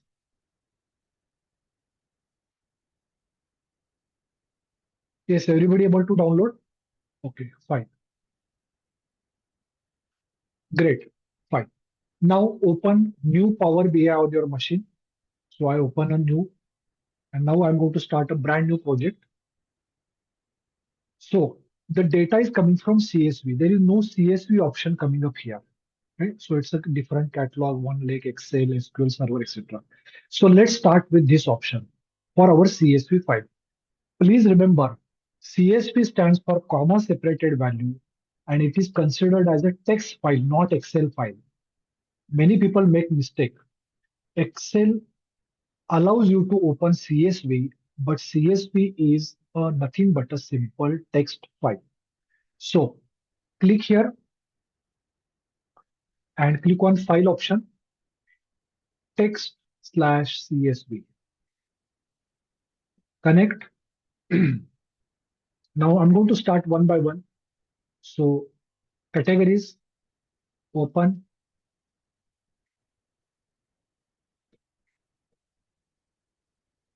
Yeah, so it is showing me all the detail. Click on load button. And I can see it is loading on the right hand side here. It will get loaded here. Okay, right hand side. Yeah, categories are loaded. Now read the next file. Again, same process. Get data, text CSV.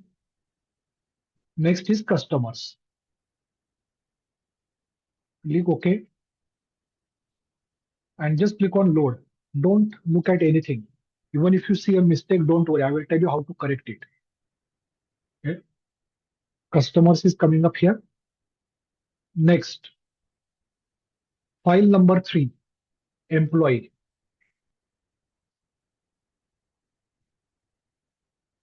Load. Okay, employees is loaded here. File number 4, order detail.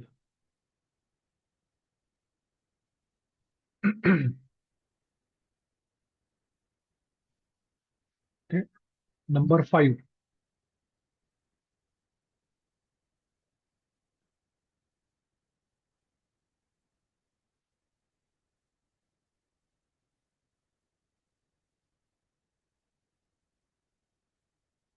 number 6, file number 6, which is product.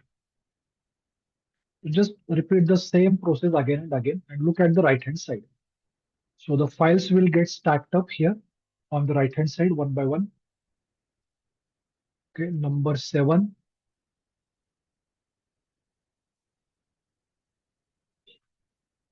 which is shipper.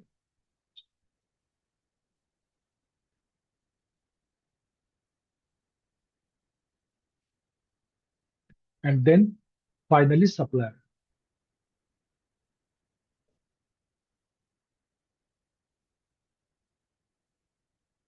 Finally supplier. Okay, so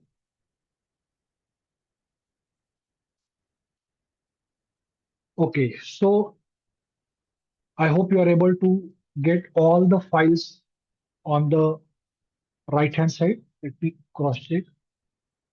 How many are there? 1, 2, 3, 4, 5, 6, 7, 8. 8. Perfect. And then go to the model view. Go to the model view.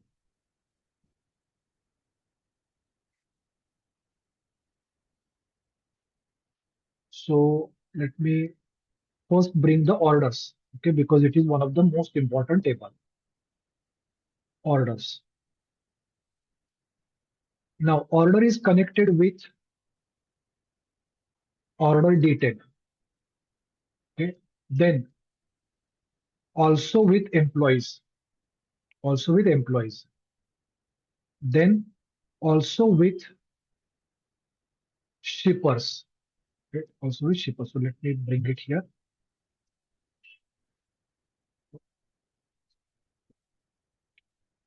Then, okay, let me is here and order detail.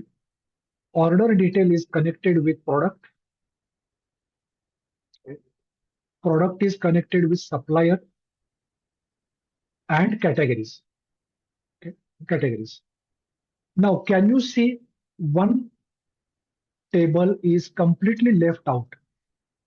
And can you tell me which table is not able to get anywhere as required? Customer. Customer. Perfect. Now look at this. Customer table was not read properly. Okay, customer table was not read properly. Okay. Now I'm going to tell you how to fix this problem. Now this is not a simple issue that can be done handled in the table view, because if I go and say customers, I'm getting all the column names wrong. Okay, 1, 2, 3, 4, 5, 6. So for this, I have to use something called Power Query. Okay, Power Query. So which is going to clean my data, change proper, set proper names, etc. That is also called as data transformation. So I'm on model view, click on transform data in the top middle part, transform data, okay? And select the first option, transform data. It is going to open a brand new window. This is called as Power Query window. This is called as Power Query window. Now, if you see this, okay, little bit weird and difficult syntax, this is called as M language.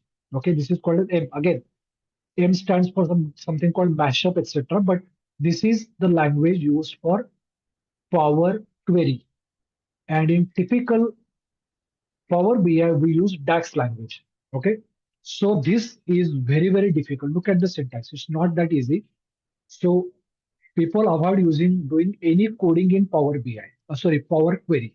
So visually we trust on drag and drop. Okay. Now tell me which table has got problem. The customer table has main problem. Select customer. Okay. Select customer. And you will notice that the customer file headers have become the part of data. If you look at row number 1, it is nothing but your original headers. So I need to tell Power BI that the first row is not the data, it is a header. It is the header. So how to do it? Let me zoom my screen and I'll show you.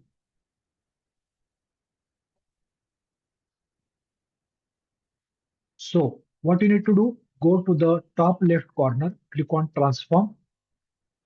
In the transform, there is an option on the top left corner. We are going to say use first row as header. So these are my headers, first row. So select the first option, use first row as headers. Okay. Click this option and you will notice your titles become proper now. Customer ID, name, contact, etc., country. Okay. And you will notice one thing, whatever steps you take, they get recorded on the right hand side. So what we did, we just changed the type, okay, promoted headers, etc. If you remove this, it will go back to original. It will go back to the earlier step. So if I say promoted headers, if I remove this, okay, sorry, not this one, change the type 1, yeah. Or if you want to do Control Z, it is going to do this one. Okay. Yeah. So look at this. These are the steps. So if I remove these steps, back to column 1, column 2, etc. So what I'm going to do, I'm going to select this and I'm going to say use first row as headers and it records that change type 1. Okay. So this is how I corrected. This is how I corrected my data. Okay. Let me check if anything else is there. Employee, everything looks fine. Birth date, hire date, city, etc. Here also you can create new column, but it is not recommended. You should do the column, extra columns, etc. in DAX because this is difficult language.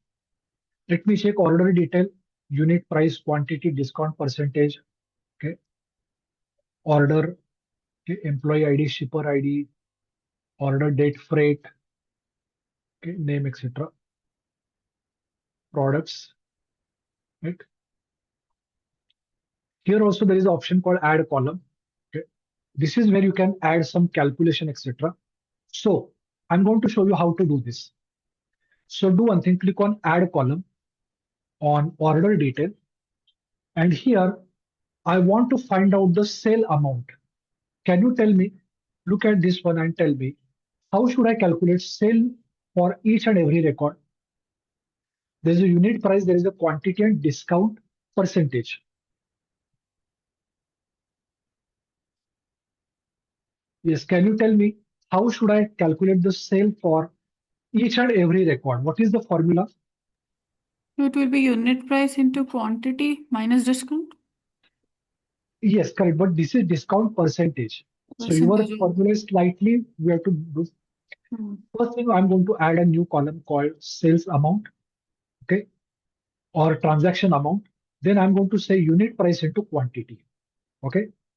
Or if you want to do direct, what I'm going to do, I'm going to say unit price into quantity multiplied by 1 minus discount percent, right? For example, if the shopkeeper is giving you 10% discount, how much percentage you are going to pay to him? If 10% is discount, how much amount, percentage amount you are going to pay to the shopkeeper? If 10% is discount, how much is the remaining amount? We're giving 90% amount, right? Exactly, exactly. How can you calculate it 90%? It is 1 minus 10%, right? Okay. 100% minus 10%. 10. So here also I'm going to do the same thing. Unit price into quantity multiplied by 1 minus this. Why 1? 1 is same as 100%. Okay. So I'm going to create a new column, which is called as custom column. Okay. Same as custom column. So the name of the column is sales. And here I'm going to put a bracket. Okay. Let me zoom my screen here. So the new column name I've given sales. This is same as new column in DAX. Okay. The only thing this uses a language called M here. Okay. So what is the sales one? Unit price insert multiplied by quantity insert, close the bracket, okay, minus, oh sorry, multiplied by 1 minus discount percent, bracket complete, okay. So think about this, quantity is 10 and unit price is 50. So total amount will be 50 into 10, 500. Then if the 10% discount is offered, 1 minus 0.1 is 0.9. 0.9 into 500 is 450 rupees is the final sale amount. Final sale amount. Okay. So click OK button and look at this sales. Okay. Sales. Now, what kind of value is this one? The sales amount has to be, okay. The sales amount has to be the format. Okay. Sales has to be, okay, sorry, close this. Yeah, sales. So I'll go, and if I go to home and transform data type, okay, so sales data type is decimal number, decimal number. Okay, yeah, so it is now decimal. So this is my final sales amount, final sales amount. Okay, right? Is everyone clear? So this into this minus total discount amount will give you the sales amount, will give the sales amount. Okay. For this, so this is how I wanted to show you. Remember, we are doing this Power Query, which is something similar but more difficult and complex in terms of coding. So look at this. Okay. And if you look at this view, and if you see advanced editor, look at this, how difficult it is. This is not straightforward one. This is difficult language. So it is recommended not to do any coding here unless it is required. Okay. M is a difficult language. So I just wanted to show you how to add a new column. Order, everything looks fine. Okay, order date, freight, etc. Products, fine. Okay, unit price, everyone. So let's say unit price. Okay, can you see dollar symbol coming up here? Are you getting dollar sign here? That is why it is considered as a text one. So what I want to do is I want to remove the dollar symbol. I want to remove the dollar symbol. Okay. So what I'm going to do, I'm going to say transform replace value. So this is same as find and replace in normal Excel, find and replace. So I'm going to say replace dollar with nothing. Okay, remove it. Replace values, replace dollar symbol with nothing. Click OK button and look at this. Dollar is removed and data type decimal number. Data type decimal number. So I corrected it. Units in stock is just a number. Units on order, reorder level, etc. Perfectly fine. Supplier ID, product ID is fine. Shipper, anything, okay, perfectly fine. Supplier, let me see if anything is wrong here. No, this was fine. Employees, customers, I corrected it. Categories, order detail, done. Order, freight, everything is fine. Numeric, perfect. Okay. So I did lot many changes using Power Query. This is called Power Query Editor. You can see here it is written Power Query Editor. Now what you need to do, you need to go back by saving the changes. So go to Home. There is an option called Close and Apply. That means close this window, go to Power BI and apply all the changes on the Power BI data. So I'm going to say Close and Apply.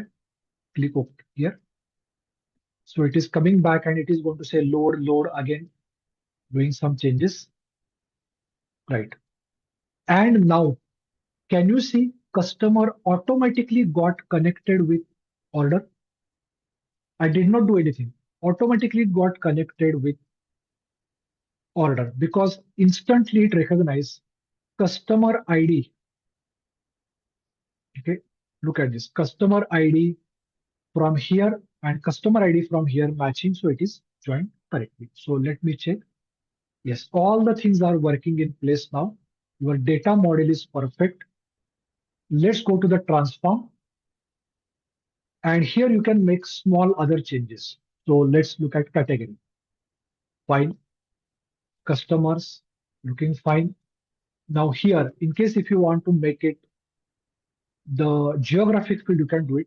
Customer country, make it country region. City, make it city. Let's go to employees. City.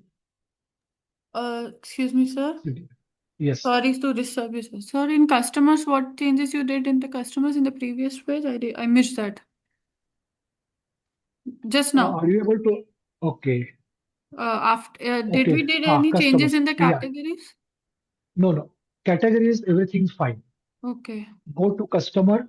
Customers, okay. Select city. Select city. And select city column and make this city. The date category, it is written uncategorized. Okay. Yeah, so make it City. city. Okay. Country, make it country. Country/region. Only these two, sir? Yeah, only these two because everything else is a character, so we don't have to worry about it. But contact title is also uncategorized. Yeah, why? What kind of category you need? Okay. You don't need any category for everything. It is only for a geographic field. Okay, sir. Click Thank on you. employees. Yeah, employees. Can you see city and country? So click on city, make it city, country, make it country/region. Country/region. Everything else looks fine. No need to make any changes. So employees is done. Order, our main table. Let me check. Order ID, customer ID, employee ID, shipper ID, freight. Okay, now this is the amount. I want to show it as a dollar. So let's go here and select English United States. So now it is showing perfect. Okay, dollar. City, make it as a city. Country, make it as a country/region. Okay, country/region. Okay, country/region. So these changes are done in order table. Let's go to order detail. Now unit price is typically given in currency, right? So select unit price, make it US dollar. Okay. Quantity just a number, don't worry. Okay.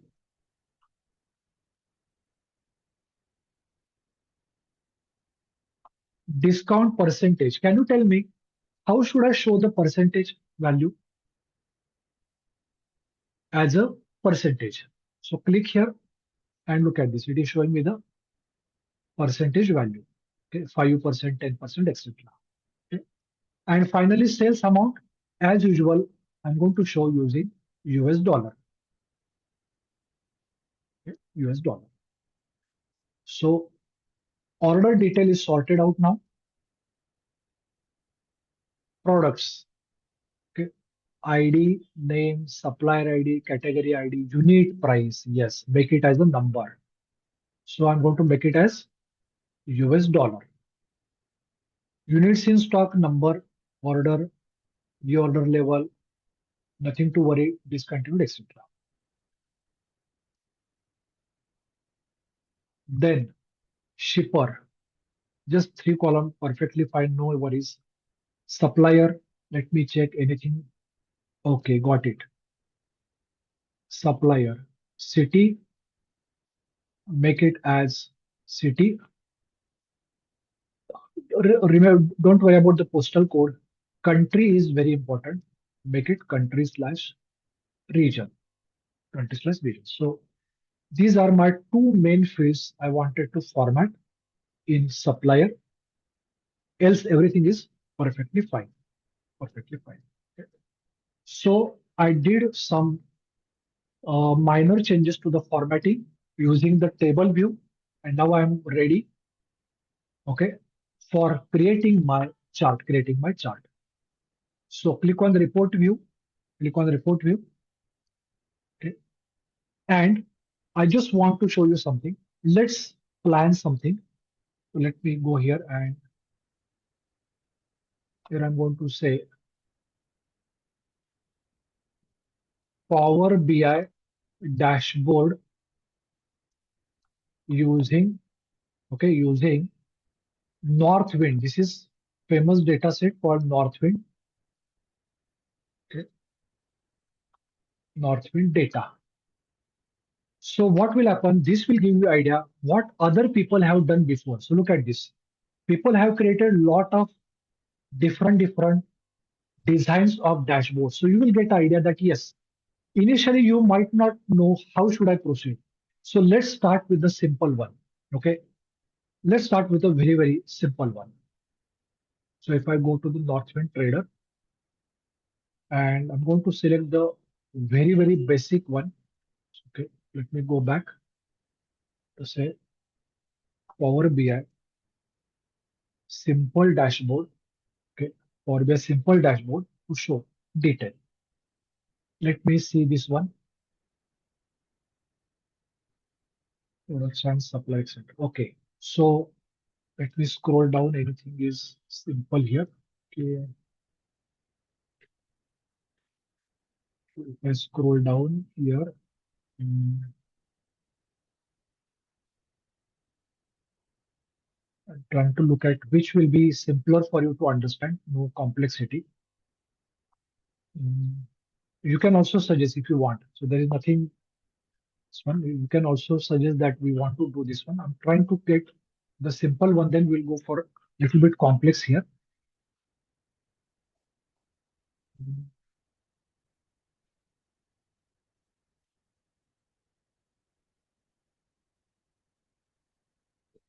Okay. Let me open this image in new tab. Okay, so what I will do, I will give this URL for you in the chat box. So do one thing.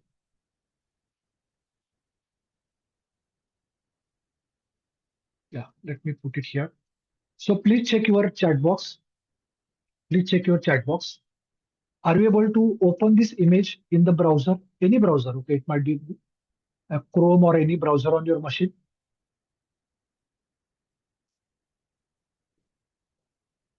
Right? So we'll just try to replicate the same thing. Okay. Again, if some of the things here you might find difficult, but don't worry. Our main aim is okay, how to do this, how to try to get as close as possible to this design. Okay, this particular design. So look at this chart and tell me what kind of chart do you see? Look at this one. I'm going to highlight this. So what kind of chart is this? Is this line chart, pie chart? What kind of chart is this?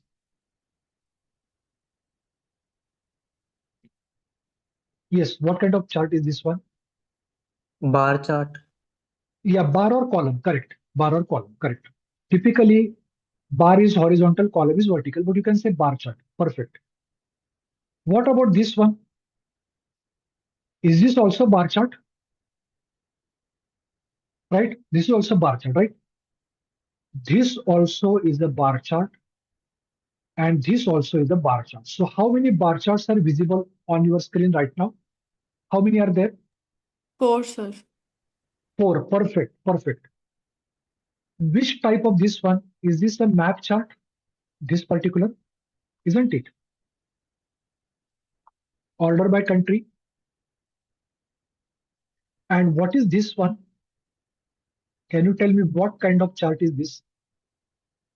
Table. Yes, table chart. Very good. Simple table chart. Yes, you identified correct. Okay. What about this one?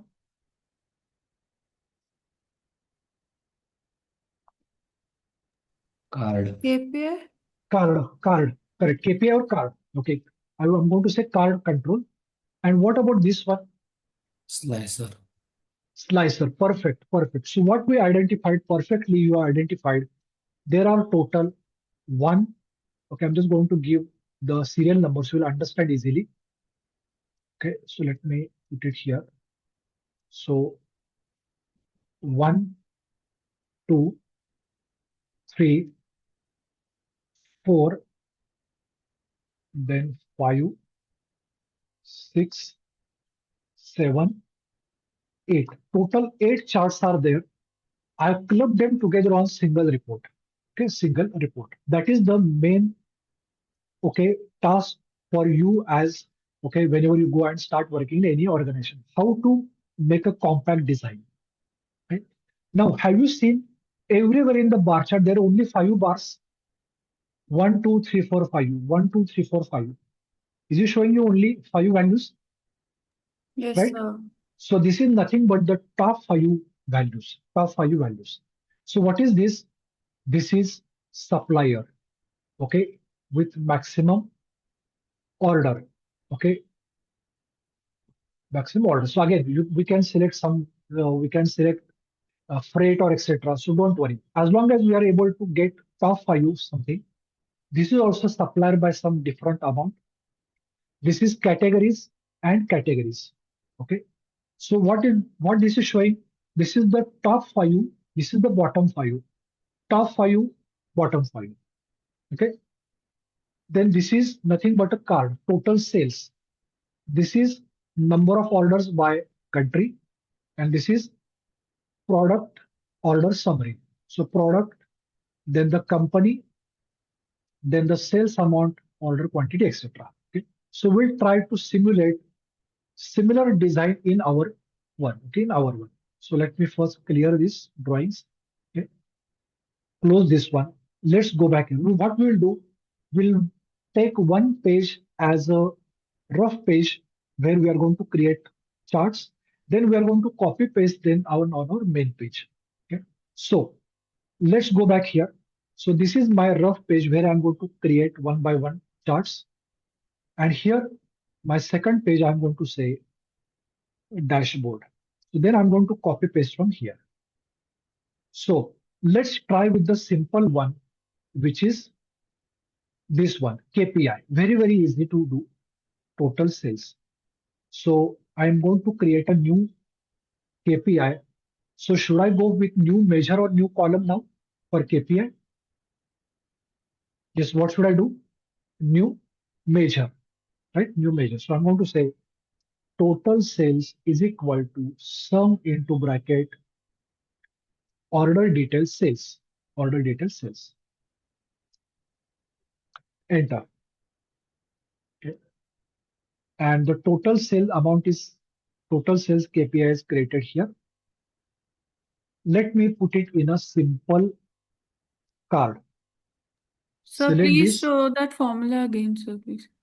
Some Yeah. bracket Or order some- details. Yeah, so no, just type sales, SALES.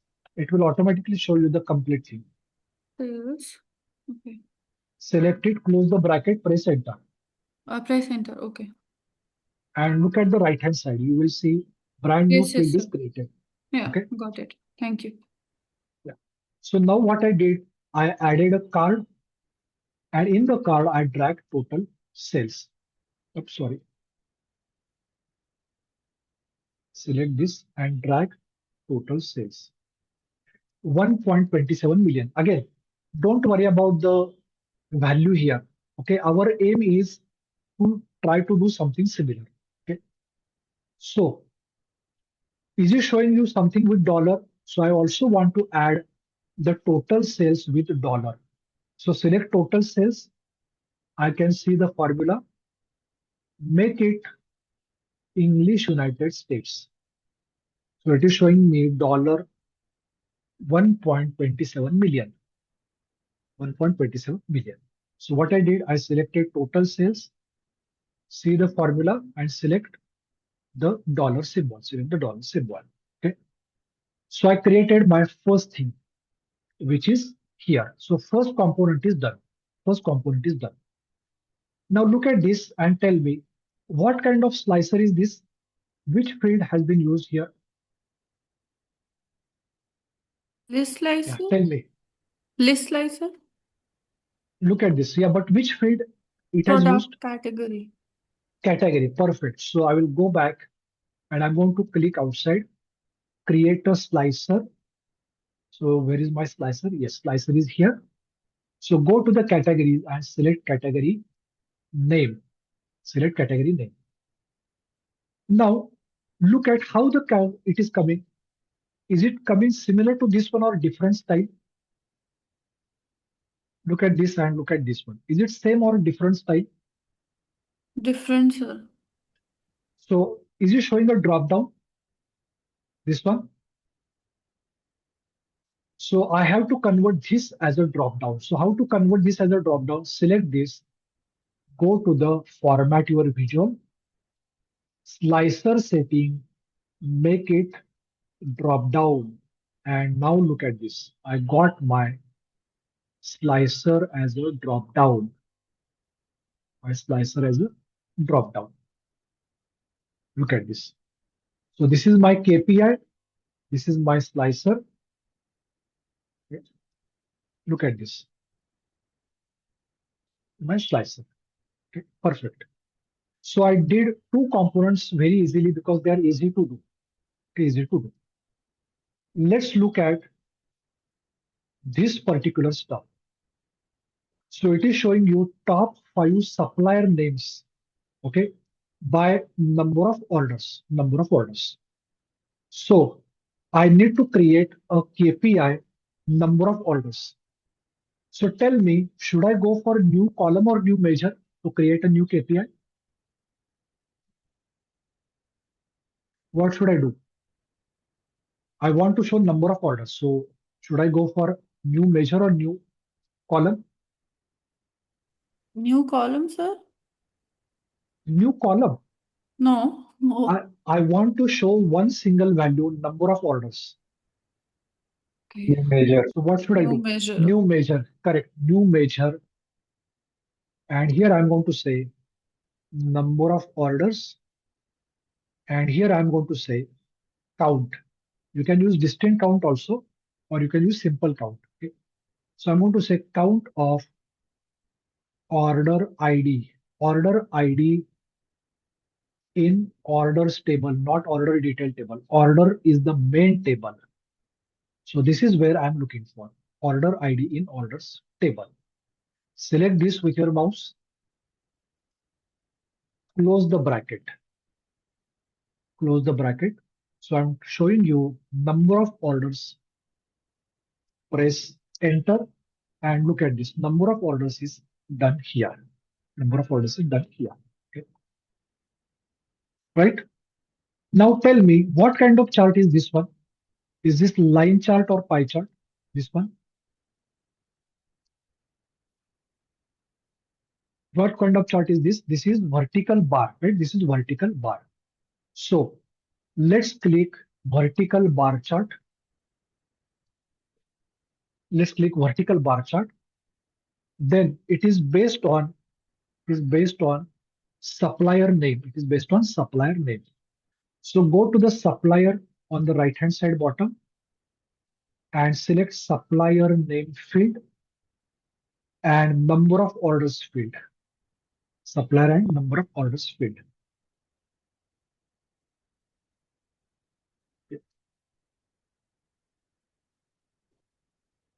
Let me see why it is showing this. Let me check my data model. Anything wrong? So orders, then order detail, product,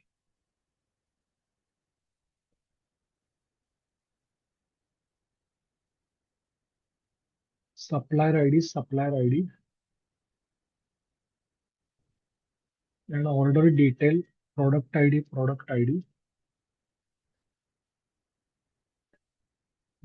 It is not correct. Let me see.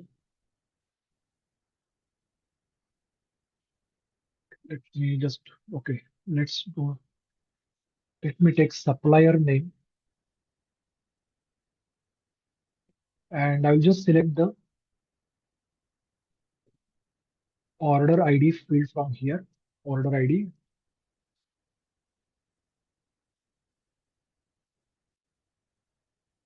And I'm going to make it count distinct.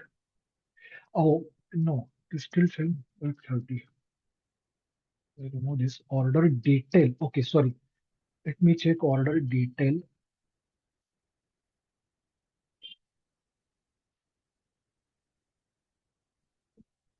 Count distinct. Yes, yeah, sorry, it was my mistake. Okay, got it. So I have to change a small thing.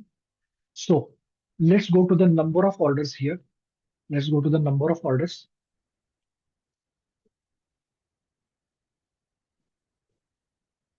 So I clicked on number of orders and I'm going to make a small change. Delete this and I'm going to say distinct count of order underscore ID from order detail table. Yeah, because I forgot that supplier is not connected with order. It is connected through order detail product, etc. So yeah, order details of order ID. Enter. And my updated field is here, number of orders. Now let me take vertical bar chart. I'm going to select the supplier name from the bottom and number of orders from the top. And now I'm getting correct. Now it is showing you all the supplier names available in the data. But if you look at the original figure, how many suppliers it is wanting to show? How many top? Top 5. Top 5. Perfect. How to do it? I'll show you. First, select the chart. Go to the filters option here. How to open filters option. This is where you are going to get the top 5. Okay, top 5. So I'm going to say show the top 5 supplier names. Okay, show the top 5 supplier names. So select here, click here. It is showing basic filtering, supplier name basic filtering. Click here and select top N. Select top N. So select top N, and N means how many? I'm going to say top 5. Top 5.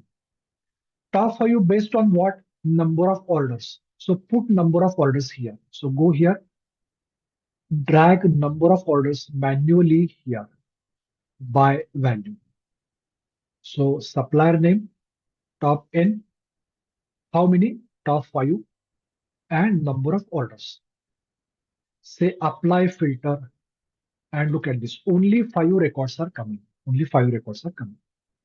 Okay. Only 5 records coming. So what I did, I went to the supplier name in the filters box and I selected top N. So how many? 5 based on number of orders. Based on number of orders. Okay. So this is top 5 supplier names. Top 5 supplier name. Now what is this one? This is nothing but bottom 5 supplier name. So what I'm going to do, I'm not going to waste my time. Just select this and say Control C, click outside, Control V. So look at this. I just did Control C, Control V. So this is top 5. This is bottom 5. So how to make it bottom 5? Select and edit the filter. Here instead of top, just select bottom. Just select bottom. And say apply filter. Okay, apply filter. And you will see bottom 5. Bottom 5. Okay, bottom 5. Now, tell me how they are sorted. Is it ascending or descending? Here, is it ascending or descending? Ascending. Ascending. Right now, my value is coming descending. So how to change it? Go here and say sort axis, sort ascending. And look at this. It has changed. It has changed. Okay. Ascending order. So I made it. This is descending order. This is ascending order. Okay. Now I'm going to change the color. So let's look at this one. So this is ascending, sorry, top 5 is coming in green color, bottom 5 is coming in purple color. So let me set the colors. So select this and go here and select columns, color, more colors. And I'm going to select some green shade here. Again,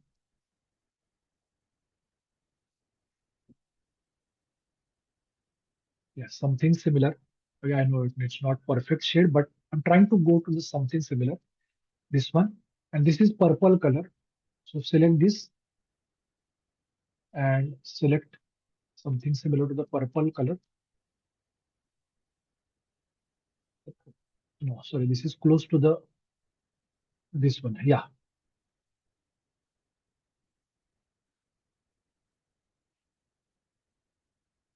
Yes.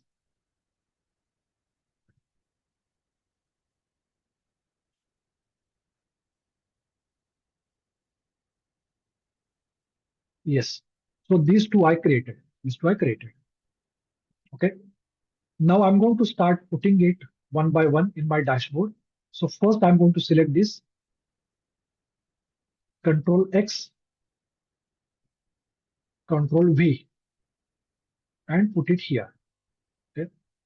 Then take this card, Control X, put it here, Control V. Okay. Right. So what I'm going to do, I'm going to give some background color so that I can see where they are ending.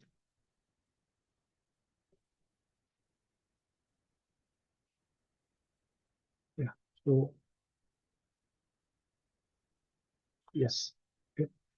Then these two, okay, these two I'm going to put it on the right hand side here. So let's take this Control X, put it here. Let me reduce the size.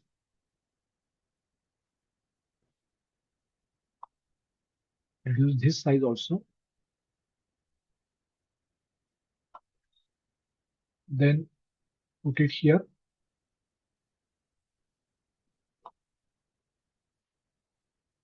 Ah.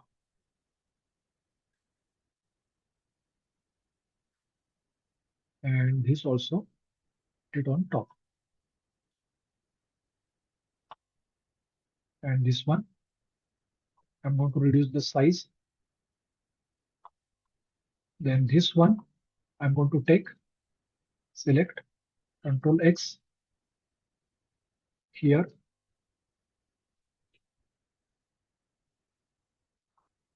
Yeah, I'm trying to put it somewhere here.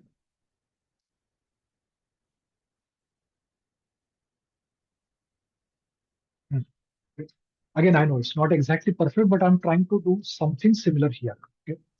Sir, Let me also, I'm sorry, yeah, sir. Sir, how to add the background in the category name and the total sales? I missed that. it is exactly same. Select here, general General. effect. Okay. Perfect. Okay, sir. Yeah. Okay. Thank you, sir. Yeah. Yeah. So I just want to keep some gap. Yeah. So I'm keeping some gap. Later you can change the color, etc. Everything. Okay. Fine. Now look at this one. These two also, category and sales amount. So let's create this in our this page. So I'm going to select category name and the sales amount, which is here, the sales. Convert this into vertical bar, and I'm going to make it only top 5. So open filters box, category name, basic filtering, top n, top 5, and put the sales here, apply the filter. Yes. And what is the color? The color is orange one. Color is orange. So let me set the column color as orange color, some shade of orange. Yeah. And I'm just going to copy paste to make it bottom 5. So I'm going to say Control C, Control V, Control C, Control V. Change the filter to bottom 5. Apply and then sort in ascending order. Ascending order. Okay. And what is the color required? Color is slight pink and red combination. So I will go here and I'm going to make a small change here. Yeah, something like this. Okay, right. So I'm going to put them below this. So if I look at original image, look at this. So this is the entire height. One is here, one is here, exactly. So we hide the filter and so select this, Control X, Control V to set some background color for that is one. Yeah, so it is not overlapping.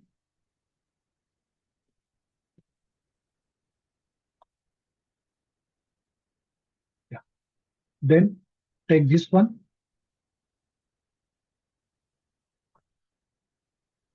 Go to change the background color here. Control X here, Control V.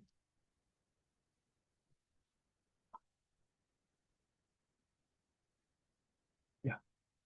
So I'm able to do something similar here. Okay, now these two parts are still pending. Number of orders by country and product order summary. So I will go here and first I will try to get the field map here. So I'm going to use the orders table, and in orders table there is a country. So put the country, put the ship country here, and number of orders. Okay. So let me see which one I can use. This is only for US. This one is able to do it.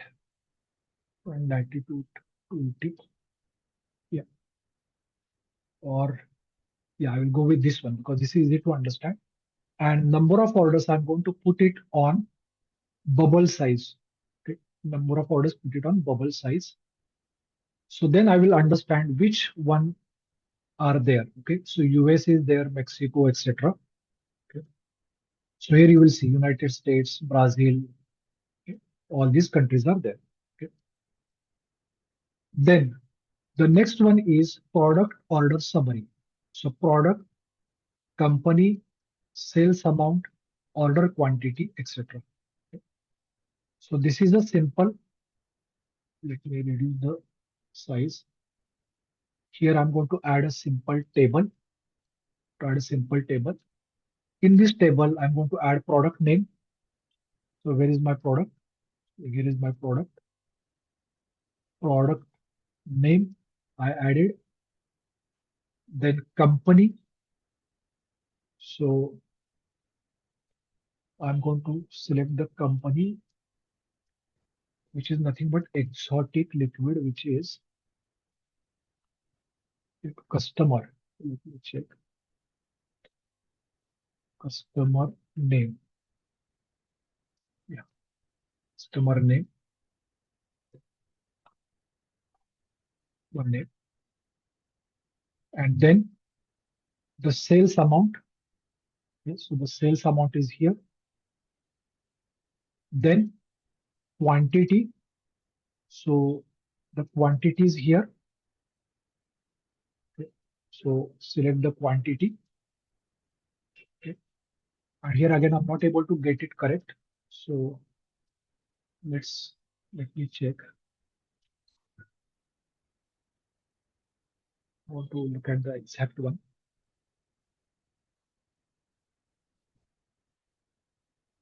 Trying to get it here.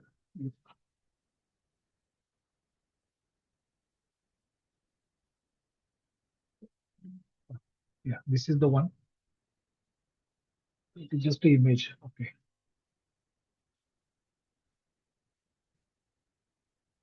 Okay, it is available. Right. So it may be something might be available quantity. So is it reorder or something? So let me go and check in the products table.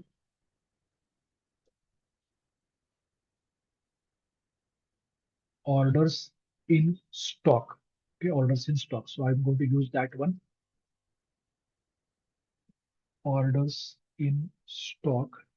Units in stock. Okay. So some are zero, etc. So this is the one I did it. Okay. And probably okay, it is sorted in descending order of the sales amount. Order of the sales amount. So look at it. This is the highest one. Okay. Right. And I'm just going to make it a better table here. So I'll just go and say style preset, bold header or bold header, flashy row, etc. Yeah, something similar. Okay, something similar. And then I'm going to put it there. So let's take this one, and I'm need to put it here in this available space. Okay. Let me adjust the height, width, everything here. Okay. So take this Control X, Control V,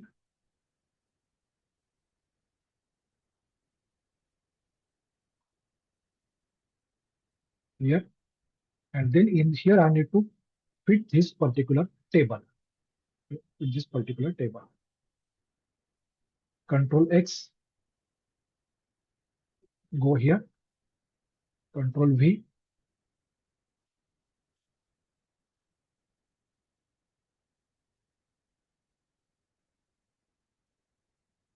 so I'm going to put it here.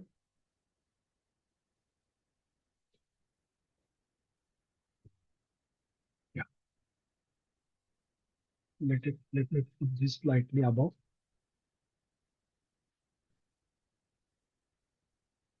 Yes. Look at this. Can you see how I have done?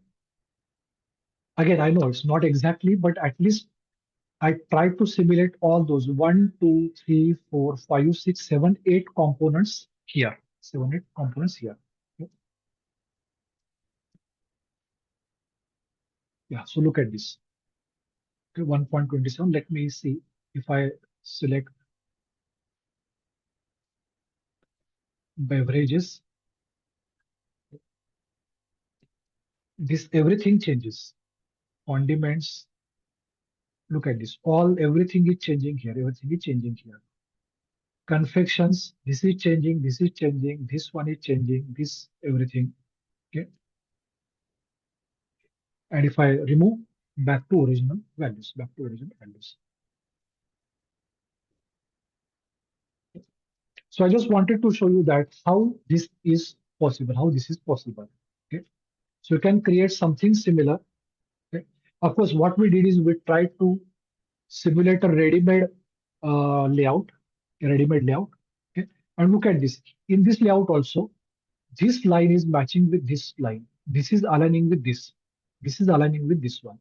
These are aligning in straight line.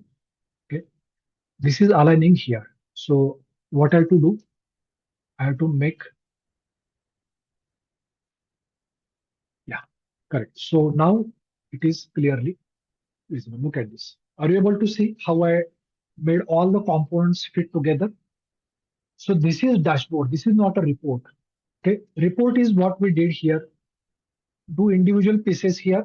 Once you're happy, put them in the dashboard, place them in appropriate place, and then say, yes, this is my final output. This is my final output. Is this clear?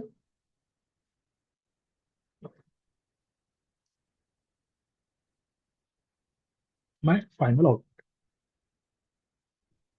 Is this clear? Any questions, any queries, doubts? Okay, because we are coming towards the end of our session. So if you have any doubts, queries, so I just wanted to show you that how you can create dashboards, how you can create dashboards. Okay. So today I covered the important topic like Power Query, okay, how to fix the issues in the beginning before you start, that is Power Query. Then we saw different charts, decomposition tree, question and answer, okay, scatter plot, how to use in different situation, okay, right? Then we also saw how to create KPIs using two techniques, new measure and new column. And finally, we looked at a design and we tried to simulate same design at our end. Okay. Same design at our end. Okay. So just wanted to show you this one. So I hope it is clear. If anybody has any doubts, queries, please feel free to ask any doubts, questions, queries.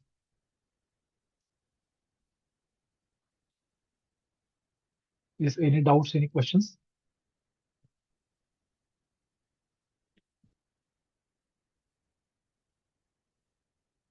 Are you clear with this one?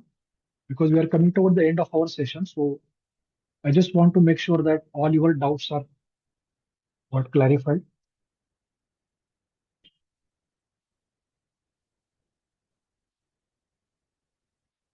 Is everyone able to understand how we did it? Okay. Please remember that the only thing how to make it consistent is you have to do lot of practice. Okay. So once you do the practice, you will get lot of ideas how to do everything. Okay. And I hope whatever we did today, it was able to add some knowledge to your existing Power BI knowledge. So I hope that will be helpful for you. Maybe if you are doing your job or if you want to switch into data science, data analytics, etc., that will help you. Because this is the typical final output of your data science project. So you are going to create dashboard for your top management. So it's like a funding insight, who are the top 5, bottom 5, etc.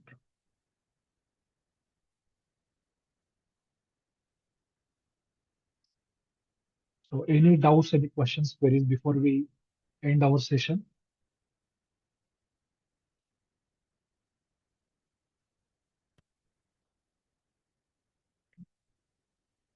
So let me check.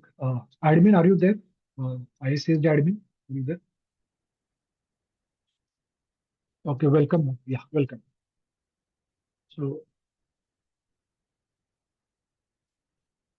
yeah, thanks, Yuvraj. So admin, are you there?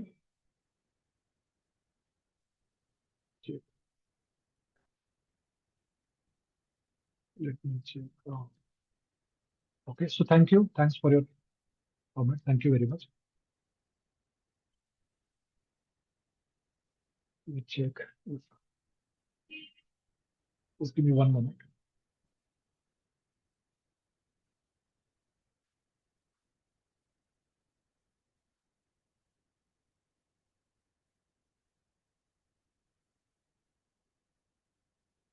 Just one minute.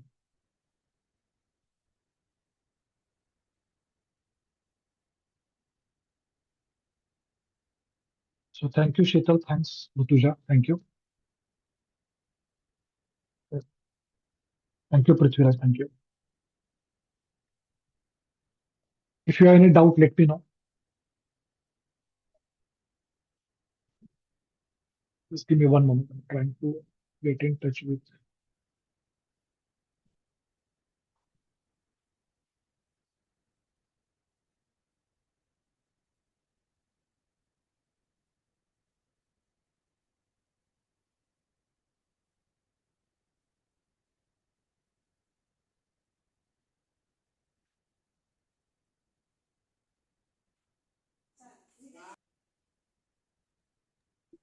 Hello, Hello. sir. Yeah. Yes. Any doubts and question? Please feel free to ask any doubt. You're most welcome.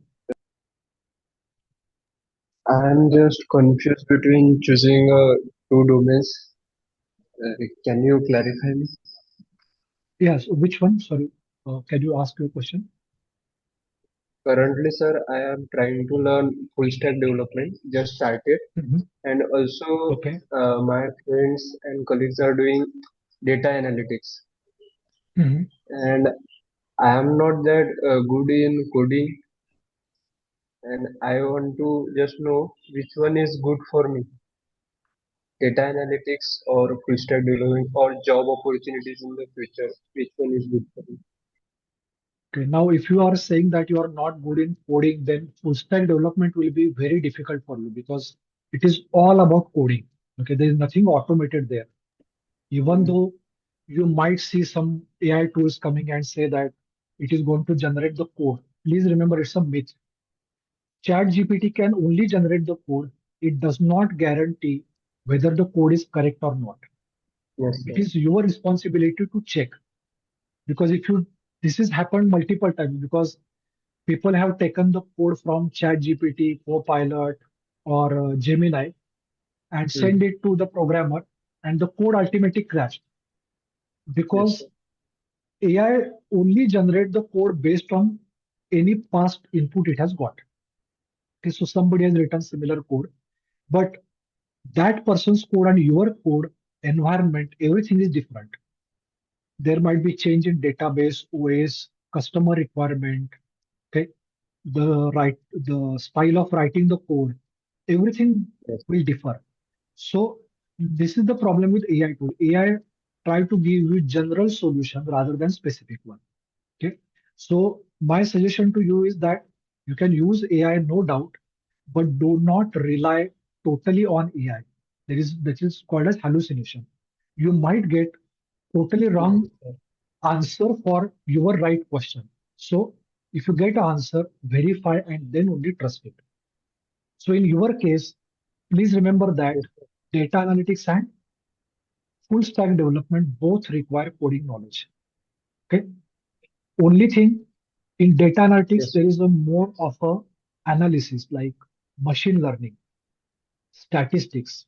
So if you're good with maths, then it's a good thing. Otherwise, learning the algorithm is a bit difficult. You can check with the people who have here machine learning experts here. You can get the idea. Okay, whatever linear regression, logistic, etc.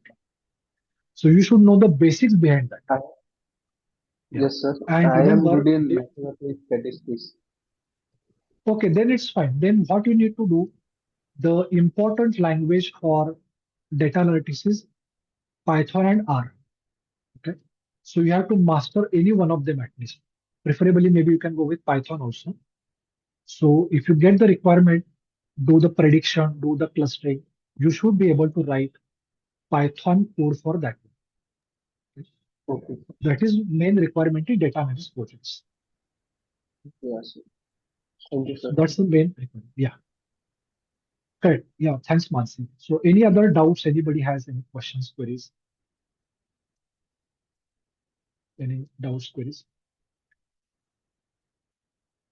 Okay. So Trupti saying choosing business for students with agriculture background. Okay, that's a very tricky question. Okay. Every field requires data analytics, so no doubt about it.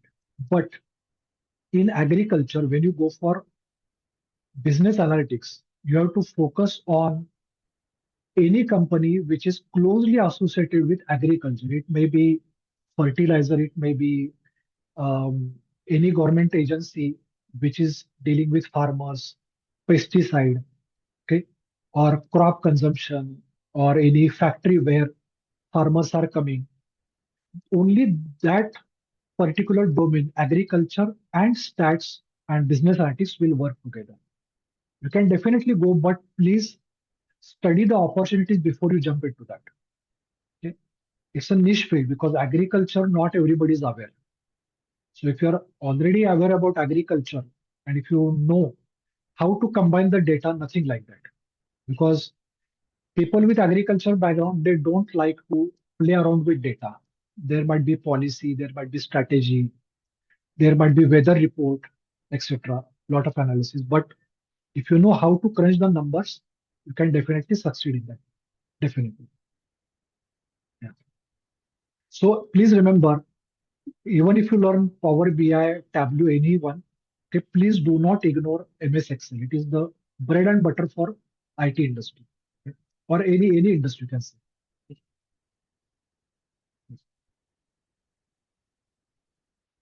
Yes. Any questions, queries, doubts before we say?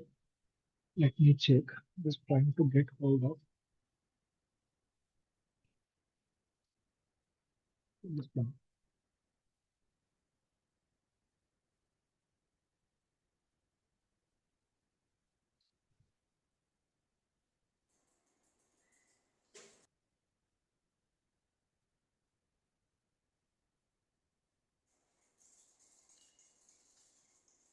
Okay, fine. Everyone has any doubt, please ask.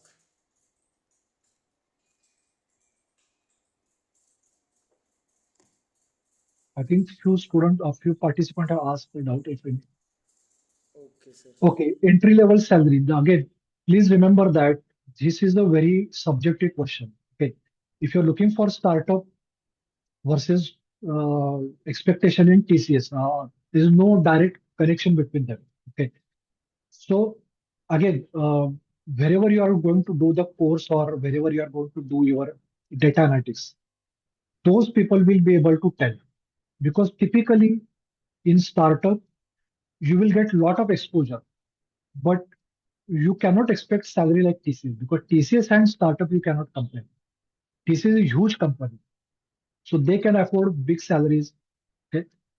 But you can't expect the same thing with a startup or maybe mid-level company, maybe 100 employee people. They cannot give you the same salary as TCS. unless they are very niche product company. Okay? So maybe you can search on, there is a famous website, you might have heard, Glassdoor. So there you will get better idea about how much expectation. Again, I would recommend, do not go with expectation at this moment. The job market is bit tight nowadays. So first thing is get the entry. Okay? Don't try to negotiate too much on salary, because there are many candidates who will grab your opportunity. So that's my advice. It's of course your decision, but I would recommend get the entry, start your career, and then you will be able to negotiate further. Okay? Yeah. So don't think about salary at this moment, pressure level. I will suggest that time is over, that you can get any salary. That was during our college days, back in 1990. And nowadays, no company will entertain that, unfortunately, because of the market situation. Yes, anybody has any doubts, queries? Fine. So, Hello, yeah. sir. Yeah.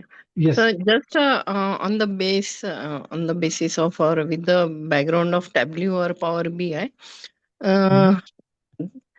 is there any chance to have the career only with these two technology? Yeah, I'm not asking this question for me, but as I am also a faculty, and my students are MBA, and mostly they are from non-IT background. So they are just asking me that, ma'am, Okay. mostly they are from construction field. So Okay, so you are teaching to MBA. MBA, sir, it is in construction management. Okay, Sir, may which I college? answer this? Sir? Sorry? Yeah, please go ahead. Yeah, please answer. Thank you. Yeah. Thank you, sir. So Yeah. for anything to do with data visualization, there are three things which student has to know, whether he is from non-tech background or tech background. One is the database concepts, database technology. That has to be, he has to be thorough, right? And needs to be clear. Database and Excel. And of course, Power BI either or Tableau. Okay. And some concepts of Python. Python is also necessary. So these three things combination, unless until you have all these three, it is very difficult to get a job in database. Right, because now they are my students mostly are from construction, civil engineers, so they are having field experience. Now they are coming, they are shifting their uh, career from a site or construction field to techno manager. So maybe a office job for them. So that's why they are not good in coding. They, most of the students are not knowing much about coding. Python, I am teaching them, which is required for, say, maybe a Power BI or the basics of Python. So I always tell them that cooking and coding are not no gender bias. You have to know cooking, you have to know some coding. But they are not much aware about the programming concepts. I will answer this one. I will answer this one. Yeah. You raised a very valid point, because this, again, I also teach at MBA colleges, so I know this one. Yeah. So typically, when you talk about MBA colleges, it is non-technical. Yeah. So remember that Tableau and Power BI are not technologies; they are supporting visualization tools. Okay. For technical person, now there are many programmers here in this list, so they will tell you better. So when you talk about hardcore coding, then you have to go with ML, machine learning, stats, algorithm, big data, etc. And then on top of that, they are going to have Tableau and Power BI as a supporting.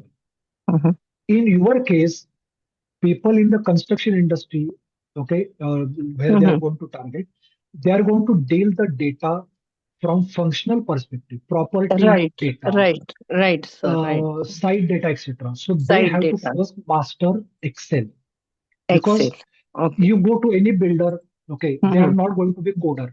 Builders don't need Python coders or R programmers. Yeah, they store They their know, data in yeah. Excel So only. Yeah. at least Excel, PowerPoint, Word, etc. Okay, so Yeah, that much they know. MS Office, MS Office, and on top of that, if they know this extra, they will be able to generate different charts for their construction company. They can show Right. to their prospective client Mhm. how our business is doing. Right. Okay. They are not going to do any coding. They want to show the Yeah. data in a Yeah. simple way. That is their task. Simple way.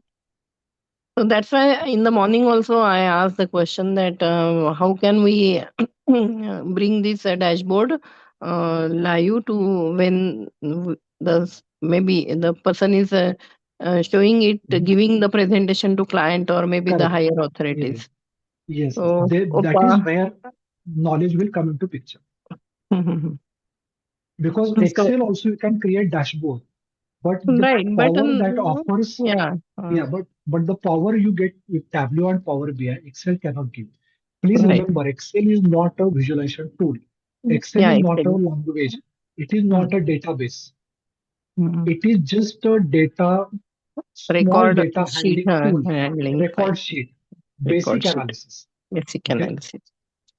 They are happy because with Excel Power can, BI yeah, and Tableau, but yes, yes, I am also teaching them through free version. So that's why today morning I asked that services are required, and then it's no, that's their company will take care. You don't have to worry because it's costly after.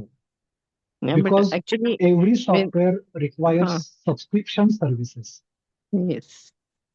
So if college is ready, your college is ready to take the service, well and good. But I Yeah, will I will not recommend recommend it to in next individual budget. person. Maybe Yeah. next academic cycle in the budget I will Yes. recommend Yeah. that this but at least for few machines we should have some Yes. Yeah. subscription But base because remember, it is per user per month basis per subscription. So yeah, and that's why it's per user. too yeah. Yes. So both Tableau and Power BI both require subscription model Yes, for but final sir, for analysis. Tableau, I have used that student version, 1 year student version license. Yeah. So after 1 year, you will not be able to do anything. Yeah. That will The get expired. students are actually comfortable with that much Yeah. Then 1 it's year fine. Yeah. subscription. Yes. And That's perfectly fine. if there are 60 students, then they are providing one key to faculty also. So 60 plus Yes. one. Then it's fine. Yeah. Yeah. Yes. Yes. So, Yes. Sorry, which college you are teaching? Not yeah, sure. I am a faculty at Nikmar University, National Institute of Construction Oh, Management and Nikmar Research. on Yeah. this one Highway. on highway. Yeah. Ah, yeah, Nikmar. Thank you, sir. But you are And definitely your sessions give me some inputs for my some queries. yes, yes, sure. Yeah, you Yeah. can contact me through LinkedIn also if you want. Yeah. Thank you. I will connect with you. Thank you. Yes, yeah. So anybody has any doubts, queries, please feel free to ask before we And close yeah, our thank session. you to the participants also who help me to clear the doubts for students' questions. Yes, yes, yes. Yeah, many and Thank you, sir. participants. So thanks. Yes, welcome. So Keshav sir, it's done from my side, so you can take. Yes, sir. So now you can probably put off the recording, sir. Okay. Okay, sure, sure. Let me stop the recording.